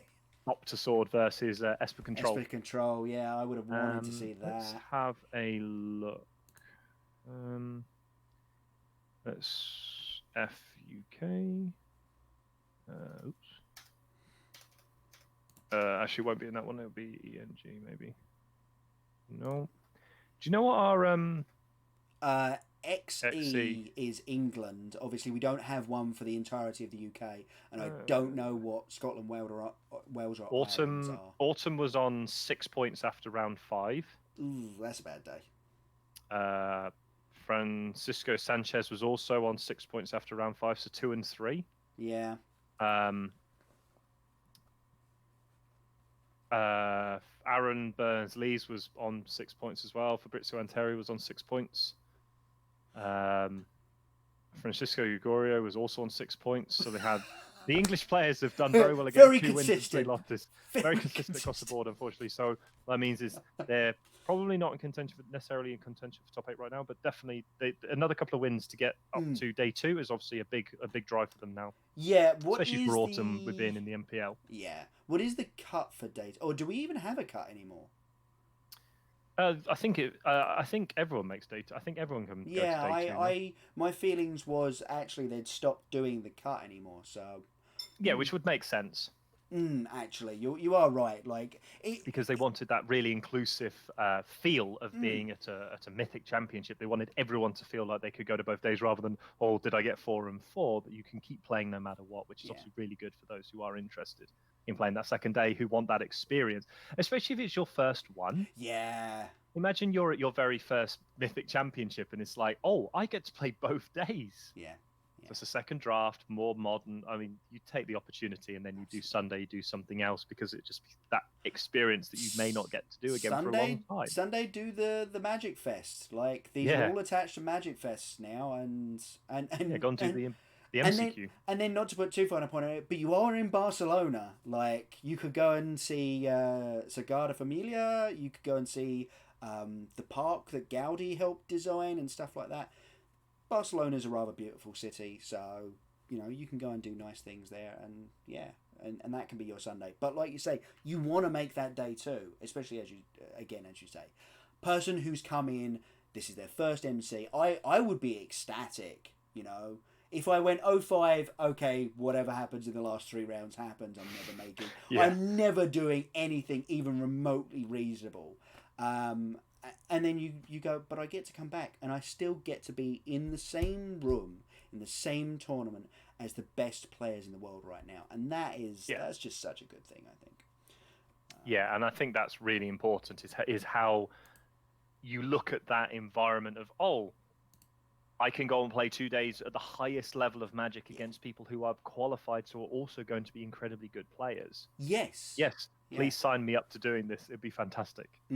So they've just that's actually for last round. That's still 5 wins. 5, yeah. So obviously there's still a couple of matches playing. I was actually just very interested in talking about the sort of cards that we both really like, and one of the comments in the Magic chat is Renin 6 equals Magic money really does grow on trees, because that card is at about £70 right now. That card pre-ordered at 25. Yeah, like we were hyped on it, but no one really realised just how powerful it was going to be, I don't think. I mean, in itself, it's not an incredibly... It's a very high power level card, but it's just so good for consistency. Yeah. You find your land back from your graveyard. Yes, thank you very much. It's found its way into Legacy. It's found its way into Modern. Yeah. Shows how good the card is on a very consistent level, that you can always guarantee to be doing well with it, even if necessarily you aren't doing anything overtly more powerful than just making a very good Planeswalker. Yeah, exactly. Turns out Planeswalkers are still good. Planeswalkers still powerful. Yeah. I mean, we actually had the comment in chat earlier, like Celestial Purge. Does that go up in value? It surely does, because it deals with a Renin 6 and a Liliana. Like, that's a very important card right now, surely. But Renin 6 will have got good value. Will have got value already, and that's the problem with something like Celestial Purge is if you're playing a matchup where Celestial Purge is in your opponent's deck, Renin 6 is always going to have got you either a land back to hit your land drops for cast your spells, or killed your cheap creature. Yep. Celestial Purge is probably still the best answer we have to Renin 6. Yeah. Other than which is an interesting way. Other than countering it. Which again is I put to you that blue white control was not a bad choice over the last couple of weeks. No, I agree. So one of the things I think Renin 6 is why it is so powerful is because it's a 2-mana Planeswalker. We have literally never had, Tybalt, but we've never had a playable 2-mana Planeswalker before this. And it's really good. Like, it's not even just good for 2 mana, it's good. I could see an argument for paying 3 mana for it relatively happily, you know? Exactly. So the fact that it's 1 mana cheaper than that, yeah, sure, it's 2 colours, and that should make it harder to cast. Except it doesn't, because it's modern and you play all the colours. So just something interesting to add to that with the way the decks are playing. I've just heard that Guillaume Wafatapa is 6-0. With the Esper control deck. Love it. Yep. He beat BBD in the previous round, who was on Urza Thopter Sword. Another one of those decks that I really like the look of, and I really want it to do well. I just don't necessarily think we found the build yet. Maybe that's what we're missing. You know, we know the big pieces. We know Thopter Foundry, Sword of the Meek, and we know Urza. Yeah. And then it's just like, okay, what do you put around that? You know, it's not even a 12-card shell. It's probably like an 11, 10-card shell. What do you put around that to make it really work? And BBD's one was Grixis, I believe. Yes, it was. I don't know if Grixis is the way everyone's been going, because obviously you do then get the Goblin Engineer. And that feels pretty good. Put Sword of the Meek in the graveyard, thump, get it back straight away. That seems great. Yeah, and I think that's one of the abilities. Again, it's can you accrue the value in these decks that means you don't have to play a full play set of Sword of the Meek. You can play 1 or 2 because you have another way of finding it. The deck draws itself a lot of cards anyway, things like Ica Wellspring. Obviously, you have the Astrolabe, Mind Stone, the new Snow card, like I said, the Artifact as well. It's a way of just going through your deck at a decent velocity to find the cards you need. Plus, also, you now have another way of just dumping it in the graveyard and then getting it back, because you can trigger it off of just sacrificing something with the Thopter Foundry. And as we saw, when you have Urza, it's basically an infinite combo. You make as many Thopters as you want, and then the construct that's created by Urza one-shots your opponent. Yeah, and that was exactly how we saw BBD win in round 4 there. So it's really interesting to see that deck is picking up speed. I'm really happy that it is, actually, that there's a few people trying to make it work this weekend, including big name players like BBD, who are obviously MPL members and that kind of thing. So that's a really good sign that kind of deck, not just your classic affinity style deck, you're going to have your Thopter Sword combo style decks as well be a lot about artifacts and things, because I just think that there's a lot of really interesting stuff going on in that space, especially considering we have good answers for artifacts in things like Abrade, Shenanigans, which is new, and I've seen a fair number of people picking that up and putting that in their deck in the in our local metagame. We've been looking at typed lists from the local metagame. You see Shenanigans pop up again and again. The Shatter with Replicate is really nice, obviously, against any artifact deck that might want to protect its stuff with the what's the artifact sacrifices itself to give a regeneration shield, regenerate an artifact. Welding Jar. Welding Jar, there we go.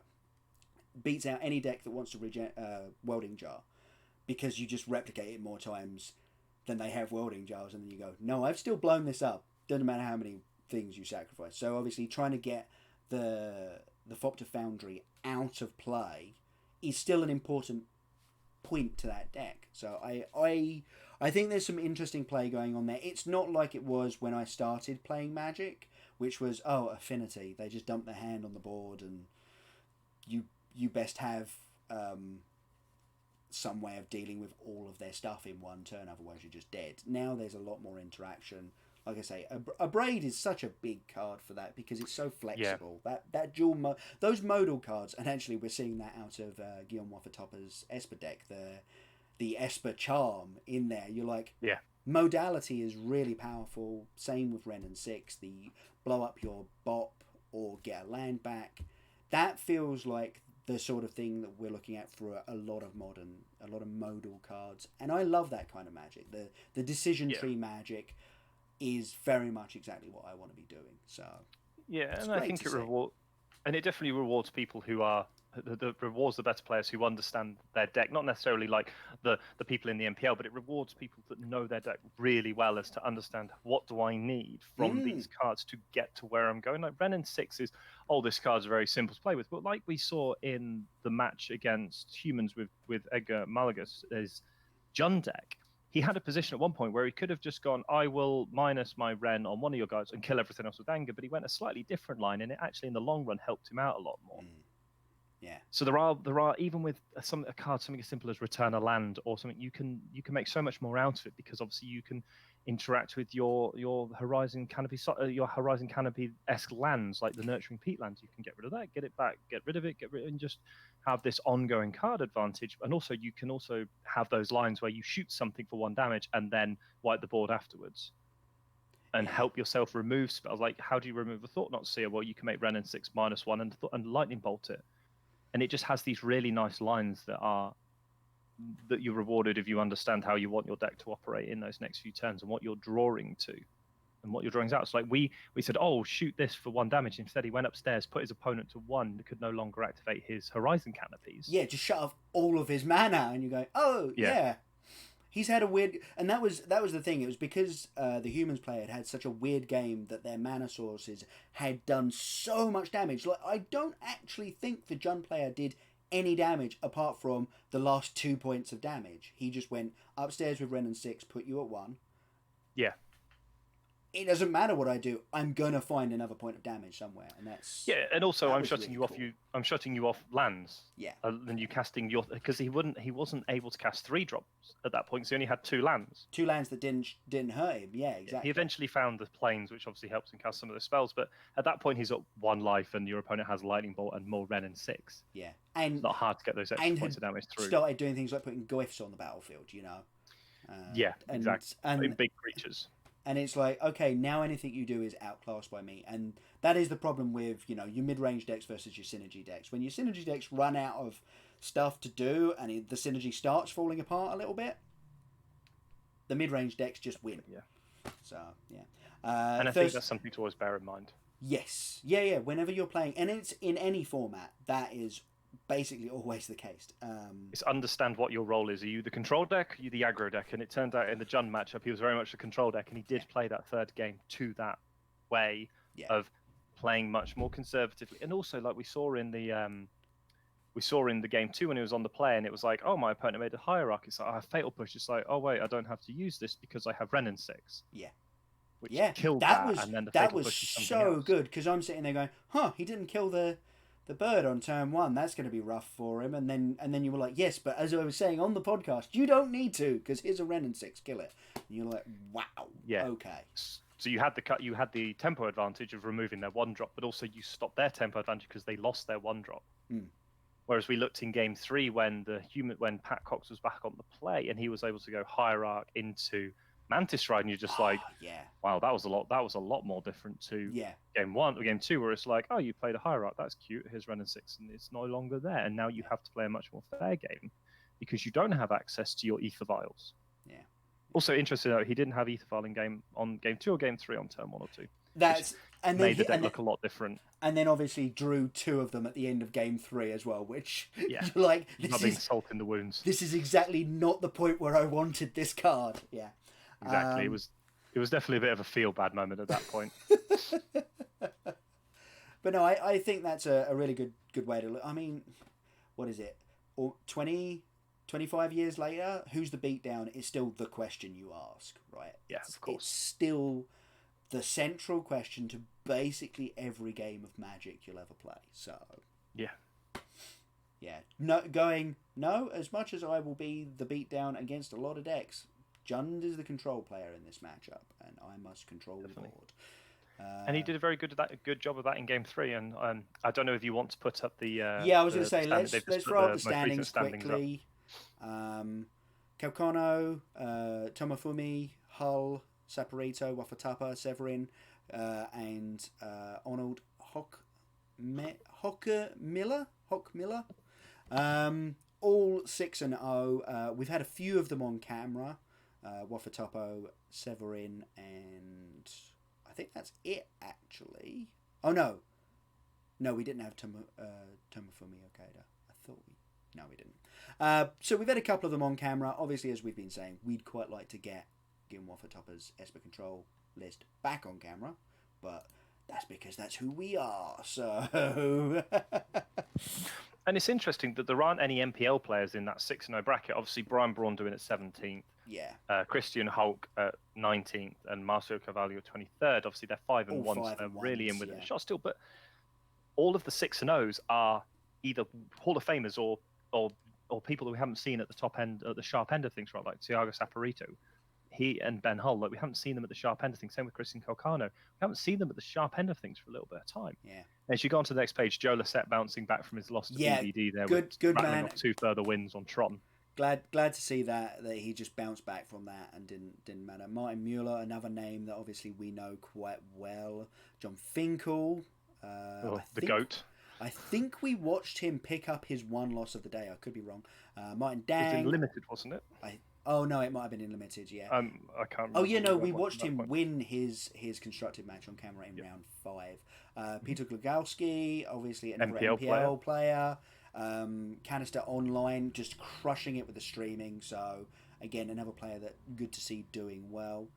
Down into the 5-1s, the 4-2s, 1-1s. Sam Black is 4-2 at the moment, picked up the loss in the last round against Emma. Corey Baumeister at 4-2. Good to see him picking up some games there. Obviously, it'd be great to have him in the MPL alongside his brother. I think that would be kind of a neat story. Of course, definitely. And again, just an amazingly good player and really pushing it on the streaming side of things. So definitely. I think it's interesting how MTGA has really enabled people to push to a much level of Magic, and obviously this is modern. We have to bear in mind, but because of the accessibility to MTGA, you can physically play more Magic online when you want to focus on Standard, which means you can much more tailor your modern testing when you need it to the groups that you want to test with. That's a really good way of looking at it. Yeah. Also, just playing more Magic just allows you to be much more in tune with A, what's happening, B, what you want to be doing with your deck, but also how do you want to. It's also that you just spend more time playing. Your mechanics, your basics of the game just become second nature much more. Your muscle memory of things is much easier to complete with because you aren't having to think, all right, okay, so this is my hand, this is what I'm looking for. It's like, oh, okay, well, I've done this 500,000 times before now, and just go on with it. And especially when you're streaming in front of people, you can have people's ideas of changes or things you could do. You get multiple different thought processes. And also, like I say, you're just playing more of that specific deck. Yeah. And so you're seeing more of the format. The other thing about streaming is you're actually putting... so you're doing the opposite of the thing that you were talking about where you're like, oh, I've seen this hand 100 times. I know exactly what I'm doing here. That is taking mental pressure off of you, right? You go, I can just shunt this to the back and actually start thinking about the real tactics of the higher level tactics, what's happening 3 or 4 turns down the road from here, and I can shunt all the decision making right now into the back of my brain because I've done it so many times. The thing that you do with streaming is you actually then put a lot of pressure back on yourself to really try and improve your game. A, because obviously you're going to get called out because you're doing it in public. You know, you punt when no one's watching. Did it really happen? Whereas you punt when there's even half a dozen people watching. You know about it because they tell you in chat. And then obviously you're also trying to put on a show. If you're trying to be an active streamer, you're trying to put on a show, and that takes a lot of work. And that means that while you're playing Magic, you're also like trying to separate the talking and the playing part of your brain. And when it comes back to just a paper tournament, I actually really found this after I started streaming. Now, I will fully admit that I am A, not the best player in the world, and B, not the best streamer in the world. But when I started streaming, it forced me to learn how to play a lot of way. And it just meant that when I played in paper, I just played so much better. Right, and let's head down to the feature match area. And yes, Tron back again. Tron is back again. We are indeed doing an MTGA giveaway. If you want to type an exclamation point Jundlife into the chat, capital J, capital L, and we will be doing the giveaway drawing for that when we get, I'd say at least 10 people in. I think we'll get a decent number in. And obviously, we do not have a hashtag giveaway, unfortunately. Sorry, an exclamation point giveaways. I need to get that set up. There's exclamation mark Jundlife if you're interested in getting involved. But obviously, in terms of the feature match, we have the old fable of Is It Phoenix against the power that is Tron. Yeah, I was just saying I'd like to see some more Is It Phoenix. Both decks kind of opening up basically exactly how they want to. It's Tron piece into Chromatic Sphere. A map would probably be preferable, but Sphere into Ancient Stirrings is basically where you want to be. And then, obviously, over on the other side of the battlefield, we're seeing a Cracked Fetch into a Steam Vent for a Serum Visions. There's that map. Oh, there you go. You've got another tick off on your bingo card for the end of this round. Also, just linking back to obviously the giveaway, obviously tell your friends, tell your family that we're streaming over on this channel. We're obviously interested in having as many people as we can watch it. The more people who enter, obviously, the more likely you are to get the opportunity to win a code. Do tell other people what's happening. It'd be great to have you all along for the ride as we go. Yeah, absolutely. The more of these giveaways we get to do, today, the more of them we get to do over the course of the weekend, and that just means more codes given out, and I love that sort of thing. So, Jundlife. Right then. We have turn 3 Tron achieved. Unfortunately, the Tron is kind of locked behind the fact that the map had to be cracked. So there's only 3 mana available here. but I don't necessarily see that as being too much of a detriment if we've got a removal spell in hand anywhere. Well, the Tron player being on the play obviously helped a lot. It meant that the Phoenix player couldn't get out to a very quick start, and the turn 2 thing in the ice, it's not the most threatening thing, especially really if we follow up with another thing in the ice. Yeah, thing in the ice into Fiery Islet, taking a pain for the pleasure of playing another Serum Visions and taking 2 ice counters off of those things in ice. I wonder what could be in there. Could it be a giant horror? This does shut down the triple main deck creatures in the Tron deck of the Wormcoil engine. This does rather stop them doing anything, but doesn't matter. Ugin's going to exile the battlefield here. Kind of feels like game. Kind of feels like from this point on the game is mostly just over, because that's still an Ugin as some wires get crossed over at WotC and we get Ugin the Ineffable rather than Ugin the Spirit Dragon. There we go. Well, obviously interesting as well, the Sanctum of Ugin choosing not to sacrifice it. Yes, suggesting that just the 1 mana is just way more important. I believe. But he has Ulamog in hand. I was going to say, I believe there's an Ulamog in hand, so if he has another Tron piece, then it enables him to obviously go Ulamog next turn and try and pull this game massively out of reach, as we're going to see Aria of the Flame. But again, Ugin just deals with all of these permanents and doesn't really mind about it. I was going to say, Aria of Flame is okay. Take 3 counters off of Ugin. Okay, sure, doesn't matter. He's got the land at least, which is obviously a good start. Yep. Do we have the 1 more spell? Yeah, he's got he has access to a Faithless Looting. Okay. Well, we can loot it up and we can ping, I'm guessing, Ugin for 1 here. Yeah, so we're going to see like a lava dart. Oh, I like this. Yeah, this is nice. Killing the Ugin off. Well, it means that if the Ugin wants to go after the Aria of Flame. Oh no, this does just kill the Ugin, doesn't it? Yes, because it does. Should... Lava Dart for 1, Aria 1. trigger for 1. Lava Dart for 1, Aria trigger for 2, 5. So yeah, we get to kill off this Ugin, and he's just explaining that he's going to do it long form as opposed to just trying to get his opponent to see it. He's like, no, okay, fine, I'll do it the proper way, as opposed to just being like Lava Dart, sack a land, kill your Ugin, which seems fair.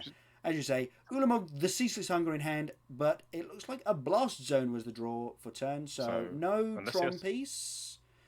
So we survived to last another turn. Unless he cycles this into a Tron piece. No. But then again, he still goes down too much mana to do this. It'd be 3, 4, 5, 6, 7, 8. So this is 1, 3. He needed a tower. Obviously, he found the forest, which is fine because it gives him access to a Sylvan Scrying. Yep. Which isn't terrible to have at this point. Yeah, we can see absolutely. We can see Wormcoil Engine, Ulamog, Sylvan Scrying, which is going to get cast now. Probably get the next, maybe get a tower or another utility land. I think just getting another tower is probably a good start. Yeah, you've got. Make sure he has the mana. You've got a couple of utility lands going on as it is in Blast Zone and Sanctum of Ugin. Just more mana's good here, I think. And setting up for an Ulamog next turn. That's of course, Tower of Power. The most beautiful play we have seen all day is the rip Thoughtseize off of my Mishra's Bauble, having upticked my Teferi Time Raveler so that in your draw step I can Thoughtseize away your Ulamog. That was so gross. So bad. It was so good. We see the Wormcoil Engine here. Again, not the most powerful threat, but again, it's a 6/6 life linking Death Touch attacker, which is incredibly hard for them to deal with. Very quickly as well. We see another thing in the ice there. I'm not 100% off on if that's going to be worth it here, or if just trying to get the Phoenix back that we did also just draw. Phoenix and Crackling Drake into the graveyard. Seems reasonable. Can't see how many spells we've got. It looks like Is that Finale of Promise? Yeah, Crackling Drake in the Grave. Finale of Promise and Thought Scour. Okay, so we're gonna fire off the Thought Scour here. Maybe hit another 1-drop spell,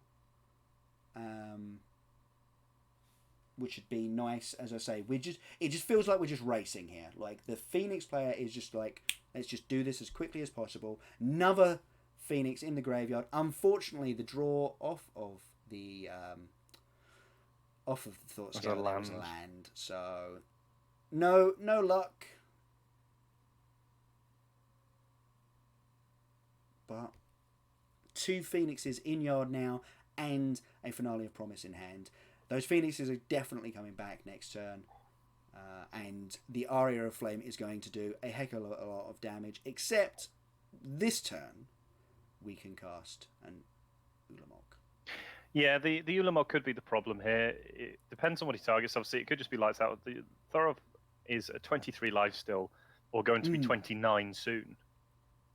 Wormcoil Engine, normally not the greatest threat, but this one's looking quite good. Yeah. Okay, we're gonna cycle the Relic of Progenitors deck, get rid of those Phoenixes, and because is that 6? That's pretty good. 10. Yeah. That's another Ulamog. There we go. Yeah, and there's another Ulamog into Scoop phase. That's the second time we've seen that today. Yeah.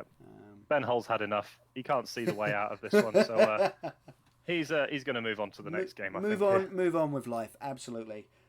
Meanwhile, we're going to move on to some sideboards. I don't suppose if you have either of them up. I've got the Tron deck already up. Okay, if you want to do the Tron, I will find Ben Hull's sideboard. Yeah, so as we said before, we're looking at Dismembers, Leyline of the Void, Spatial Contortions, Veil of Summer, Warping Whale, Thragtusk, Nature's Claim, and Emrakul, the Promised End. The ones that stand out, obviously, are the Leyline of the Void. It's good at getting interaction, good at interacting with the Is It Phoenix deck, because obviously they're trying very much to challenge you on that route of the graveyard, and that's where most of the power comes from. So I feel that probably what you're looking for is to bring in those Ley Lines of the Void. Maybe also looking at something like an Emrakul as another big body that flies. It can block very efficiently, and also you get to take that turn. You get to do a lot of funny things with their strategies, but again, it might just be too slow, and your main deck might just line up too well that it doesn't need it. Maybe the Oblivion Stones aren't great, so you'd be more interested in the Ley Line in that, or there's Dust maybe as well. But again, you probably don't need too many more things. It depends on how Thorolf wants to fight this battle and whether he feels that it's better to go very heavy into the sideboard or just to the Ley Lines. Yeah, fair enough. The Veil of Summer, did you say there? That's the single green. Yes. You cast it for cast it for free if your opponent's cast a blue or black spell this turn. No, it's if you're so the wording on it is. Draw a card if an opponent has cast a blue or black spell this turn. That's it. Spells you control can't be countered this turn. And your stuff gets hexproof from blue and black. Blue and black, yeah. So it's very good. It's very good in standard against the control decks because it allows you to let them cast a spell.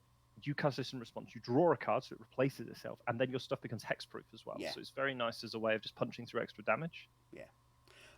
Obviously, here probably looking to be played against, as you say, control decks that want to counter your big things. Although I will say, I kind of feel like Tron is pretty favoured against blue-white control anyway, so... I think it's good against like your Death Shadow lists or your Jund lists, where you have a lot of discard effects, and it's a way of just mitigating one of those discard and getting a chance to cycle itself and draw another card, so you can probably offset the fact you're playing it in your sideboard anyway.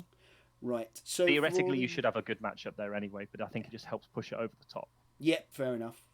So from the Is It Phoenix deck of Ben Hull, what we've got in the sideboards are Magmatic Sinkhole, Abrade, Ceremonious Rejection, Ravenous Trap, Shattering Spree, Vapor Snag, Blood Moon, Force of Negation, Seasoned Pyromancer, Spell Pierce, and Vendilion Clique. Bit of a smorgasbord there. We've got full 11 different cards out of the sideboard. Blood Moon seems pretty good.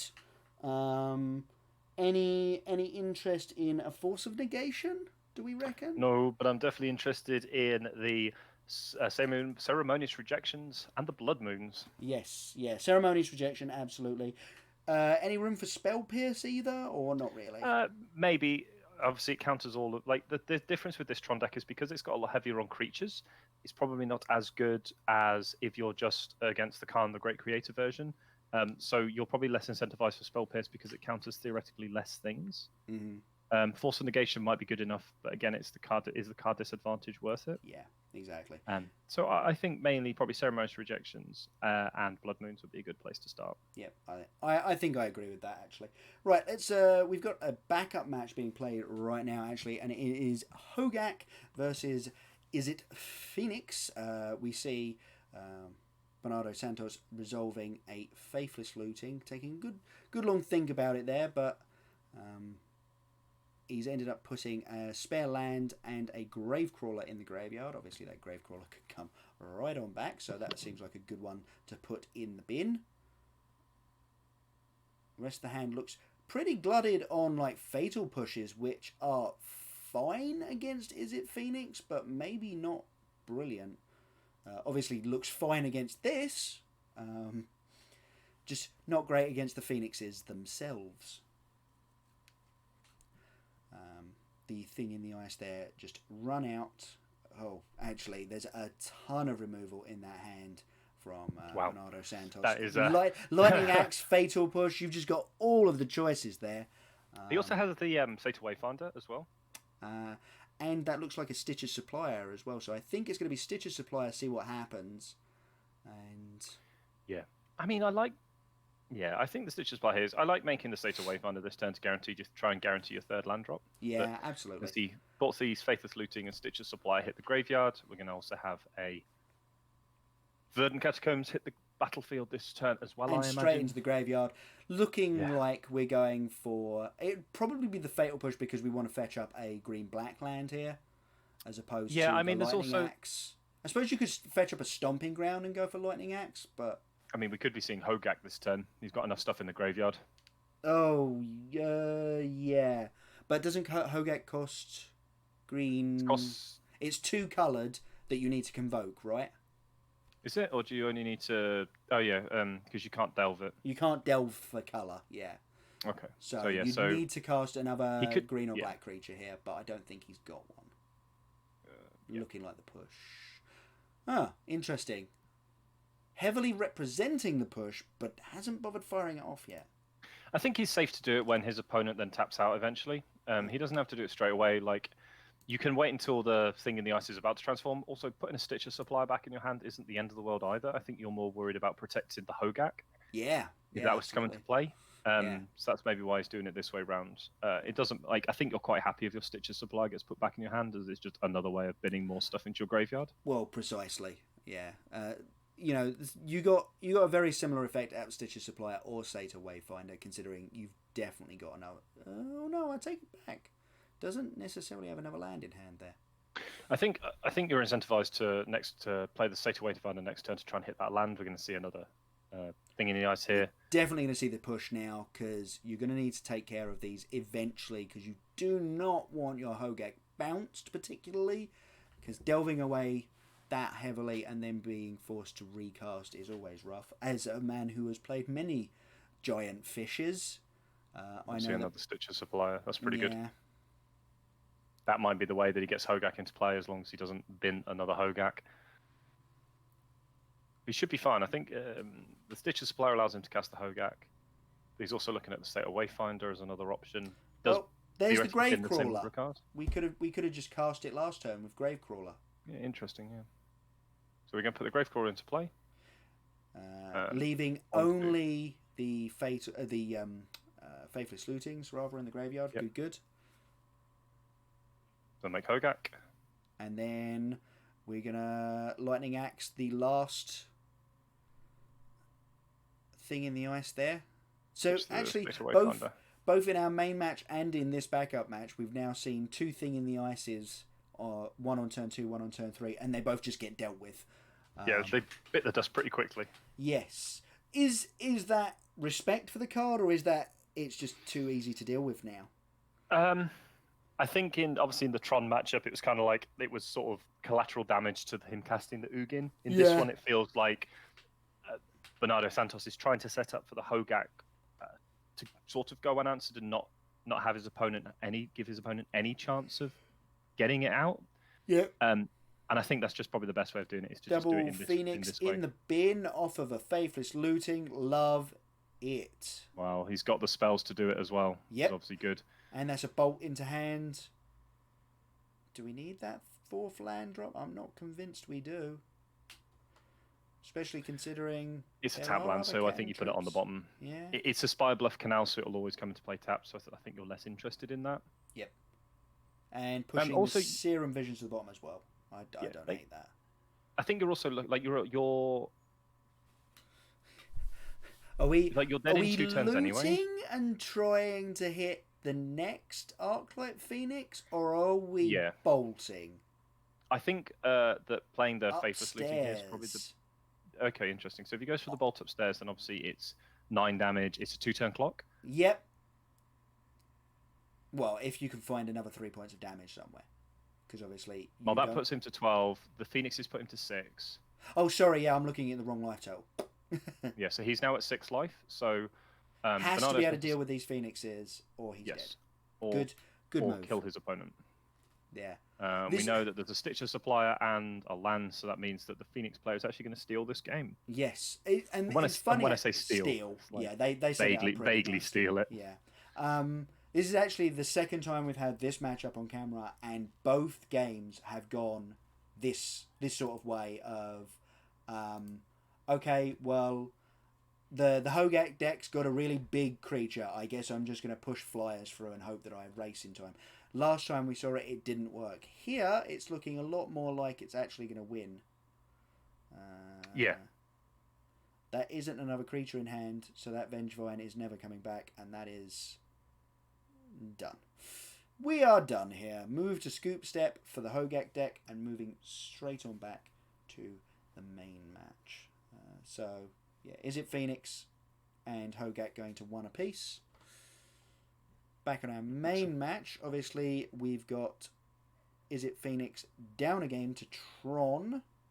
And it was pretty one-sided, that first game. It really was, yeah. Felt pretty one-sided. But let's see if the Phoenix deck has a better job going on the play this time. But also, the Tron player is on a mulligan to 5. Yeah. And decided to not go for the map as their first play either, which is weird. Went for the star instead. I suppose because they don't have a second Tron piece, they don't want to go and get a Tron piece and then go, oh, well, I've drawn one of those again. Yeah, exactly. And we see the Force of Negation. Oh, okay. So, interesting enough, so we can now see the things that Ben has been bringing in. So he's brought in the Spell Pierce, he's brought in the Force of Negation. Yep. So he has a lot of blue spells in hand. So this Force of Negation will be very easy to cast. Yeah. As we're probably going to see the Thought Scour in the end step here. Let's try and get the cards flowing. And drew a land off of it, which is excellent. Did not have that second land drop there a second ago. We saw the Ceremonious Rejection hit the graveyard as well. So we know they've come in. The Ire of the Flame as well has been found. It's like it just feels that Ben is just setting up for a very strong sort of turn 2 and turn 3 if he can find the lands. Obviously, that Serum Visions Manamorphose might be hitting the bin. Don't think we're necessarily going to want them. That V-Cleave going underneath, sorry. In the graveyard is also out of the sideboard. Oh wow, okay. So Vendilion Click. I think also being on the play, heavily sideboarded. Yeah, Vendilion Click on the play seems much more powerful because you can hit the turn. They go for the turn 3 Tron. They go turn 3 Tron and you go, I'm going to flash in and try and steal, hopefully, your one threat. Okay, well, we've got Sylvan Scrying and Map now. So we've got a way of finding our 3 Tron pieces, but at the moment there's no payoff. Yep. But that's fine. We can always get there as we see a Sanctuary Vugan off the top. Ooh, piercing the Sylvan Scrying is nice there. Yeah, that's good. Yeah, that's pretty nice. That's just going to slow the Tron deck down so much here. Well, see, the Phoenix player still needs to find something to do. Absolutely. That's the challenge. That is the problem. It looks like the deck's become really reactive and not necessarily to the same game plan that the Phoenix decks often play to. The Manamorphose will hopefully do that. We obviously get to filter the colours out, get to draw an extra card. If we find a sort of a faithless looting or anything, it means that we can get the phoenixes back into place straight away. So we're going to see a draw. Find a thought scour. Feels very much like Ben went for the wrong colours of mana there. Yeah, but the problem is you can't really get your phoenix into the graveyard if you don't go for the red mana choice. Yeah, I suppose that's the challenge. Yeah. But we do still have a land drop for the turn. Another land. So... Well, he's found the land, which is the main thing. Yeah, exactly. Now, can he find a way of getting those things in the graveyard? Well, he's got a shuffle effect, so... Is that also an Aria of Flame I'm seeing in hand? Yes, it is. Yeah, nice. There's so the mana's gone. But we've got a Force of Negation and a Thought Scour, so we might be seeing this get Force of Negated here. Yeah, especially when your opponent's already got 2 Tron pieces now. Or do you hold it for the payoff? That's the question. Yeah, but the payoff doesn't have to be a spell. It can be a creature. Exactly. It can be a it can be a Wormcoil Engine. Could be a Wormcoil Engine. Could be an Ugin in a couple of turns. You know, you do... Sorry, not an Ugin, an Ulamog in a couple of turns. Yeah, you so do not go want full with play to that. He's going to go and counter it. Yeah. Seems like a safe play to do. We know he's got a sleight of hand on top of his deck as well.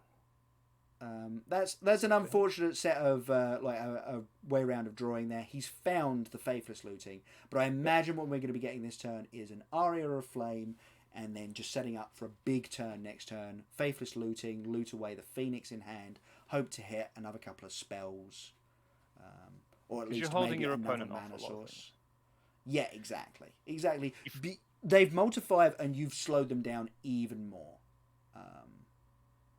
Yeah, there's also the line of playing the Seasoned Pyromancer on this turn as well. I'm not against that. Because again, it's the same as Faithless Looting, but you also get 4 that's what power I thought was an Aria of Flame. It isn't. It's a Seasoned Pyromancer. It's a Seasoned Pyromancer. Yeah, it gets 4 power in play, which is obviously pretty good. And draws a couple. So he while discards also 2 cards, putting a draws 2 cards. Phoenix in the graveyard, and obviously putting a Faithless Looting in the graveyard, which it still works from the graveyard. Yeah, Serum Visions is a good draw. Got another land, more likely to be able to cast, which means he can now possibly do a lot more with the flashback stuff from Faithless Looting. So we get another forest come off the top. He's found all of his basics now, but no payoff. So the counter spell's definitely paying off here for Ben. Yeah, absolutely. Island off the top. We thought that it might have been a little bit heavy on the counter spells, but it seems to be working out really nicely here. We're going to see the attack for force. Obviously, he's not planning on setting up for the Phoenix this turn.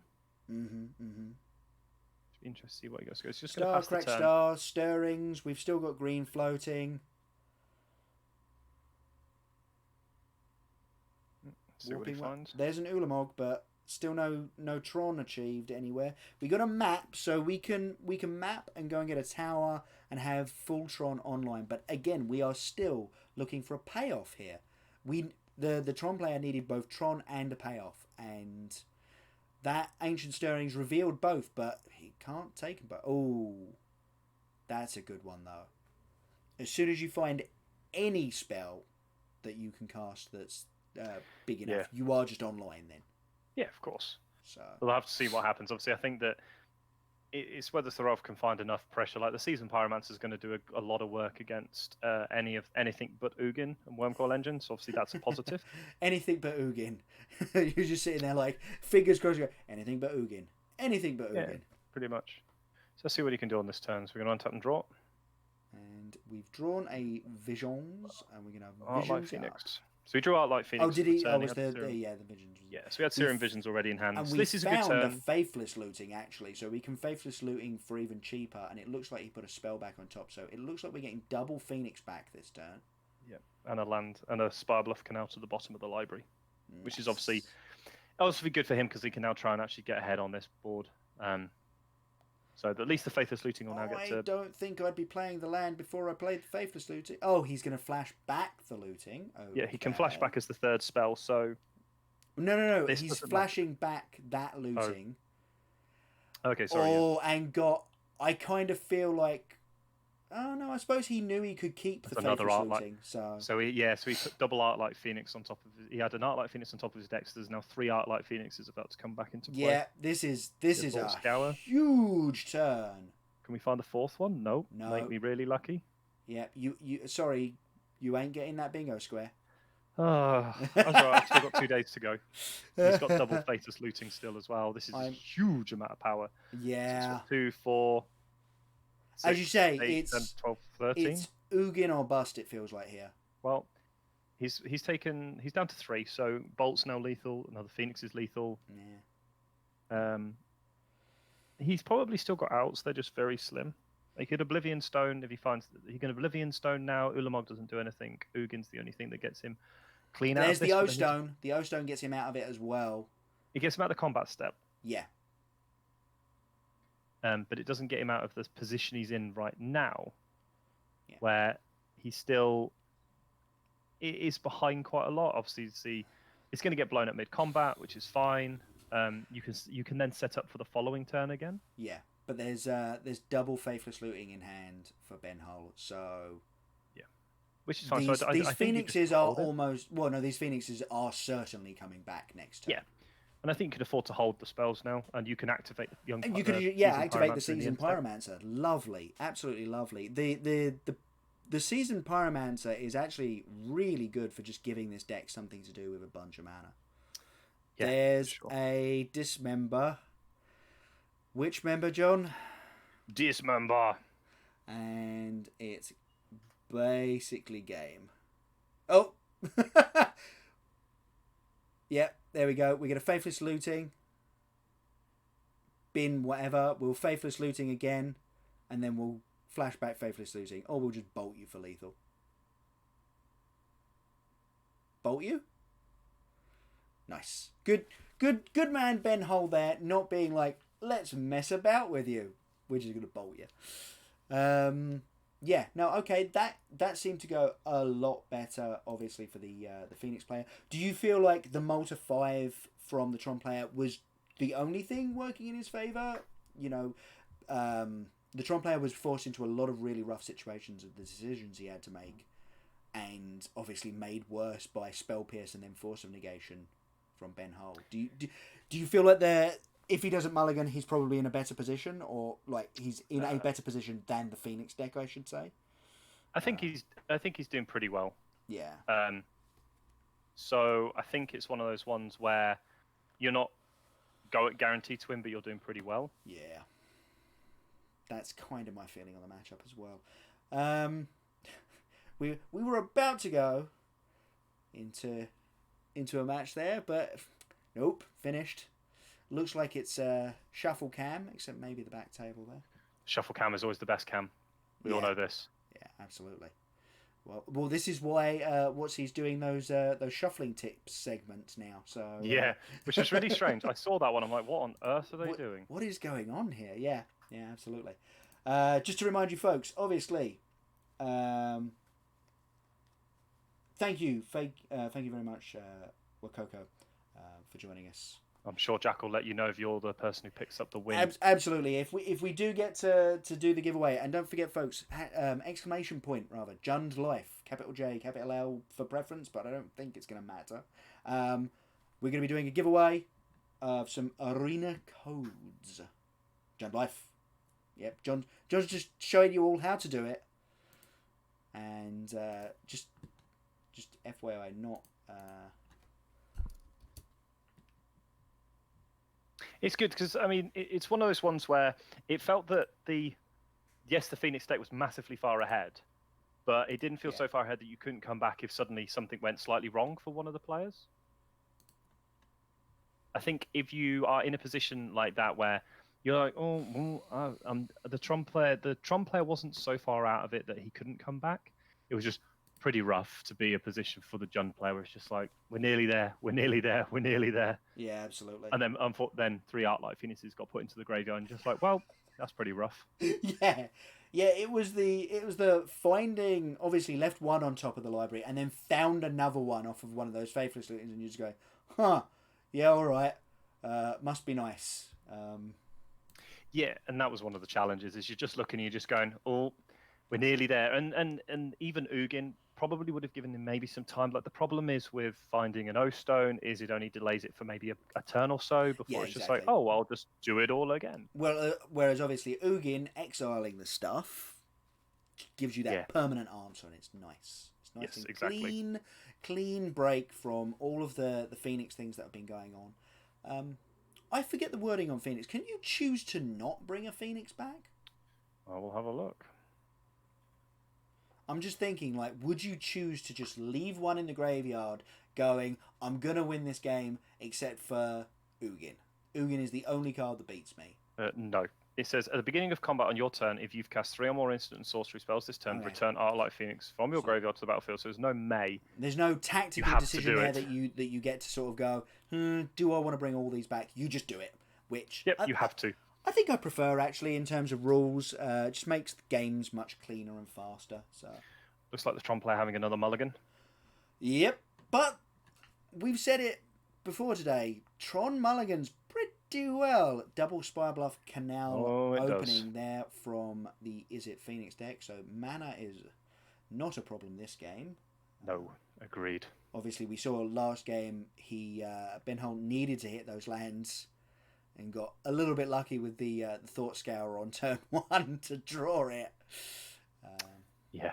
And also, is that double Phoenix Faithless Loot? Yep. Oh, wow, that is a hand. Double Phoenix Faithless Looting, Thought Scour. I don't see what that last card at the back is. Looks like another land. Yeah. Looks like he's got 3 lands in play and the 4 spells he needs, or four things to be doing with his turns. Which is pretty good.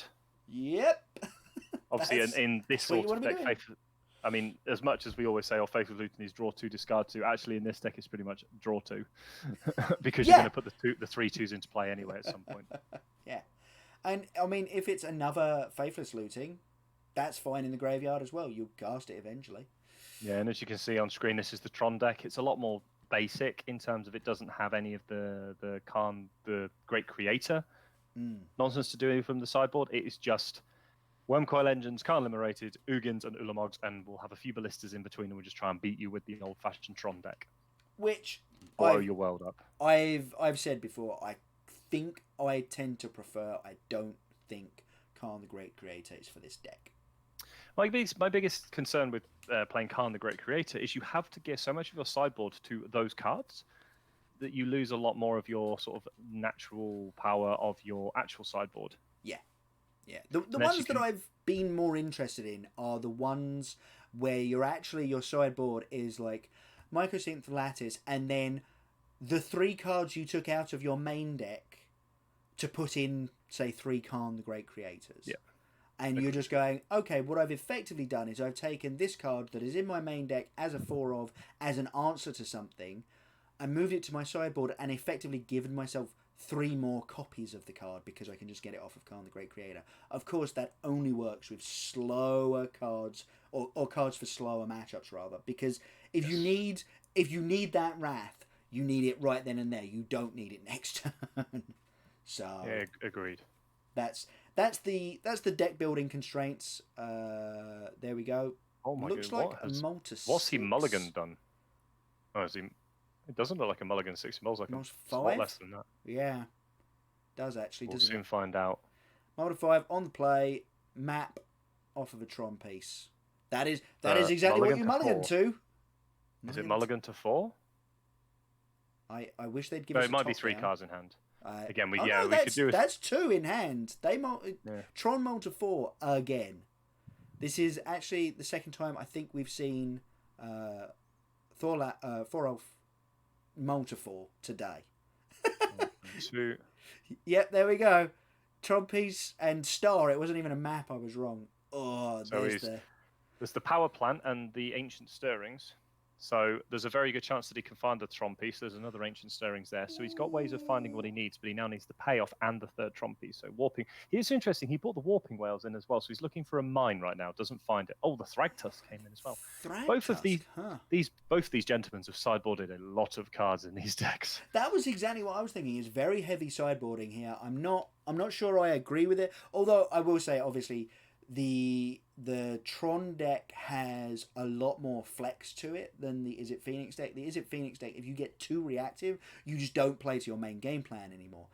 And It's possible that we were seeing the one-off sideboard cards brought in. You know, it's possible that Ben Hull brought in 1 Spell Pierce, 1 Force of Negation, that kind of thing, as opposed to all of them. That's a huge draw. just drawn Force or Negation. Yep. That's a huge draw to stop any payoff coming down. Or stop most of the payoffs. He's also picked up the V-Cleek in hand, so as you were talking about, it's better on the play, but you can definitely see it being used on the draw, especially if your opponent doesn't have natural Tron on turn 3, but it looks like we're going to get Tron on 4, probably. Let's see if he can find a mine. 1, 2, 3, 4. 4, and no mine! No. Oh my goodness. Another tower and another power plant. That's painful. That's rough, that is. That and is obviously painful now to see. if Ben Hull can put 3 spells together that doesn't include the Thought Scour. Thought Scour, it means that he can then get 2 Arclight Phoenixes into play and still have the protection from the opponent playing Khan or Oblivion Stone. Yeah. Decided to take another payoff rather than the redundant Tron piece, and it looks like Ben Hull's on upkeep here. Draw step. In the draw step. Gonna Vendilion Click. I love the 4 Alph's just like, yep, I'm ready to show you my cards. Just show me the V-Click. Yeah, there's very few other cards that get played for 3 mana in your draw step in Modern. There's very few other cards, unless you're playing Teferi. In Time Raveler, and you can Thought Seize your opponent in their draw step. That was so good. That was so It's funny. definitely much more Vendilion Click. I'm going to see a pile of cards. I think you still might take the Ulamog here because you've kind of got the Khan covered. Yeah, you've got the Khan covered with the Force of Negation, right? So I think, you're going to... Oh, he's going to take the Relic. Relic? Oh, no, I like that. Yeah, no, I like that. Okay, because he's got the double Arclight in the graveyard. Ooh, map off the top. Crack the map.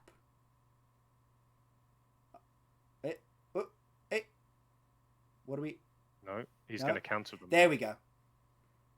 He counters the map. Yeah, I love it. I love it. 4 Elves just like, I've put this into exile. Oh my goodness me.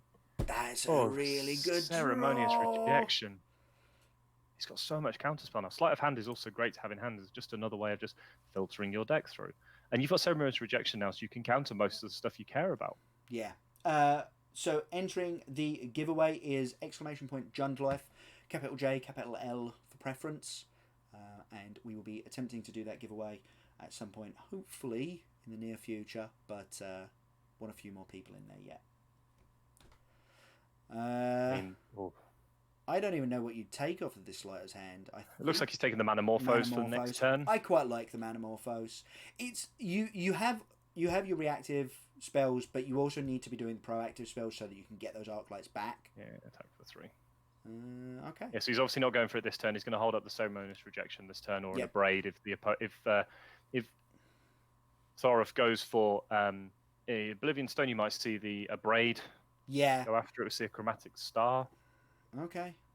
Well, it is what it is, right? It is what it is as a trump. That's the mine. That's the mine. Oh, we're online now. Yeah, this is going to get abraded. Yeah, that'll get abraded, and then we'll hold up Ceremonious Rejection next turn.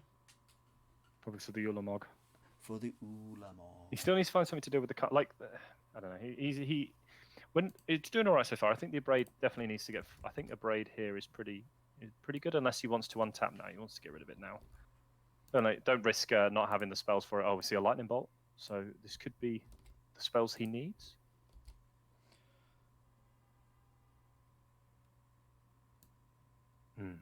Interesting. He might be going for the Seasoned Pyromancer here.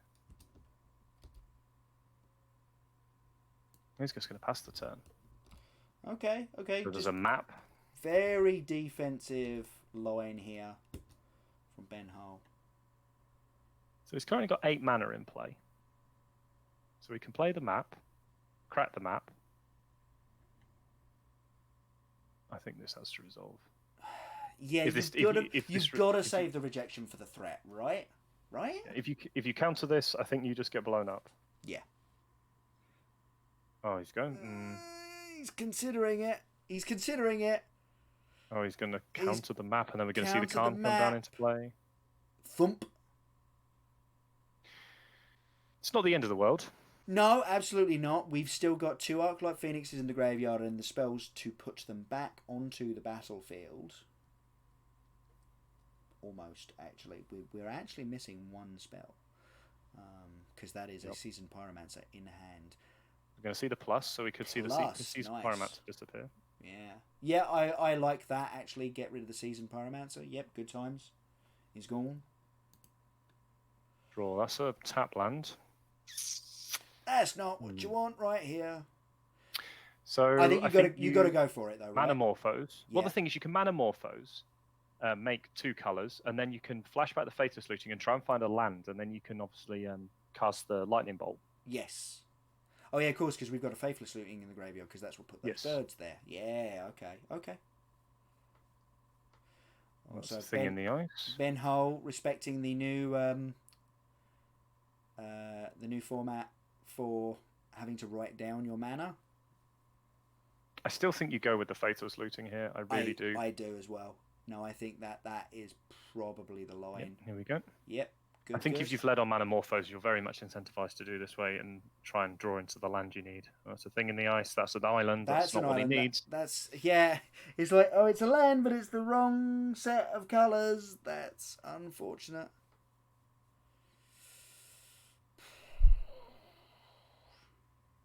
Not quite what he's looking for. So we've got a tap land to bin, and bin the thing in the ice. Oh, he's actually binned. Oh, of course, because he knows he's not going to be able to do anything, and he's got 2 thing in the ices. He's binned a thing in the ice and the island, and he's going to play the tap land so that he doesn't have any colour problems down the line. But I think you still attack the face because you. Oh no! Of course, he's going to bin the land to the Khan tick up. He'll exile it to the Khan tick up, which is not bad. Fortunately, there's no Ulamog this turn. Yeah, otherwise that could have been really bad. We've got a Sylvan Scrying and an Ulamog in hand, so which only makes 9 if he goes and gets a another Tower of Power. Yes. Missing for 1 more turn, it seems. And I think this all came off the fact that he let the map resolve. He countered the map, and obviously it stops the Ulamog coming down, but it just has the problem that he can't stop the Khan. Yes. He's going to see the land go here. Yep, there goes the land. See. Obviously, pretty nice play considering that had Khan liberated ticked down to destroy a land on the battlefield, then the Spire Bluff Canal comes in untapped, which just means that you're further pushing this idea that no, as long as I can play a bunch of spells and get these Arclight Phoenixes back, we're probably all right. So here's an interesting line as well. Had Ben attacked Thorol, he would have been down to 11. Yep. Which is lethal if he finds 2 spells. But by attacking Khan, he didn't give himself the out of doing that this turn. Yeah. It's weird, right? There's this thing of I want to attack Planeswalker. What's Khan's ultimate at? I always forget. Is it -10 or? It's 14. 14? Okay, that makes more sense. Yeah, so obviously you weren't letting it ultimate that turn. Yeah, actually 10 would be weird. You weren't like stopping it from ultimating the next turn. So actually what you kind of wanted to do was, as you say, just go face. It's, as I say, as a standard player, you know that your heuristic is I've got to knock out these Planeswalkers because they're too powerful. In this instance, actually what you want to do is just go dome because you're racing now. And obviously that heuristic of take out the Planeswalker is just that. It's only a heuristic. It doesn't always work. Because you know what happens to opponents' Planeswalkers when they are dead? The opponent's Planeswalkers go away as well. So. It grows the Tarmogoyf. Yes, yeah. Put players in the graveyard.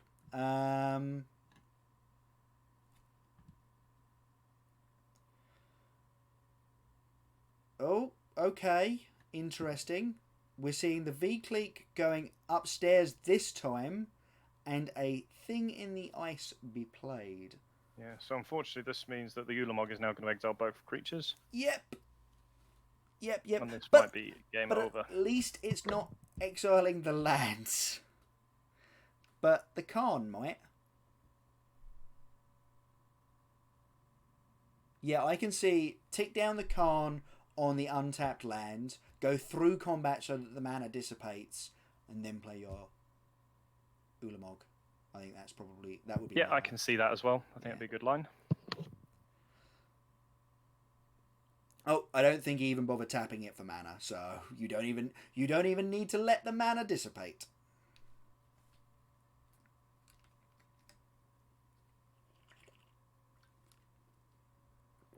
Let's do it. And yeah, this feels like it's starting to fall away from the Is It Phoenix player. Yeah, absolutely. It felt like feasibly you could just get rid of both lands.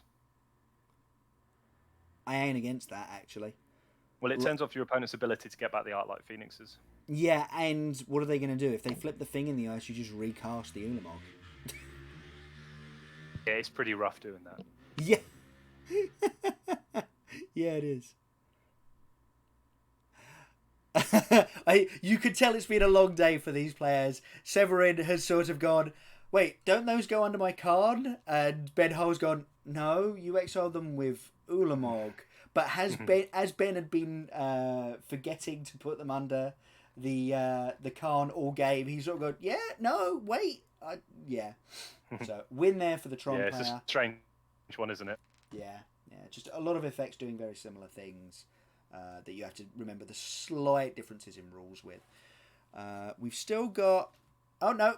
All matches done. So we're going to bring it back to the booth here, and you can look at our lovely faces. Who would not want to do that? We might end up with a backup match, which would be kind of cool, but we'll see how it goes. Yeah, we'll wait and see if Waffatap is still playing. No, he and Calcano were both done. Oh, so, sure. Yeah, maybe they will, maybe they won't. Yeah, that table was shaking hands. It sounds like they're going back to the news desk after the adverts, but no, it's been interesting so far. Actually, that was it was kind of. I think it's a shame that they put the same person back on camera. Yeah, a little bit, but at the same time, you understand why, because obviously this is what's happening at the top end, right? This is the top end of the room. But there's other 6-0 players. Yeah, I know what you mean. I mean, one of the things I wouldn't say disliked about Wizards coverage, but one of the things I've always thought it would be nicer if other things happened, and one of those things is very much don't have the same people on camera. Like whenever we've done Darksphere coverage, one of the big things we've driven for is not having the same people on camera until you get to the death of the tournament. Yes. Yeah. I don't know. I could see both ways, because obviously you're trying to build a story, right? At a tournament at this level, it'd be really nice to build a story for people to get interested in and involved in. I can see that method of like presenting your matches. The problem is, I take your point that at this stage in the tournament, I don't think there are stories to find yet. You know, you're still just you're not looking at those players who are battling out to make it in as their last, the last few places into top 8 or the last few places into day 2. You're still just looking at people who are 6-0, and it's like, yeah, all right, give us something new. Unless what they're doing, and I will say this in potential defense of Wizards, is unless the rest of the players are all playing Hogak and they know we're going to be seeing a lot of it tomorrow, so they're just holding on for the moment. But the thing is, you have people like Guillaume Waffatapa who's playing Esper Control. Why could we not see him on coverage? Yeah. I'm just going to look at I'm just going to have a quick look while we're talking about this. I'm going to have a quick look at the pairings. But it would have been interesting. Maybe we could have put one of those on camera. Yeah. As another option, that would have been interesting. Yeah, I think that was Waffatapa playing Calcano at the back. I could be wrong. Yeah. Yeah. Was it? Oh, okay. It could have been. And I think it just would have been interesting to see the other ones, like the pairings for round 7. You had Christian Calcano versus Guillaume Waffatapa, and neither of them have been on camera. It would have been obviously very interesting to see those two face up together. I imagine Calcano may have been on Hogak, but we can have a quick look. Obviously, we know what Waffatapa's on. Yeah, we've been talking about it all day. It would have been really nice to see. Calcano's on Hogak, but again, his is actually he's playing the Shriekhorn version. Ooh. He has 3 main deck Shriekhorns.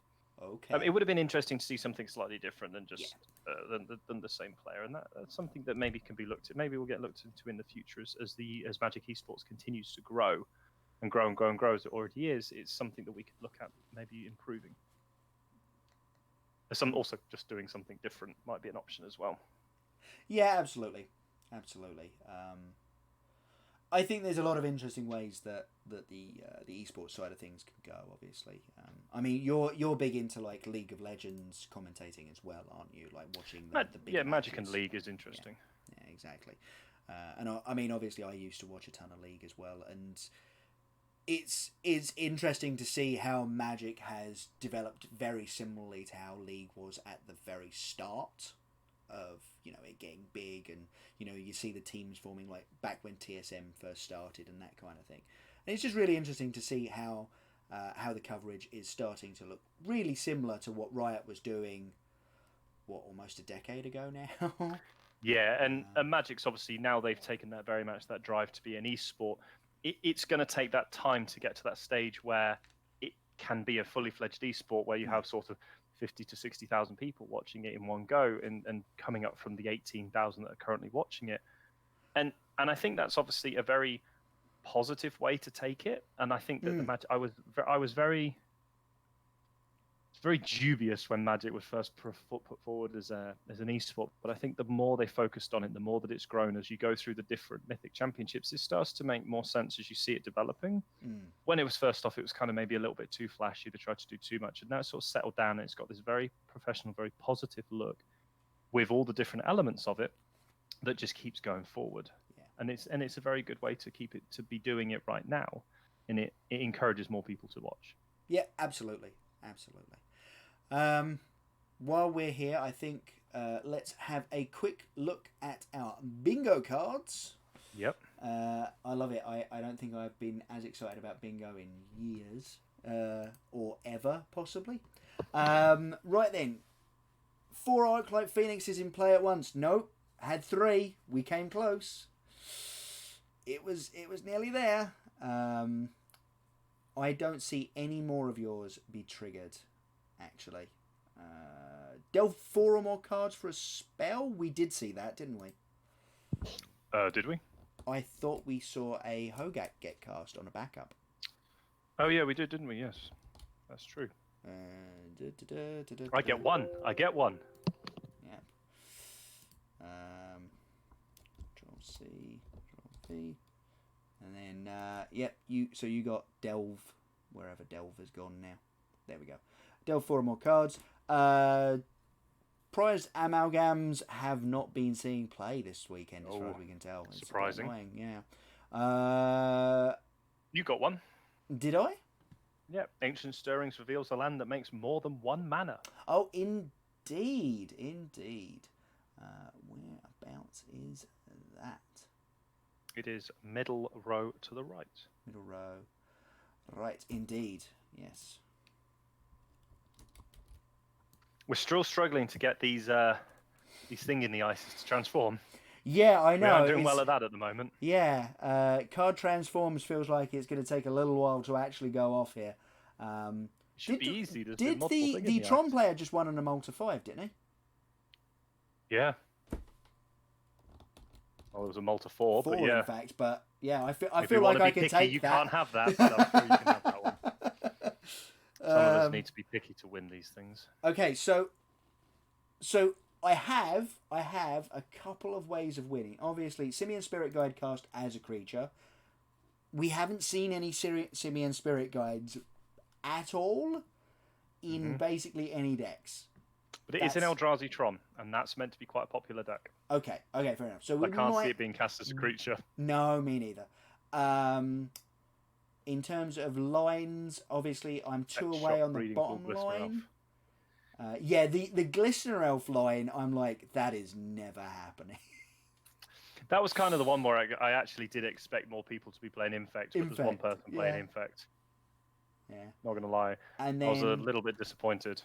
Yeah, so on 3 rows across, so the middle row across and the bottom row across, I've got 2 squares to win. Diagonal top left to bottom right, I've got 2 squares to win. down in the left and fourth column, I've got 2 slots to win. And then down in the middle, surgical extraction on a Tron land. That feels like that could happen really frequently. And yet we have not seen it yet. And that would also win me the game. You are a lot further off. If we see a hexproof creature with 5+ power. So basically, we're kind of looking for Jund to be playing the level up creature, basically, aren't we? That would do it. Or is that a 4/4?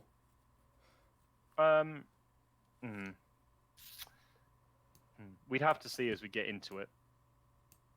Yeah. I think the more and more we do it, the better it'll be. And obviously, we'll have to see how it all falls together in the next few rounds. Right, bringing it back onto the booth here just before we go and have a very quick break. Get some more water in us, as we've been saying all day. It's still rather warm in the UK. Yes, it's not a bad day today. No, it was really rather lovely out.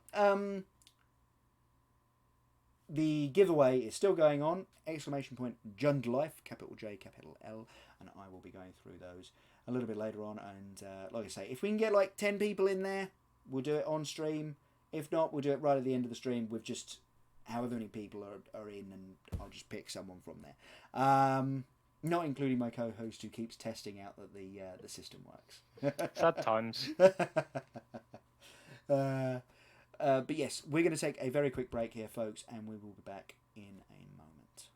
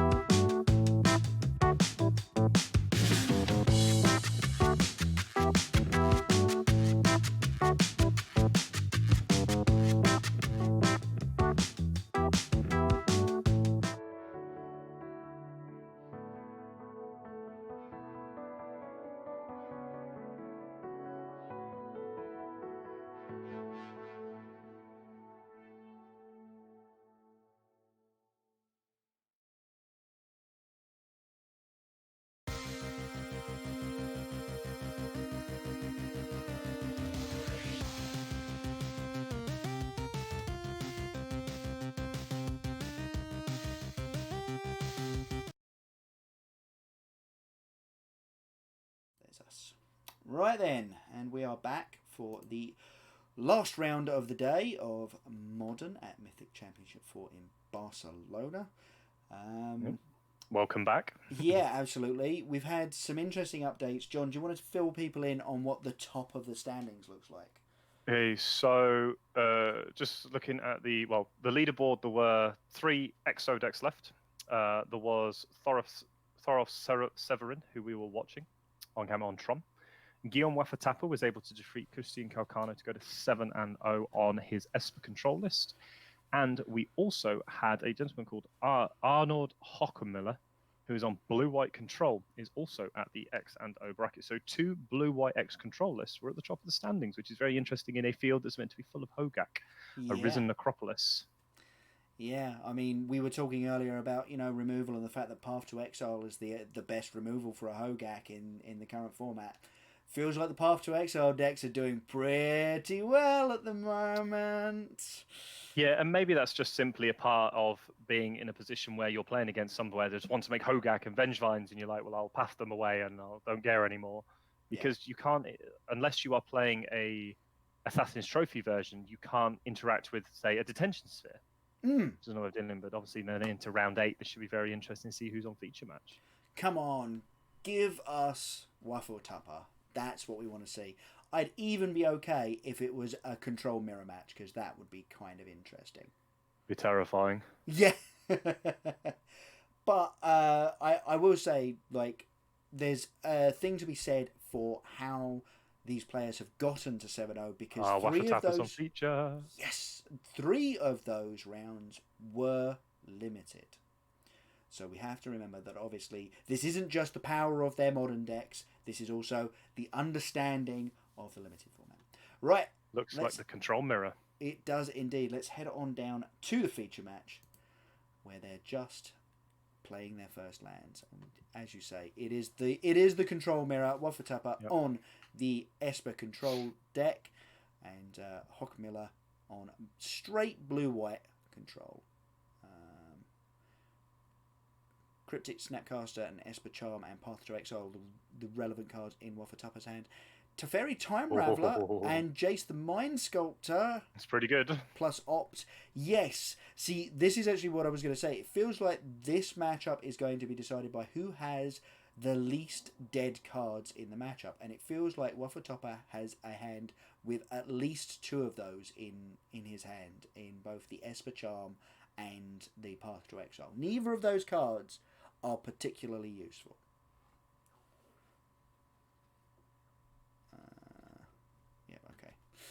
So it'd be interesting to see what happens. Obviously, just see Force of Negation, the draw, another Jace the Mind Sculptor for Hockmiller. Land number 3, we're going to see Teferi Time Raveler hit the battlefield. Which Waffatapa cannot deal with. And from this point onwards, the only relevant spell in his hand, relevant spells, the Snapcaster and the Cryptic Command, look very, very poor.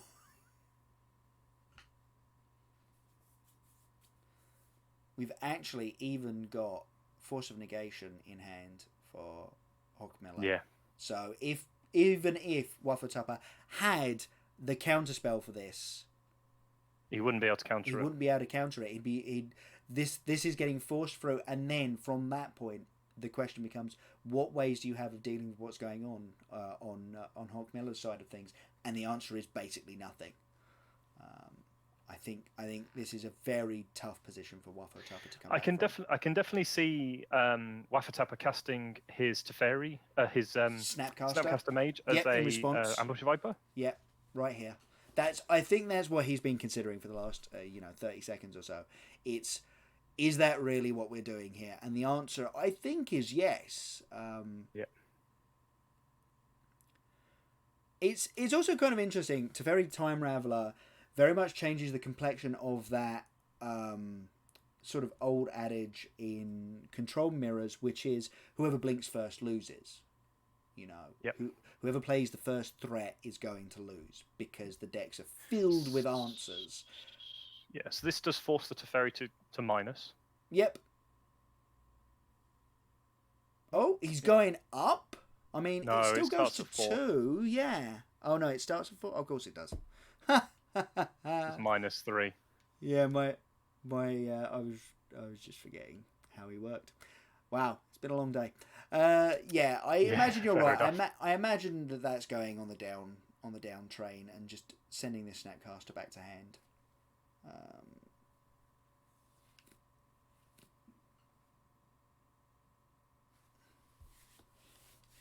I mean, it's still very limiting to Guillaume as to how he now gets to cast his spells because of this Teferi being on the battlefield. Yep. And Draw Step is also good, and it's Teferi, Hero of Dominaria. So Teferi, Jace, Teferi, blah, blah. That's just so much value. Someone having a little look at a deck. I don't particularly know why, but whatever. Yeah, I think next turn, obviously, you get to go... Waffatup is kind of forced into playing the Snapcaster again, I think, on his main phase. Maybe. And then you get to go Jace minus and bounce it, which is possibly interesting. Yeah. Doesn't happen very often. And then into Teferi, Hero of Dominaria, at which point game feels like it's over because Hawkmiller will have three Planeswalkers on the battlefield. Yep, there we go. Has to do it. Has to try and get rid of this Teferi Time Raveler because it locks out so many of the cards in his hand. Yeah, and it's one of those things, isn't it? You have to try and get something into play, otherwise you're just going to fall behind this Teferi Time Raveler. Exactly. And it's unfortunate because obviously this is not what Snapcaster likes doing, but sometimes it's just its job, you know. We've all played Snapcasters as Ambush Vipers one time or another, and as detestful as it is, sometimes it's what they do. Sometimes there are two. Sometimes you have to do it. Yep, I'm seeing a Jace here into a minus on the Snappy. Yeah, I think it's just trying to keep everything clear. It's so good. Hopefully, next turn he'll Fate Seal with the Jace. And you can have your square. Yeah, this Teferi Time Raveler has been so good for Arno here. Yeah. Guillaume just can't do anything about there we go. Guillaume's done. Oh, he's had enough. That was a very quick game one. Yeah. Control matchup goes quick in game one. Bit of a surprise. Yeah. Bringing it back to the booth here while they're... That's mad. While they're on right, shuffle I'm just going to quickly pull up the deck lists. Oh, yes. Do you want... you had Hulk, didn't you? I've got them both. I've got them. Oh, you've got them both up now. Okay. Which was a bit of a shame because that was very quick overcome very quickly. Yeah. The difference between the two lists is Waffatupa doesn't have access to the Teferi Time Raveler. Oh, that's going to be a pretty big mirror breaker, I think. Yeah. So, in terms of deck lists, I'm gonna. Where am I looking for? Who are you going to do first, and I'll find the other one. No worries. Well, I've got them. As I say, I've literally got them both in front of me. And so the blue-white control player is, if I can get my computer to register what I'm doing, let's go with Waffatupa. So in blue-white control has in its sideboard, we are looking at Timely Reinforcements, Force Negation, Celestial Purge, Ceremonious Rejection, Engineered Explosives, Monastery Mentor, Rest in Peace, Vendilion Click, and Winds of Abandon. That's the new Overload Path to Exile. Oh, okay, cool. Yeah. And then Waffatupa's sideboard is Dovin's Vetoes, Kaya's Guile, Celestial Purge, Ceremonious Rejection, Engineered Explosives, Fatal Push, Plague Engineer, and Thought Seizes. So I can see sort of from Waffatupa's side, he should have more in terms of Thought Seizes, Dovin's Vetoes, being the big standouts, whereas Arno is sort of more Force Negations, probably the Monastery Mentor. I was going to say, another nice way of just getting ahead. You just get to put a bit more threat density in your deck in Arno's place, whereas, as you say, Waffatupa gets to play a really controlling game. Yeah, because, I mean, Waffatupa has things like Kaya's Guile, which isn't very good in this matchup, and Supreme Verdict, whereas on the other side you have things like Wrath of Gods, Supreme Verdicts, and detention spheres, which again aren't as good in this matchup. Plus, spell snare's a bit rough in this one. Doesn't always I have the don't best think. targets. Spell snare feels like it's dead, doesn't it? Yeah, because neither player is playing Search for Us counter, which was one of the things that the blue-white decks were playing for a while, but neither of them are playing it. And Arno has a lot more Planeswalkers. He has 9 to Guillaume's 5. Yeah. So you've got 3 Jace the Mind Sculptor, 3 Narset Path Travails, 2 Teferi Hero of Dominaria, 1 Teferi Time Raveler. It's only a one-off, but it was so impactful in that first game. Right. Whereas Guillaume Wafatapa has 3 Jace and 2 Teferi, plus 4 Snapcasters compared to 3. So it's one of those ones that's in a very interesting position for how you want to approach the next game. Yeah. I definitely feel that the person on the play who, if Guillaume Wafatapa can't find the counterspell for the Time Raveler again, that could be a serious problem. But I mean, Arno still has to find the Time Raveler, right? That's if it's only a one. Of course. Yeah. Of course. Yeah. But I still think it gives him a nice innate advantage that Wafatapa doesn't have access to. Yeah, there's a 1 card supremely advantageous card, but yeah, definitely. But as you say, it becomes the question of can Wafatapa just answer it? Moving but down. Interestingly.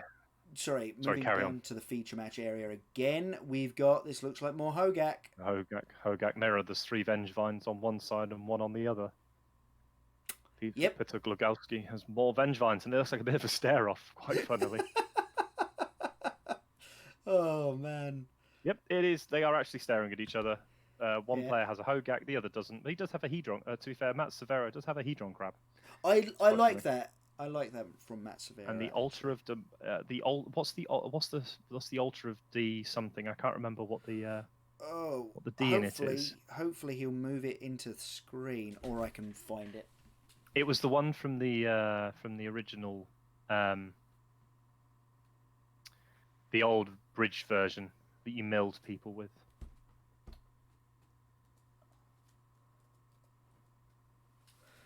Yeah, I'm just trying to grab it now.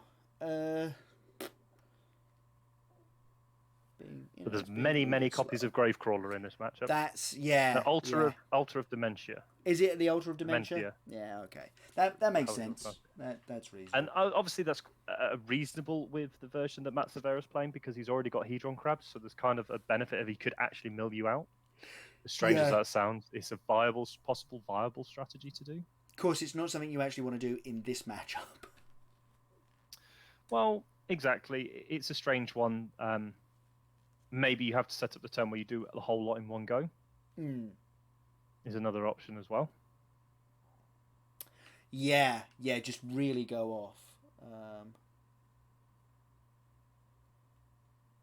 Yes, so for those of you who do not know, Altar of Dementia reads 2 mana for an artifact, sacrifice a creature, target player puts a number of cards equal to the sacrificed creature's power from the top of their library into the graveyard. So obviously you can, with things like Vengevine and Hogak, that can represent a lot of cards, and as John says, you can just do it all at once, which means you could just be saying, okay, put 30 cards from your library into your graveyard. You may go to draw from your empty library. That seems good.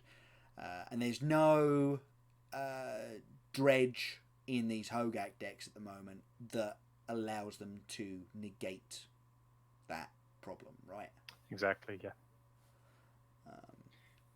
And it's just an interesting standoff that they're in at the moment, where the Hogak kind of answers everything that Peter Glogowski's doing. Obviously, the Hogak can't attack, but Peter's at 5, Matthew Severo's at 12. Yeah. So there is a world where this just sits in a board stall until he just goes, well, I'm just going to kill you with Mill now. Yeah. So actually, in this situation, we might be seeing something along those lines. Peter goes for the Alpha Strike. Well, it's a strike. Again, the 2/1s. I wouldn't. It's 2 1s that are going to come back. I wouldn't necessarily call it an alpha. He's going to kill a Gravecrawler off here, probably. Actually, he might not even kill it. It might get sacrificed. Is the Hedron Crab an O2 or an O2? It's an O2. It's an O2. So this will die. It'll kill it, absolutely. He was definitely killing a creature this turn, but he was losing 2 of his. Yeah.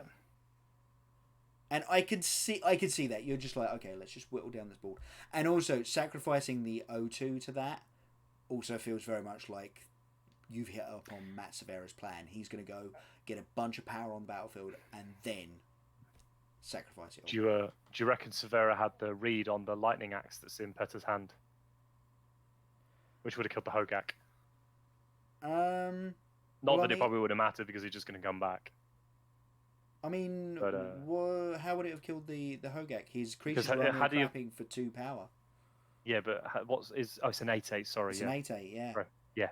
No, you're right. It wouldn't have mattered. Yeah, no. 4 Vengevines.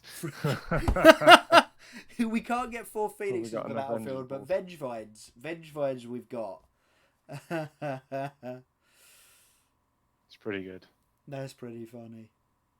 And as you Don't say, need any more. Glagowski can't really go for the attack here because he will lose creatures at each attack, and then he won't have blockers anymore, and that Hogak will just swing back for lethal.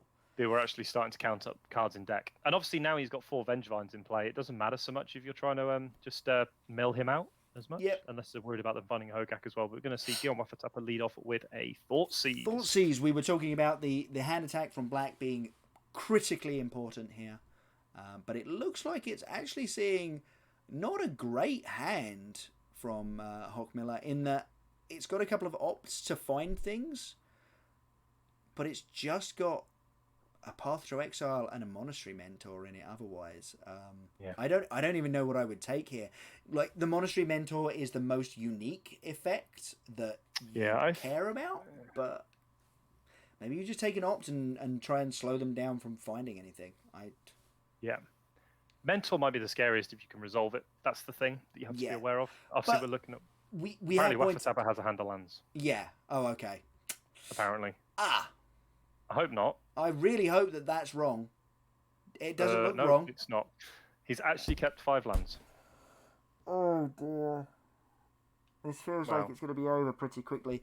In that instance, I probably would have taken the Mentor, right? Because the Mentor is the thing that's going to run away with this game the fastest. And you just want to buy time. And it's like, absolutely, you can keep a hand with all lands in a control mirror. But you have to not just be dead to do that. That is a really brave thing to do by Waffatapa to keep that sort of hand. And he drew an island as his draw for the turn. Yeah. Yeah, so we're going to see a land this turn for Hochmiller and then into Monastery Mentor, probably straight into holding up Cryptic Command. Yep. Feels like Waffatapa's well behind the ball on this one. But I have been very interesting. Yeah, I've been proved wrong by control players before. Me going, oh, that doesn't look great. That's another land off the top, though.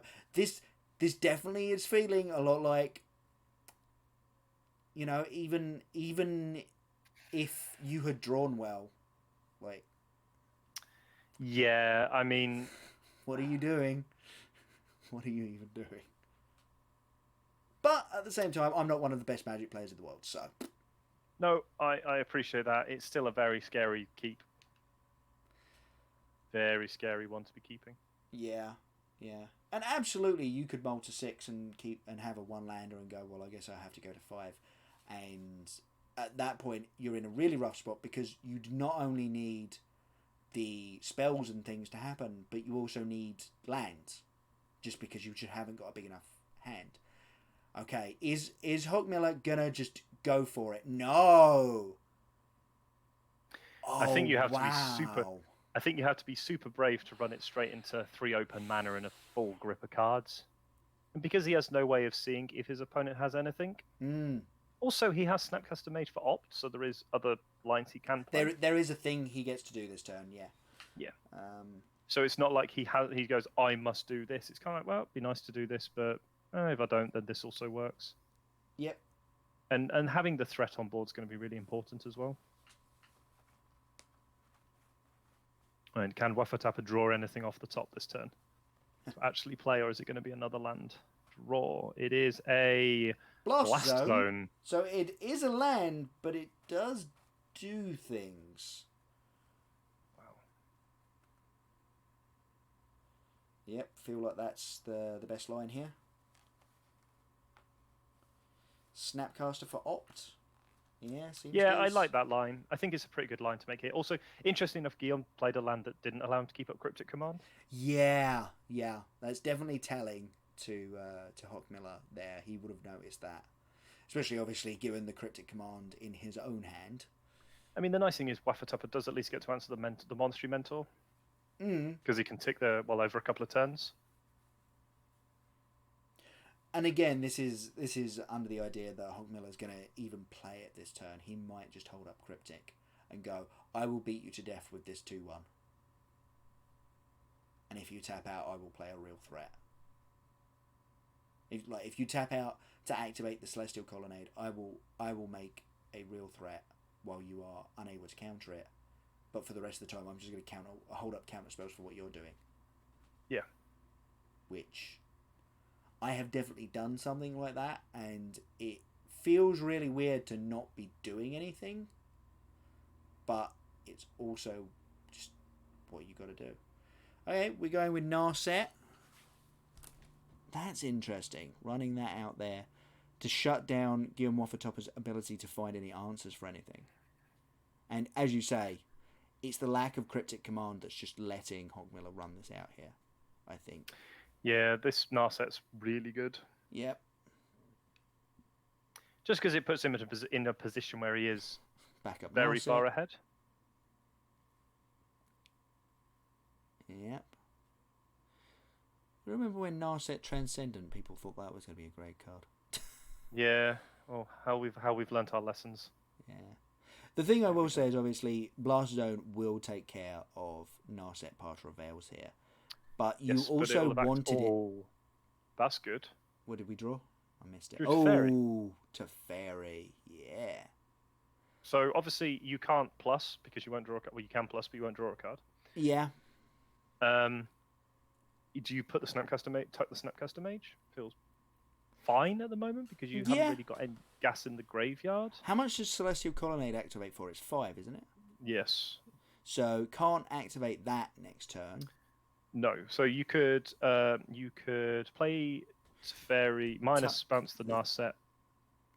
Next turn. Bounce the Snapcaster Mage. Snapcaster, yep. It's the only spell it's the second spell he's drawn this game, so he has to do that. Yeah. But also, Teferi has this really nice one where you can up the Blast Zone, and you can have the opportunity at one point to up the Blast Zone and activate it.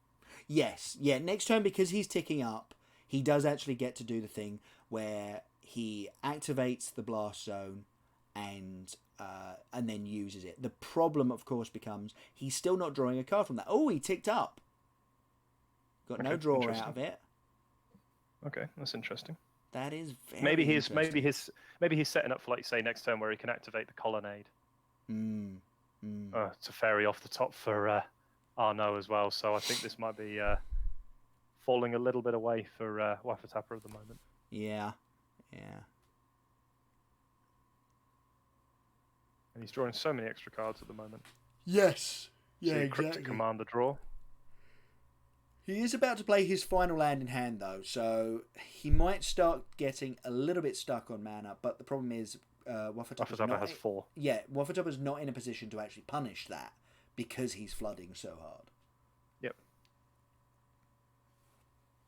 Arnaud is giving Waffatupper so much respect in this game. It's incredible. The not playing out the Monastery Mentor on turn 3 was obviously, as you say, you just couldn't do that into a full grip and open mana. But at this point, he's also just really holding back, just going all in on a bunch of stuff. Is he just passing the turn here with Cryptic up?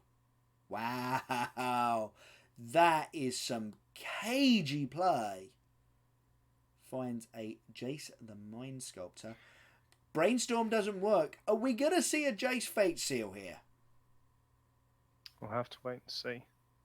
Or we could see Teferi kill itself to get rid of that Narset.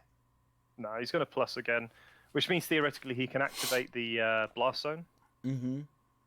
Or he can up the Blast Zone, untap it with the Teferi plus. So yeah, with the Teferi trigger on the stack, He's going to plus the blast zone. Well, 2 mana anyway. No. Wow. What is going on? Oh, yeah. So he's going to Crack it at blast 2? zone for 2. But you needed that to take care of the Narset. I don't understand. Wafatapa knows something we don't. That is definitely true.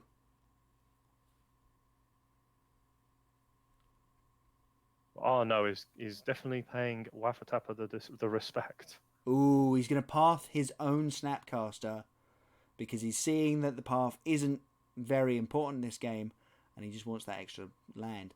I'm actually a little bit surprised with a Celestial Colonnade on the other side of the battlefield. I would have been very much thinking that the Path to Exile is actually doing a good job of defending my Narset here.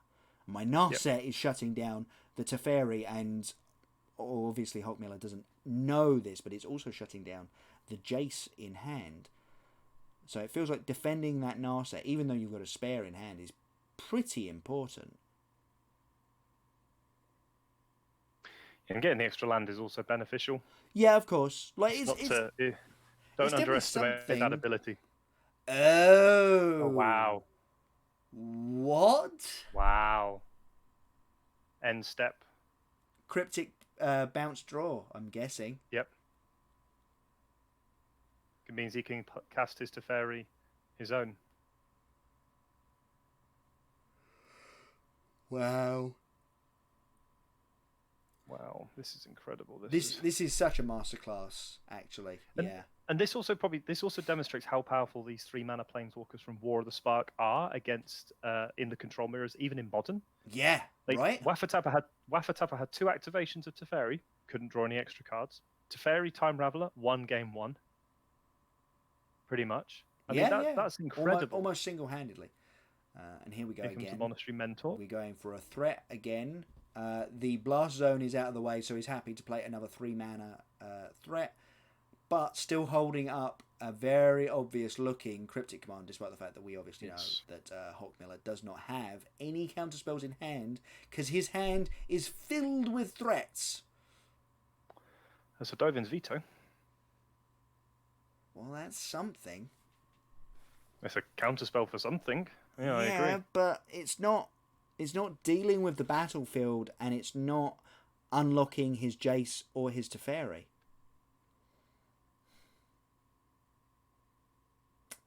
No, I'm not sure how Guillaume Wafatapa's getting out of this one, to be perfectly honest. He can obviously, so next turn, he can obviously fire up the Celestial Colonnade, attack the Narset with it. If Hulkmiller goes to remove it, he gets to Dovin's Veto to protect it. I mean, there's definitely, again, the line that people are sort of saying is that you can make Jace the Mind Sculptor and then hold up Dovin's Veto. Like, you get to bounce the Monastery Mentor. I don't know how good that is. Or you play the Jace and you Fate Seal. He's going to hold up everything. Wow. Okay. There is actually a Cryptic Command in hand, though, for Arno as well. Oh, is there? Oh, okay. I missed that. There is a I thought that was just a really, really powerful bluff. No, he does actually have Cryptic in hand. Mm-hmm. We're going for backup Narset. Yeah. Trigger Monastery Mentor. Because unlike Young Pyromancer, it triggers off of all non-creature spells. We're going to veto Narset number 2. Interesting. Get in for 3. Down to 12 for Guillaume Waffatapa. And this is where we're seeing the power of Monastery Mentor. Yeah. In these grindy mid-range mirrors. Or control-esque mid-range. Yeah. Because these decks have become fairly reliant. Like, you still have to win the game in some ways. Another land off the top for Waffatapa. It feels like exactly what you need. His keep was a little greedy. Yeah. I can't help honest. but think that. It has to be said. And again, he's going for he's going for not even bothering firing up the Celestial Colonnade and attacking the Narset. which I think I would have been tempted to just try, And because I don't see how you're getting out of this otherwise. You need that Jace to brainstorm away the extra lands in your hand and bring you some spells. there's another Monastery Mentor come off the top. This is We're going to see the so Teferi gross. into play. This is so gross now.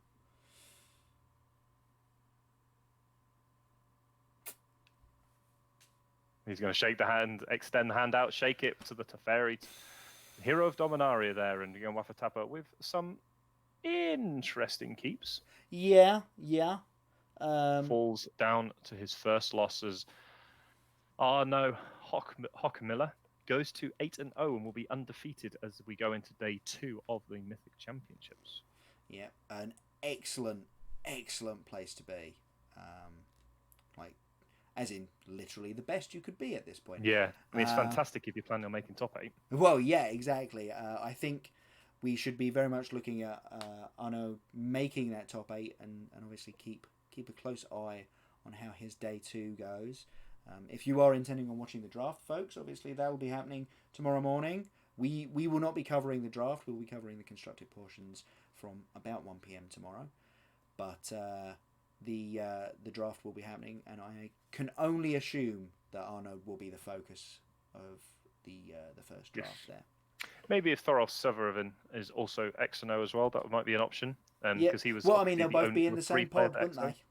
They'll both be in the same pod, so it'll be very interesting to see. Mm-hmm. So obviously they're looking at the back tables at the moment, seeing if we can find another match to go to. It looks like Tron versus... I can't really work out what's on the right there. Might be an Is It Phoenix, and that might be an Aria of Flame in play, or possibly a Seasoned Pyromancer. But that's definitely Tron on the left. Oh no, it's not. It's Affinity. Hardened Scales Affinity. Yeah. Okay. It's Hardened Scales Affinity as well. Boom! We get another tick off the box. Is that actually a tick? Is just being Hardened Scales, or do you need a Hardened Scales in play? I can't remember. You're being really, really hard. You're being really, really strict here. You said there's a Hardened Scales in play. That's definitely Hardened Scales Affinity. Not that it's in play, but it's on the screen. Oh, is it in the graveyard? No, it's on the screen on the left. I thought you meant the camera. Card. Well, it is, but also if you look at the left-hand side, they've actually got Hardened Scales. Does that count as being on camera?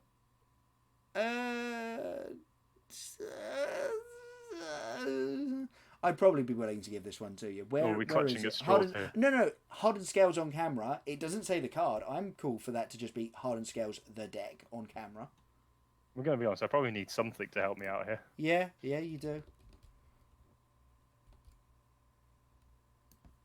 So I'm giving you a tick for that. Excellent. We need all the help we can get, ladies and gentlemen. Remember, we need all we can get. We're already struggling. So yeah, we're seeing Hogak on the right versus Hardened Scales Affinity. Been a hot minute since I've seen Hardened Scales Affinity, but I mean, we were talking about it on the podcast a couple of weeks ago that it might not have been with you actually. I was talking about it on the podcast that we sort of went, this is straight Affinity. I thought everyone was on Hardened Scales these days, you know. Yeah. It's a little bit interesting that there still in some places is that split between what people think of as the better version. Yeah, of course. And it's interesting, obviously, we're seeing the Gravecrawler here. And you'll also look at Alvaro Fernandez Torres does have a Grafdigger's Cage in play. Yes, so that Gravecrawler can't come back, which is very good because otherwise that carrion feeder would be growing by 3 every turn. Yes, should be insane. Yeah. Yes, not even Affinity could race something like that, at least from this position. Definitely not. Definitely not. Be pretty scary to be racing against that. Yeah. Next turn, it's a 4/4. The turn after, it's a 7/7, and you're going, yep, none of my stuff's that big. I'd obviously love to know how these gents sideboarded for this one. We see the Force of Vigor out of Mati Kusuma. The Hogak deck. We're seeing Force of Vigor, which, yep, okay, cool. I get you. Exile two artifacts seems decent. Like having the welding jar is obviously just helpful to stop him like getting the Grafdigger's Cage off the board. Yeah. And the thing is, unlike Replicate, you can't target the same thing twice. So, despite the fact that Force of Vigor does technically deal with 2, we know that this welding jar is just going to sacrifice. Oh wait, does it destroy up to 2 artifacts? Yeah, it doesn't say exile on there. I thought Force of Vigor might. I think you definitely. Oh, interesting. He's actually willing to lose. Ooh, that's weird. He's going to welding jar away the Walking Ballista. Yeah, he's going to welding jar to protect the Walking Ballista and sacrifice the Grafdigger's Cage there to the Arcbound Ravager, sorry. Yeah.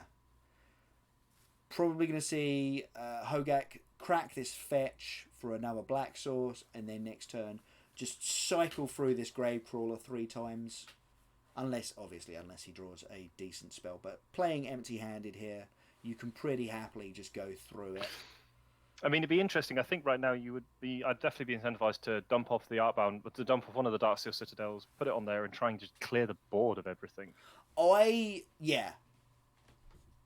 I mean, this is it. You can just take a counter off the Walking Ballista and shoot the Carrion Feeder. The problem is you would definitely be losing your Walking Ballista to do that. Because the Void off the top. That's an interesting card to have in after board. Here we go for the Faithless Looting. Faithless Looting. Yeah, the Walking Ballista as it stands at the moment is holding back that Carrion Feeder from doing anything, obviously, because if you went to do it, if you went to sacrifice a creature to the Carrion Feeder, you can shoot the Carrion Feeder with a Walking Ballista. There is obviously another creature on the battlefield, but again, you'd go, okay, sacrifice the other one in response to the shot, and all of a sudden now, ooh, doing it in response to the Faithless Looting is very interesting. You know that your opponent's not going to be able to do anything else this turn. Okay, response to that, we're going to sacrifice some lands to the Arcbound Ravager, and then we're going to sacrifice the Arcbound Ravager to itself. To put a bunch of counters on this Walking Ballista. Love it. Okay, I get ya. Shoot that again. We're going to sacrifice it again. He's just trying to keep the board clear, which I like at the moment. Just clearing the board, and... There's Ogak, unfortunately. But again, he can't... He can't cast it because there's no creatures on the battlefield. Leyline Vengevine. Well, land Leyline Vengevine. Yeah. Not ideal. And there's another Arcbound Ravager in Alvaro Fernandez-Torres' hand, which is obviously good. 2 of them have got to go in the bin. It looks like we're keeping a land here.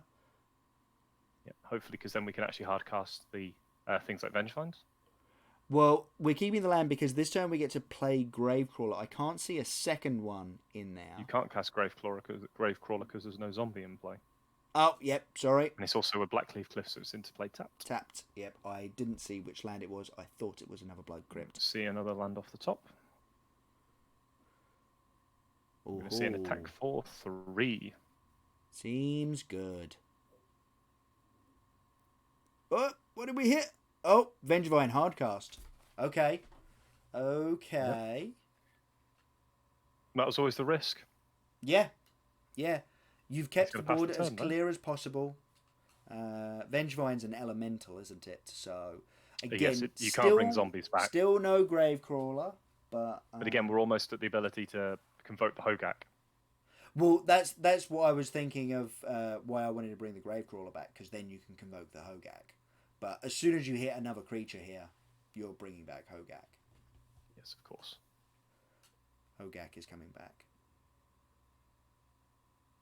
And the draw was... Oh, I didn't quite catch that, but we're reaching for mana very quickly. What are you? Oh, Faithless Looting. Oh, okay. Okay. Flashback Faceless Looting. Maybe not the dream we were looking for. No, but we've seen another Gravecrawler in that graveyard, in that hand, so we can play now it. Convoke the Hogak. Oh, no. Holding on so that next turn he can play Gravecrawler, play another Gravecrawler out of the graveyard, get back Vengevine, convoke probably only one Hogak, but theoretically 2 Hogaks. Yep. See another Artbound Ravager here. And a hold and a pump on the Walking Ballista in a moment, I'm assuming. But yeah, this is... Whew. I mean, one of the these ballistas and stuff. This ballista can get bigger than Hogak at some point. Yep, and without a massive amount of problem, thanks to those Arcbound Ravagers, you know. Yes. And I mean, you've still got Hangerback Walker, and while the 1/1 Thopters are not good blockers against Hogak, they're good blockers against the Vengevine. Yeah, and the Phyrexia's Core is also something that may help him later on gain some life to try and close the game out. Okay, so we're seeing Arcbound Ravager sacrifice to itself. No, sacrifice to the other Arcbound Ravager so that it puts a counter on that Arcbound Ravager. Yep. And then the Walking Ballista is going to get one as well. Shooting down the Vengevine. Unfortunately, all of them Vengevines are coming back this turn. Yep. Because we lost the Welding Jar earlier. Sacrifice. It's still going to be pretty large. You get 2 Thopters. Attack for 4, it looks like there. Yep. Sacrifice these 2. Oof. Ooh. Made that an attack for 6. That's okay. And which is lethal. Yeah. We're racing now. Yeah. Well, no, because he's at 6, so doesn't he just sacrifice the Arcbound Ravager and put all the... To the Walking Ballista, of course. Wow. That's an end to a game. So so the reason being is he lets it go to Matty's turn, so he can't force of Vigor. Yeah. Of course. Yeah. You're going to have to pay for that. And, I mean, he did have 4 mana, but at the same time. Yeah. And it looks like Peter Gagowski's just finished his round as well. That was incredible, that was. No, that was really interesting. Both of those games were really tight and technical and just really interesting to watch, actually. Like from like a high level play perspective, nothing insane and busted happened, but it was all just these really tiny edges that you had to see through 5 turns and things. Yeah. That's brilliant magic right there. That was really interesting to watch, actually. No, absolutely. So, folks, we are still doing our giveaway, and if you want to put !Jundlife in the chat, I will add you to the list. The system for actually picking doesn't seem to be working for me at the moment. I tested it a little bit earlier. It doesn't seem to want to do anything. So I will probably be rolling it by hand, basically, and then messaging the winners in a moment. But yeah, we're going to give you another couple of minutes to get involved while we see if there are any backup matches or time walk matches to be played. Doesn't look like it. Does not look like it. It looks like we're probably basically done for the day as far as main coverage goes. So with that, and while we're waiting to see if anyone !Jundlife's in chat, let's have a look at the bingo cards, shall we? As you say, you got your hardened scales on camera. It was good. Yep. Felt good. Yep. I mean, we'll be seeing it again tomorrow. It's 7-1, so hopefully we'll be seeing it a little bit tomorrow. Obviously, the player piloting it has to also do well at limited, but they clearly did okay today. Yes, they did. Nothing else particularly on your side, and I don't think I see anything else on my side either. No, unfortunately, we weren't lucky enough to have anything else today. No. Have to deal with our humble 7 compared to your humble, 3, 6, 11? 9, 12, 13. Oh, okay. 1, 2, 3, 4, I mean, 5, we almost saw 13, yeah. We almost saw a turn 3 lethal. Yep. In that someone played a Teferi Time Raveler on turn 3 and the other person Doesn't conceded. count. No, I know. But yeah, it was quite funny to watch, though. yes, it was. That was good fun to watch. It was. I think the best point there was both players knew exactly how long those matches could take, and they both went, Yep. Okay, this is over. This is done. Let's just move on with our lives, because the next 2 games could legitimately take another 40 minutes to play. Exactly. So yeah, tomorrow looking for, I don't know, some surgical extracting on some Tron lands. I guess that would be awesome. Art like Phoenixes, or some Khan the Great Creators. That'd be my dream. Yeah, absolutely. That'd be all right. I think I might struggle on. To be fair, I have to have a hexproof creature with 5+ power. Yeah, this is the thing. You do have the chance to steal here. Hexproof creature with 5+ power, and you just steal it. I know. And then I have to find a good reason to talk about good value or good deck building. Should be easier to do than for you, I think. Yeah, I was going to say, at these high levels, I don't think many people are just sending messages. I feel like everyone's making plays for good reasons. As we say, it looks very much like at the end of the day over on the mainstream, they are back at the news desk talking to each other. So I think we'll probably call it for the day as well, John. Yeah, that seems like a reasonable plan. Yep, we will be back at about 1 p.m. tomorrow, again, for the constructed portions of the tournament. We won't be covering the limited. Yeah, I'm very much looking forward to it, actually. Come and join us, and we'll be doing some more giveaways. So, as I say, there are precisely 3 people who have entered the exclamation point Jund Life. So, I'm just going to randomly pick one and hope that they're still here. Grizzly Kodiak, if you are still here, do message me. But otherwise, I will go and message Grizzly Kodiak and congratulate them on their win of a code for Arena. As I say, we'll be back tomorrow 1 p.m. with the constructed portions. John, thank you very much for being on today. It's been a pleasure. Can't wait for tomorrow. Yes, me too. Carry on tomorrow. Can't wait. Right then. Thank you all very much for watching, folks, and we will see you tomorrow, 1 p.m. See you tomorrow.